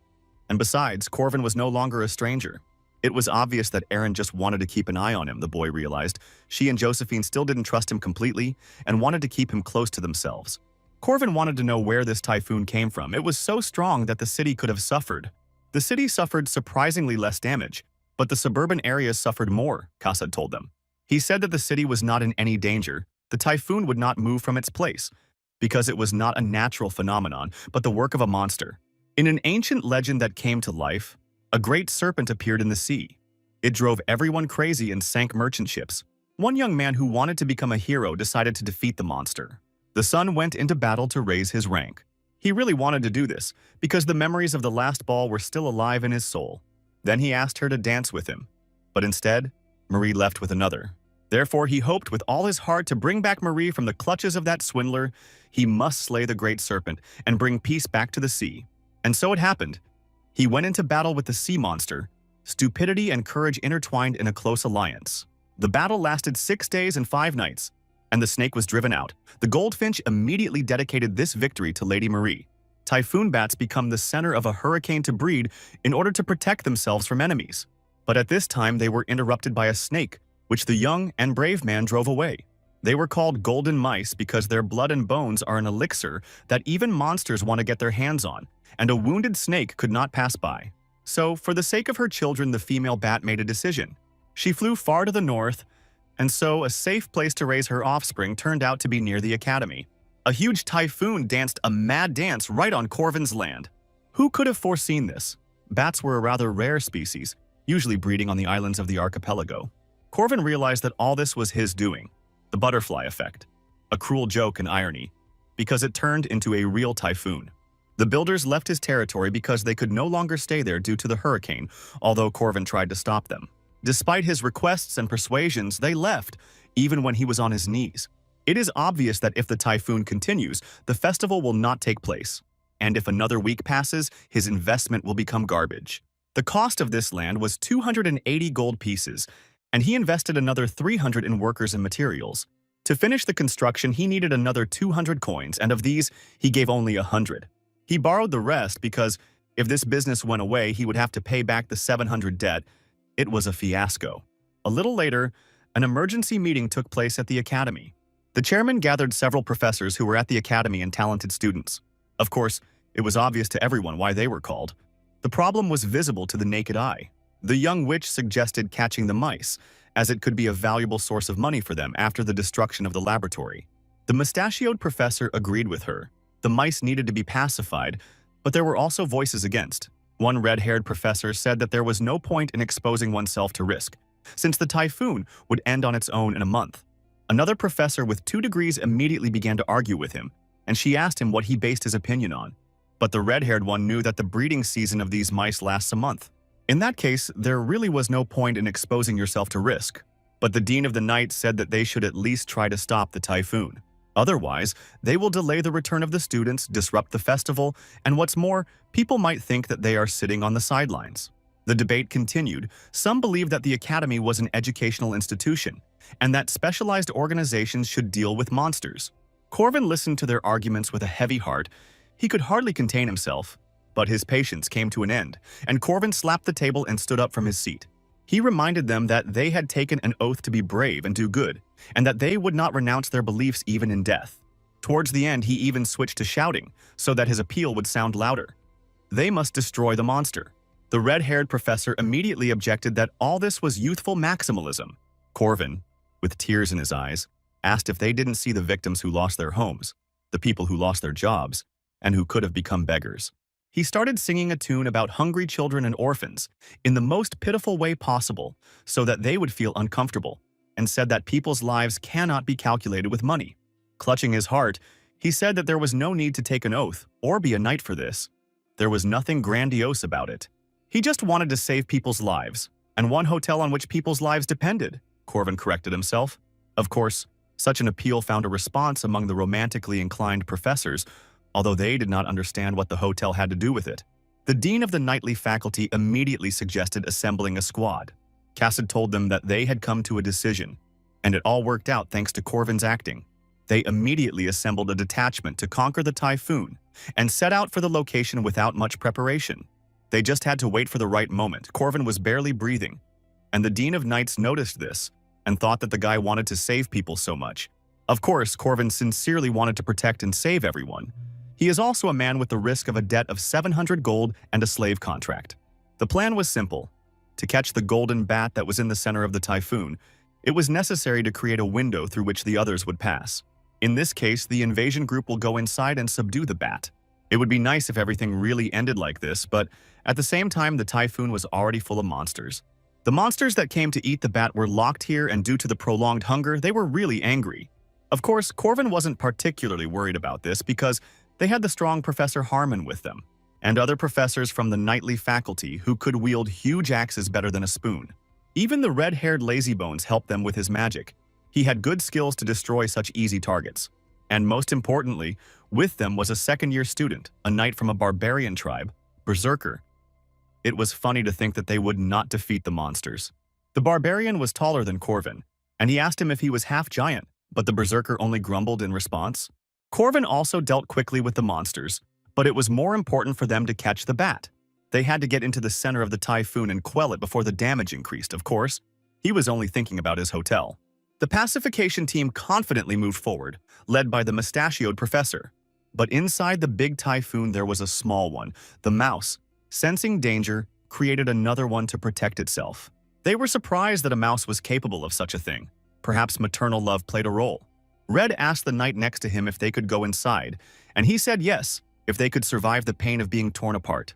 Then the red-haired professor said that they would lose too much and decided not to overdo it. He fired a flare into the sky and requested reinforcements. And then the sorceress Dana came into play. It was time for her to show her skills. The typhoon was filled with red discharges and began to seem even more dangerous than before. The red-haired professor covered everyone behind his protective dome. He indignantly reminded Dana that he had asked her to eliminate only the typhoon, and not them both. A huge red bolt of lightning exploded in the sky, and the air hissed like a bottle of soda that had been shaken and suddenly opened. Harmon was indignant. That's why they hate wizards, who are always trying to destroy their knights, he shouted in the ruins. But to their horror, they saw that the typhoon was not affected, and this looked strange. To their surprise, the mouse only grew bigger, and the professors did not know how this happened. And then Corvin realized that the mouse had evolved right before their eyes. The growth of demonic beings is a unique phenomenon that occurs in the process of life and accumulation of experience. The mouse absorbed most of Dana's attack, and they could no longer treat her as a normal monster. Now the bat has become the queen of the storm. Typhoon became stronger at once and caught all the people like chips inside itself. Worse, any attacks can make it stronger. The professors were flying around in confusion, not knowing what to do, and Corwin said that it was his time to act. And it made him realize again that his martial arts didn't work without a fulcrum. They definitely couldn't do anything. The mouse didn't give them a chance to do anything. While they were hovering in the air, even the 2-meter-tall berserker giant was useless. But Corvin could not accept defeat so easily, because the debt hung over him like the sword of Damocles. Berserker shouted to Corvin why he was talking so much. Corvin borrowed the giant's head, and although he couldn't keep it on the ground, he still found a foothold. Now he was jumping in the typhoon using the knights' bodies as a fulcrum. And as if a rocket was approaching the monster, his eyes were filled with vengeance. The monster wanted to protect his unborn children. The outcome of this battle depended on this throw, and a desperate battle began. But Corvin's last point of support was the jelly, which could not withstand the push. Then he began to use the technique as best he could, right inside the slug. And he threw his spear with all his might straight at the bat, since he was within throwing distance. And again he realized that all martial arts work only on the ground. They are useless in the air. Corvin realized that he had reached his limit and thought only about debts. And so he realized that risky investments with long leverage are the worst investment, and he would be better off eating delicious food with that money. He thought that his world was destroyed and everything was lost. When I saw someone attacking a bat, these were loud sounds that could be heard even in the middle of a typhoon. He looked up to see who it was and caught the moment when the mouse was defeated in one move. The girl in the monastic robe fought in the air with great power and without hindrance. She delivered another powerful blow to the mouse's head. A huge explosion occurred in the center of the typhoon, which blew away everything that was underneath it. The slime that Corvin was in evaporated, and he covered his face from the bright flash. And when the typhoon ended, the knights flopped to the ground like frogs. They looked through the thick dust at the one who came and finished everything. Corvin whispered the words of prayer. God did exist after all. As Helen and Josephine approached Corvin, he prayed fervently. The turmoil with the typhoon hit the outskirts of the city but quickly died down, and the city was not damaged in any way. The academy existed on taxes from citizens, so it was important for the guards and its students to maintain the image of heroes and protectors. And volunteer work was part of this image. Marie handed out her favorite potatoes. But Helen was not so friendly, and when asked to give more, she replied, "Eat as much as they give you." Corvin noted that she had no shortage of humanity and asked if she knew how civilization began. But the girl brushed him off. Corvin explained that he himself learned about this from someone. The beginning of civilization can be considered the appearance of bones with traces of healing after a fracture. Typically, such a fracture would result in death in the wild, but the healed injury suggests that the wounded animal was cared for by its fellows and shared food. If someone is in trouble, they need help. And that is the basis of civilization, Corwin said. But for Helen, the answer was the same. It was all because of the weakness of people. It didn't matter to her because she didn't have anyone who could come and help her in difficult times. Corvin was determined to help her because it mattered. Helen sighed and told him not to say such things so easily, being a weakling. She is a living monster created using living people.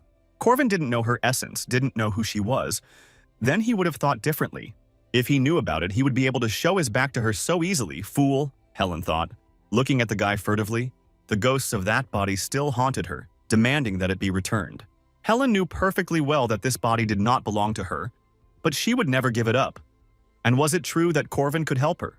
The city where the academy was located was considered safe, but this was hardly true in reality, because there was its own crime here, like this gang of black snakes that ruled the slums. Sometimes they carried out special tasks to establish their power in the region. For example, eliminating excessively noisy people in your establishments. Corvin demanded that they bring him even more strong tea, which disturbed all the visitors. Then, the dummies entered the hall, demanding to see the troublemaker, but the guy was waiting for them. This bar bought illegal tea from the gang, and also paid them money for protection. There was no more suitable place to catch the bandits. The impudent blockheads realized that he was a student at the academy, and told him that since he was a minor, he couldn't be there. The bandits were ready to let him go if he left immediately, but Corvin poured tea on the dummy's head. The rest of the gang members rushed towards them, But the leader stopped them. There were many guards like Corvin. All of them came here and rushed into battle relying on their pride. And only after the pompous speech did the leader tell his dogs to teach Corvin a lesson. He was sure that these formidable, fierce bandits would definitely punish the self-confident student. But naturally, the outcome was predictable. They all lay down on the floor. Corvin dealt with the dummies in the blink of an eye and put them to bed. He introduced himself as someone who catches mad dogs and grinned. That day, the entire gang ceased to exist. Corvin eliminated them because they were engaged in slave trading. In this world, demonic people were an object of rejection. Of course, they were not ordinary. That is why human society rejected them, succumbing to disgusting xenophobia. Corvin informed the prisoners after releasing them from their cages that a carriage sent by Marie's family was waiting for them outside. Because he freed them, the demon people trusted him more. And then he got down to the real purpose of this visit. He asked if Renee and Ron, brother and sister, were there. The girl with flowers in her hair pointed her finger at him. And Corvin saw two puppies of a demonic breed who were hissing and growling. In his past life, when he met them, they were 20 years old, of course. The beastmen's bodies grew faster, along with development. But in any case, he had no intention of leaving them in this place. The girl was protecting her brother. It was obviously Ren's older sister. These people awakened immediately after birth, so they were sold as children. The atmosphere was very different from what Corwin remembered. She was a powerful, pumped-up, and rude sister, and this was only in a year. In the past, they were villains, acting as minions of the church, and the churchmen wanted to use them to create political conflict. These two were no ordinary enemies, but Peter still killed them last time. Even though they were different from what Corvin remembered, he still invited the children to come with him. But Ren refused his help and threw his hand away. Corvin hugged them anyway and said that no one would hurt them or beat them again. Children who had never known love and affection and had been forced to build thorns around themselves for protection were now crying. Corvin asked their names, although he knew them well enough to be able to distinguish them without difficulty. He told them that he was a guardian and noticed that Ren had stopped being nervous. At first he had calmed them down, but now he really needed to make guards out of them. The bar employee only pretended to be a waitress, but in reality she was a valuable information gatherer and the leader of the guild. Corvin thought that these were not the beasts he knew. He was going to use them to keep his enemies in check. But now there was no question of that. He told the spy to take the children to his hotel and feed them. In the end, to save Helen, he would have to act on his own, Corwin realized. In the southeast of the city, there was a tall tower that served as a landing platform. And then a one-legged plane, white in color, landed. The dispatcher greeted the important guest and asked for her documents. A white-haired man in oriental clothes jumped from the bird. It was Professor Khan and his students from the Barama Academy. The eldest of them introduced himself. The guy's name was Jin, and the girl's name was Yuri. The dispatcher welcomed them to the kingdom and pointed to the exit where a carriage was waiting for them. They were greeted quite hospitably and boarded the magic tram. As soon as Jin sat down, Yuri put a sword to his throat because the impudent guy did it before the teacher. But Khan told them to sit down and stop arguing. These were empty words. Then Jin asked if the teacher was sure that the one they were looking for was in this place. Khan said that the director of the academy had definitely taken her, and the emperor had guaranteed it. He told them to hide their identity. Now it was necessary to forget about everything and do a great deed. These words caused the boy to be overwhelmed by a wave of flashbacks. How could he forget what he saw? Everything on fire and piles of bones. And that evil spirit he hated, he gritted his teeth in anger. A month had passed since the mouse incident, and the academy was bustling with activity due to the festival, although it was more like the Four Schools Cup. Jaeger and Lark were delighted, and were in a hurry to create a team.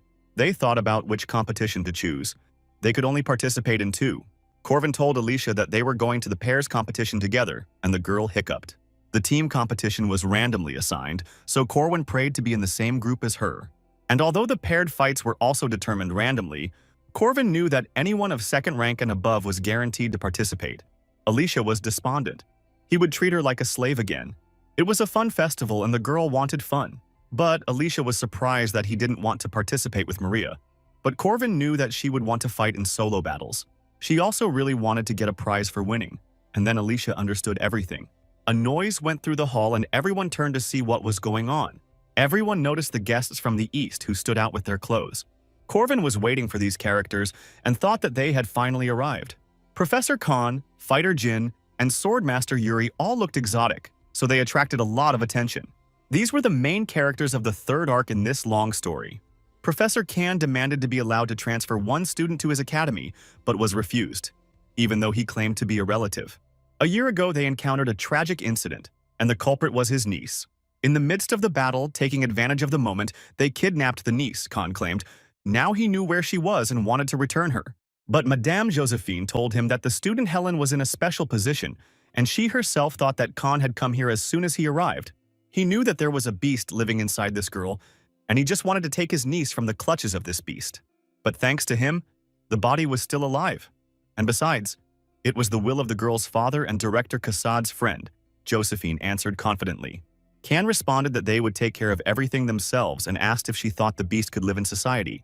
Josephine said that the first term had passed without problems, and the fat bishop whom the sea had sent wanted to know if this was true. The bishop thought that all this could be a demon's plan and said that he did not believe her words. He offered to let Helen participate in the festival. If it is evil, then it will be revealed in front of everyone. Josephine sensed their intentions, but did not want to involve her student in it. But there was nothing to be done. The church stood behind the bishop, and even Madame Josephine could be burned at the stake as a witch. On the other hand, it was a good opportunity for Helen. If she passed the test, in the future, it would become an argument in favor of her humanity. And Josephine said that she would help Helen participate in the individual competition. And she added clearly and unambiguously that where Helen would stay would be decided by the girl herself and no one else. Here on their land, Josephine was Helen's guardian, as well as the director and great saint of the island of Zion. After they left, the professor made herself some coffee, and everything happened as she had been warned. Then he told her that Balthazar's dogs were hiding at the festival, and she even screamed. Corvin knew what was going to happen, but he couldn't describe it specifically. There were only guesses. The Catholic Church and the Eastern Academy. Which of them, or rather both of them, were up to something? Of course, Corvin knew the correct answer, but he couldn't say it. The church was losing influence and fought against it, but still fell into decline. The Eastern Academy, represented by Khan, joined them, and the main target was Helen. Further, the fate of one character and his choice can determine the entire future fate of the continent. Corvin advised Josephine to keep an eye on the church, and Madame asked what he would do. He asked to place the eastern residents on the outskirts of the city, where it would be convenient for him to keep an eye on them. Josephine couldn't help but ask him why she should believe, even after she couldn't just believe him. Corvin said that they may not believe and suspect, but his goal will not change. The guy undressed. Josephine saw his oath carved into his body, which should have dispelled her doubts. The professor recalled that the hotel on the outskirts was built with students' money, and Corvin replied that he certainly had nothing to do with it. Josephine said she had received information that a certain student had received investments from others, and the guy again assured her that it was not him. And recently, student Marie transported food products there and set up a trading shop there, providing for 100 guests, their needs taking into account their origin, food, and so on. Everything was planned carefully. People need to be more flexible and not be too strict, Corvin thought under the professor's inquisitive gaze. And so the time flew by until the festival, but now the nerd and the hooligan couple were noticeably nervous. Among the crowd that filled the square, only 16 people will qualify for the team competition. There were so many people here, even seniors. It was no wonder the boys were so downcast. But Helen's name wasn't there, Corwin learned. And he couldn't find Alicia anywhere, who had been carried away by the current of students.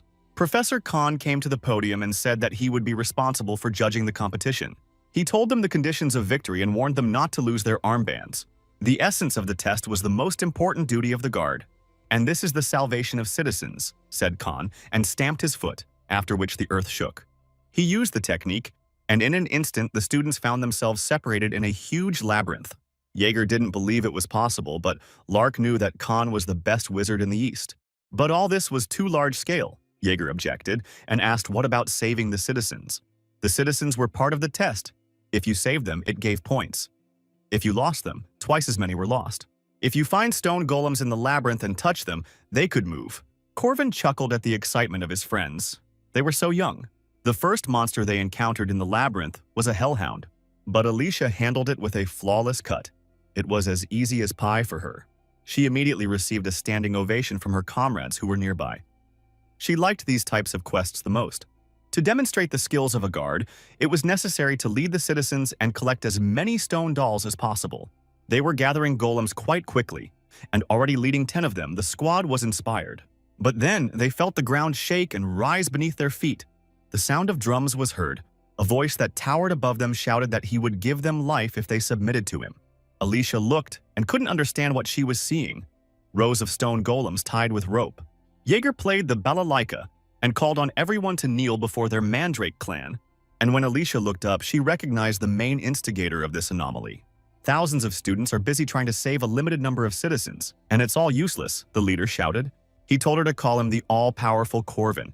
It was much more profitable to eliminate all the teams, he believed. It all started with 3 people. He joined students from other teams. The pretext was to unite and pass the qualifying round. Since only 16 participants would pass, they simply had to eliminate everyone else. That's why they didn't think about a safe zone. They just gathered the golems and combined them into a shield. Many wanted to destroy the citizens with magic, but this could not be done. No one could attack a king who rested on the backs of his subjects. The stone citizens were an excellent shield and means of transportation. Deliver a citizen to a safe zone and you get a point, but destroy him, and you'll be 2 points short. Many teams were crushed by this move and could do nothing. Since they couldn't use magic, they resorted to hand-to-hand combat.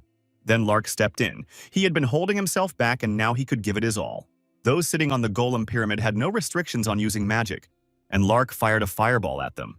After all, even if citizens of other teams were hit, Corvin could take them after the battle and replenish points. This is the main difference between his plan and that of his rivals. They got a large number of citizens very quickly. The rest were in no hurry to unite and looked for a safe zone every time they found citizens. It wasn't even that their strategy was foolproof, it was a lot of fun, and Corvin was having a blast.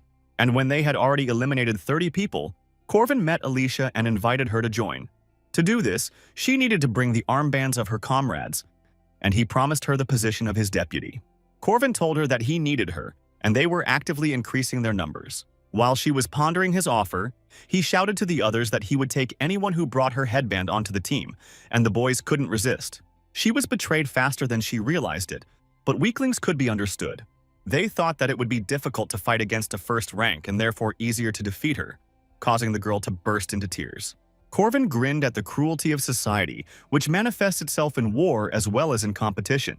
As soon as you feel vulnerable, you are like rats in a cage, devouring each other without hesitation. Alicia cast aside her hesitation. Since they had done this, she didn't want to hold back either. The other participants also belatedly assembled their teams. Marie had a lot of influence and charisma for this. Her squad was a model of friendship and love, so working together they succeeded in saving the stone citizens. Marie was sure that they would overcome everything. That was the case before meeting the Almighty. Isabella quickly reassured her friend. Although there were few of them, their average rank as high school students was higher. But Corvin put on a sweet face and the girl was immediately knocked out. Isabel noticed her strange hesitation and did not understand what was happening because they had been friends for more than 2 years. But all this was nothing compared to the power of love, so Marie immediately switched over. And she attacked her own former comrades and friends. Isabella looked in despair at the demons dancing with joy. The girl laid down her entire team for Corvin the Almighty. He towered over everyone and his team shouted his name. Auto-hunting was an amazing feeling. A madman's smile blossomed on Corvin's face. Professor Khan and Madame Josephine watched his antics with alarm. Khan wanted to know who the all-powerful Corvin was. He was both disgusting and a brilliant strategist. Josephine replied evasively that she did not think there was such a student at their academy. This is how his team gained a nasty reputation but passed the test with an incredible result. At this time, twins were participating in the qualifying competition in pairs battles. They attacked Corvin with magical seals, which he easily dodged. He pointed his finger at Alicia and told her to jerk her body, but the girl did not understand what he wanted from her. But then it dawned on her why he brought her here. To exploit her as usual. In one fell swoop, the girl defeated 2 twins from the east single-handedly. Corvin was pleased that they easily won the pairs competition, although Alicia was the only one to win. The couple Jin and Yuri, on the other hand, were not impressed by Alicia's skills. Even though they had heard about her, it seemed like she was missing the basics, Yuri said. But she was more concerned about the strange spearman next to Alicia, who never entered the battle.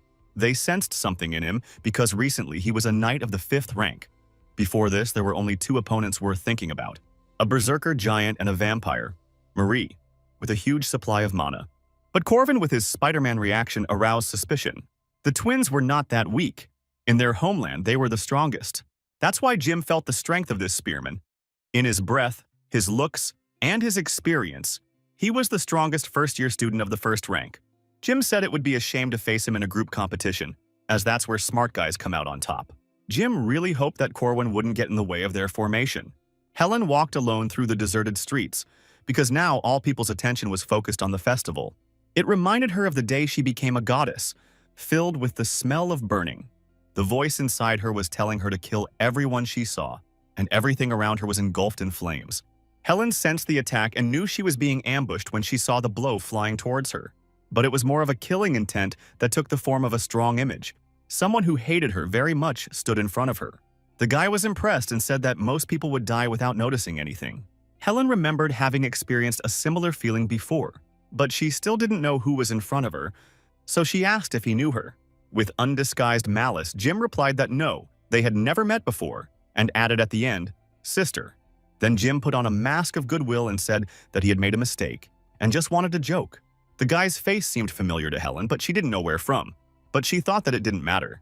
Turning away, she told him to be careful, and he promised to attack only after he had a good look at his opponent. Yuri came up to him and told him that he shouldn't have given himself away so rashly, but Jim was sure that he had confirmed the effectiveness of his technique. The steel monster is a masterpiece of spiritual magicians. In order to seal this monster and save Ran, one must use the 8-gate techniques. Yuri reminded that in order to provoke Helen, one must wait for the right moment. Yuri believed that Ran needed to be pulled out of the monster first. Jim realized that after this, Yuri still wanted to use the monster, but he just wanted to kill him. Corvin sat in the restaurant and thought about his plans. It was unexpected to be so far from school. Professor Khan had changed the location of the team competition, Josephine informed him, leaving him dumbfounded. And all because the supplies brought from the east were stolen by bandits, and Josephine asked if it was his doing. Corvin denied everything and said that he had not stolen anything, and was a little embarrassed under her intense gaze. He didn't steal anything, but he did take things that the church was smuggling, and that Kanu needed to catch Helen. After all, this is an original performance created by Khan. To gain time and regain what was lost, Khan staged this performance. The city they were in was quite ordinary, Alicia said, and offered him something to eat. But Corvin reminded him that it was impossible to eat there. Khan entered the room and looked at everyone present.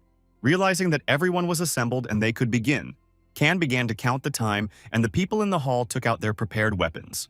Alicia became nervous. She didn't understand what was happening. Khan held up a litmus paper and said to start everything. At the same moment, Corvin pierced the head of the man sitting next to him with a spear. Marie cut off another head of the one in front of her with a spear of ice. Everywhere heads rolled and a real chaos began. When everything became quiet, only the warriors remained standing with weapons in their hands. Alicia was horrified by what was happening and asked what they were doing. Corvin told her to look at the faces of the dead. They were already decomposed. Corvin tried to understand why Khan had chosen this particular place. The same thing had been happening in this city for 300 years. During the day, people lead ordinary lives, but at night the entire huge city becomes ghostly, and its population becomes dead. The city was filled with 1 million dead people who wandered around at night like zombies, all because it is a city of the dead. Then, the competition began. Khan said that the teams must return the Moonstone within a certain time. The teams were assembled on site, given only the bare necessities in their backpacks, and released into the streets, where there were plenty of undead. Only 4 teams will make it through this competition, and to save Helen, they must reach the 3rd stage. Until that moment, you need to participate in this festival of absurdity. The truly dangerous monsters live in the city center, and they need to attack the outskirts. All it took was one of his spears to clear the way, and Corvin threw it. They climbed to the top of the tower. They had to target the sparkling undead that had a moonstone in its belly and quietly score points. Corvin told the team that they must catch the site boss. Because quality is better than quantity, Lark should use a flight spell on them. He agreed and first used the vision spell to find this boss. But before he could do this, he already noticed the boss, and quite close. Corvin immediately reacted and said that we needed to run immediately because it was the boss of the central platform. He asked Lark to cast a flight spell, but suddenly saw that he was possessed by a spirit.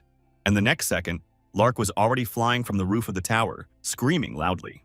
Lark dropped out because he was scared and in a lot of shock and was eliminated. Looking down, he saw the Titan swinging a huge sword, and in one fell swoop he cut down the tower, like a rotten tree. The tower split in half and Corvin told them to run as high as they could while they were falling. They still fell, but miraculously they weren't buried too hard, so they were able to get out. In any case, the first day ended in failure for them because Lark dropped out too quickly. As someone suddenly grabbed Jaeger and dragged him into the sky, Corvin recognized the abyssal screech. It is obvious that with such a commotion, such a monster should have appeared. The guy became despondent. And in addition, a horseman, the king of the dead, appeared before him. Corvin tensed. A titan, a ghostly screech, and now a white king. It was all suspicious. 3 bosses of this city gathered here at once and surrounded them. Alicia also thought that they were finished, and Corvin was wondering what to do. He told her to move when he saw the bosses starting to attack. Corvin would like to avoid expulsion if possible, since Helen's life is at stake. When a bright flash like the sun appeared in the sky, it hit the square and there was a huge explosion. But it was not an explosion, but simply a very strong flash of light that came from the spear. It was all a distraction. Corvin saw someone rush past him out of the corner of his eye. Alicia asked if he was okay, because Jaeger had also disappeared somewhere. Corvin told her that first they needed to get away from here. They ran until they were exhausted, and a cloaked figure appeared in front of them and saved them. Corvin thanked her for her help and wanted to know about her spear. But she wanted to ask how he mastered her technitions, she said, removing her hood.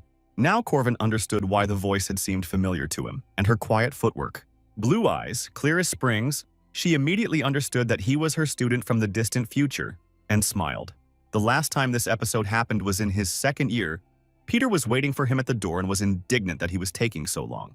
Corvin scolded him for his disrespectful attitude towards his elders. Corvin wanted to know why he had called him here, and Peter knocked on the door of the director's office. Last time, Corvin told Peter that he wanted to become stronger, and he introduced him to the teacher who would help with this. Aaron told him to come in quickly and smiled dazzlingly. It was a bond that was formed through player privileges, and it was their first meeting. After some time, the city became quiet, and zombies roamed the city as before. Aaron took them into the building and said that it was safe. The undead couldn't get in. Alicia thanked her and offered her some chocolate. Aaron declined, but accepted the thanks. She said that you can't eat food from different time periods here. It was a place where events from 300 years ago were repeated, and strange confusion and time paradoxes arose. Corvin had not checked all these feedbacks of the world and was surprised by Alicia's appetite. Corvin asked Aaron why she was there, and she wondered why he didn't call her teacher. Alicia realized that Aaron's teacher was also from the distant past, because she was in this city at that time. It was a contentious moment. In this town, everything was frozen in Groundhog Day. The loop was constantly repeating itself, but not for Aaron. Corvin was surprised that the woman retained her sanity. Aaron stood up and said that she had become friends with the Reaper. This city was a loneliness that gave birth to the undead, and it prevented the birth of the immortal king.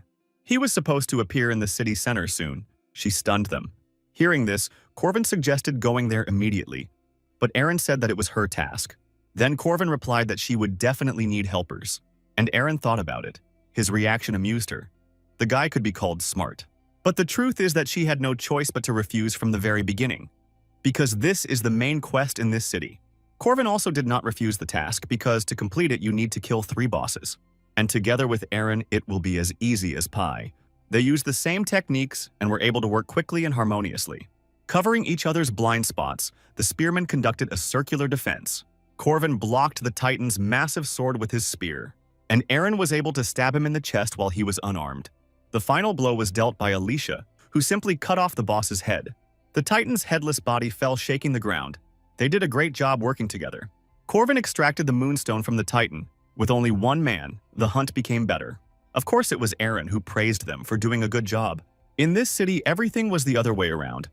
You had to work at night and sleep during the day because it was much safer then. Alicia immediately fell asleep. After all the experiences, the sensitive girl was exhausted. Aaron told him that he could go to bed too, like children should. She saw him as a child. Aaron noted that she taught him everything about the future. The art of the spear, battle runes, fist fighting, she taught him all of this. Aaron was surprised that she chose someone as a successor, and a child like him. Of course, the first was Balthazar, but she later regretted it. Corvin kept silent about this. There was no point in adding hardship to someone whose life was already lost in time. Aaron touched his cheek and asked what he was worried about and said that she was truly blessed to receive so much love from a student. She could tell from his face that her future wasn't so bright. He knew who she was, Aaron asked. Of course Corvin knew. She was a grown woman who stood up to evil. Then she told him to leave and promised to buy time.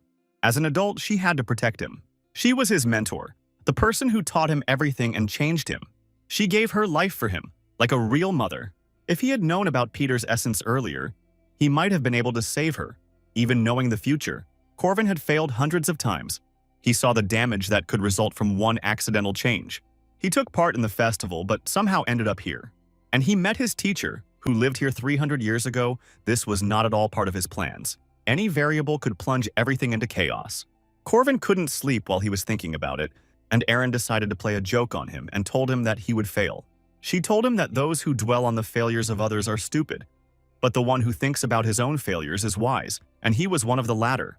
Corvin asked her if she could say the same if she failed. Aaron hugged him and told him that she was a loser who had experienced many failures, and in the future they would be waiting for her too. However, her choice of him as her successor was not unfortunate, and as Queen of Paradise she happily blessed his path, and now he must rest. Corvin still doubted, thinking about it and feeling the warmth of his mentor. But now his main goal was to save Helen from trouble. Meanwhile, individual fights were taking place in the arena.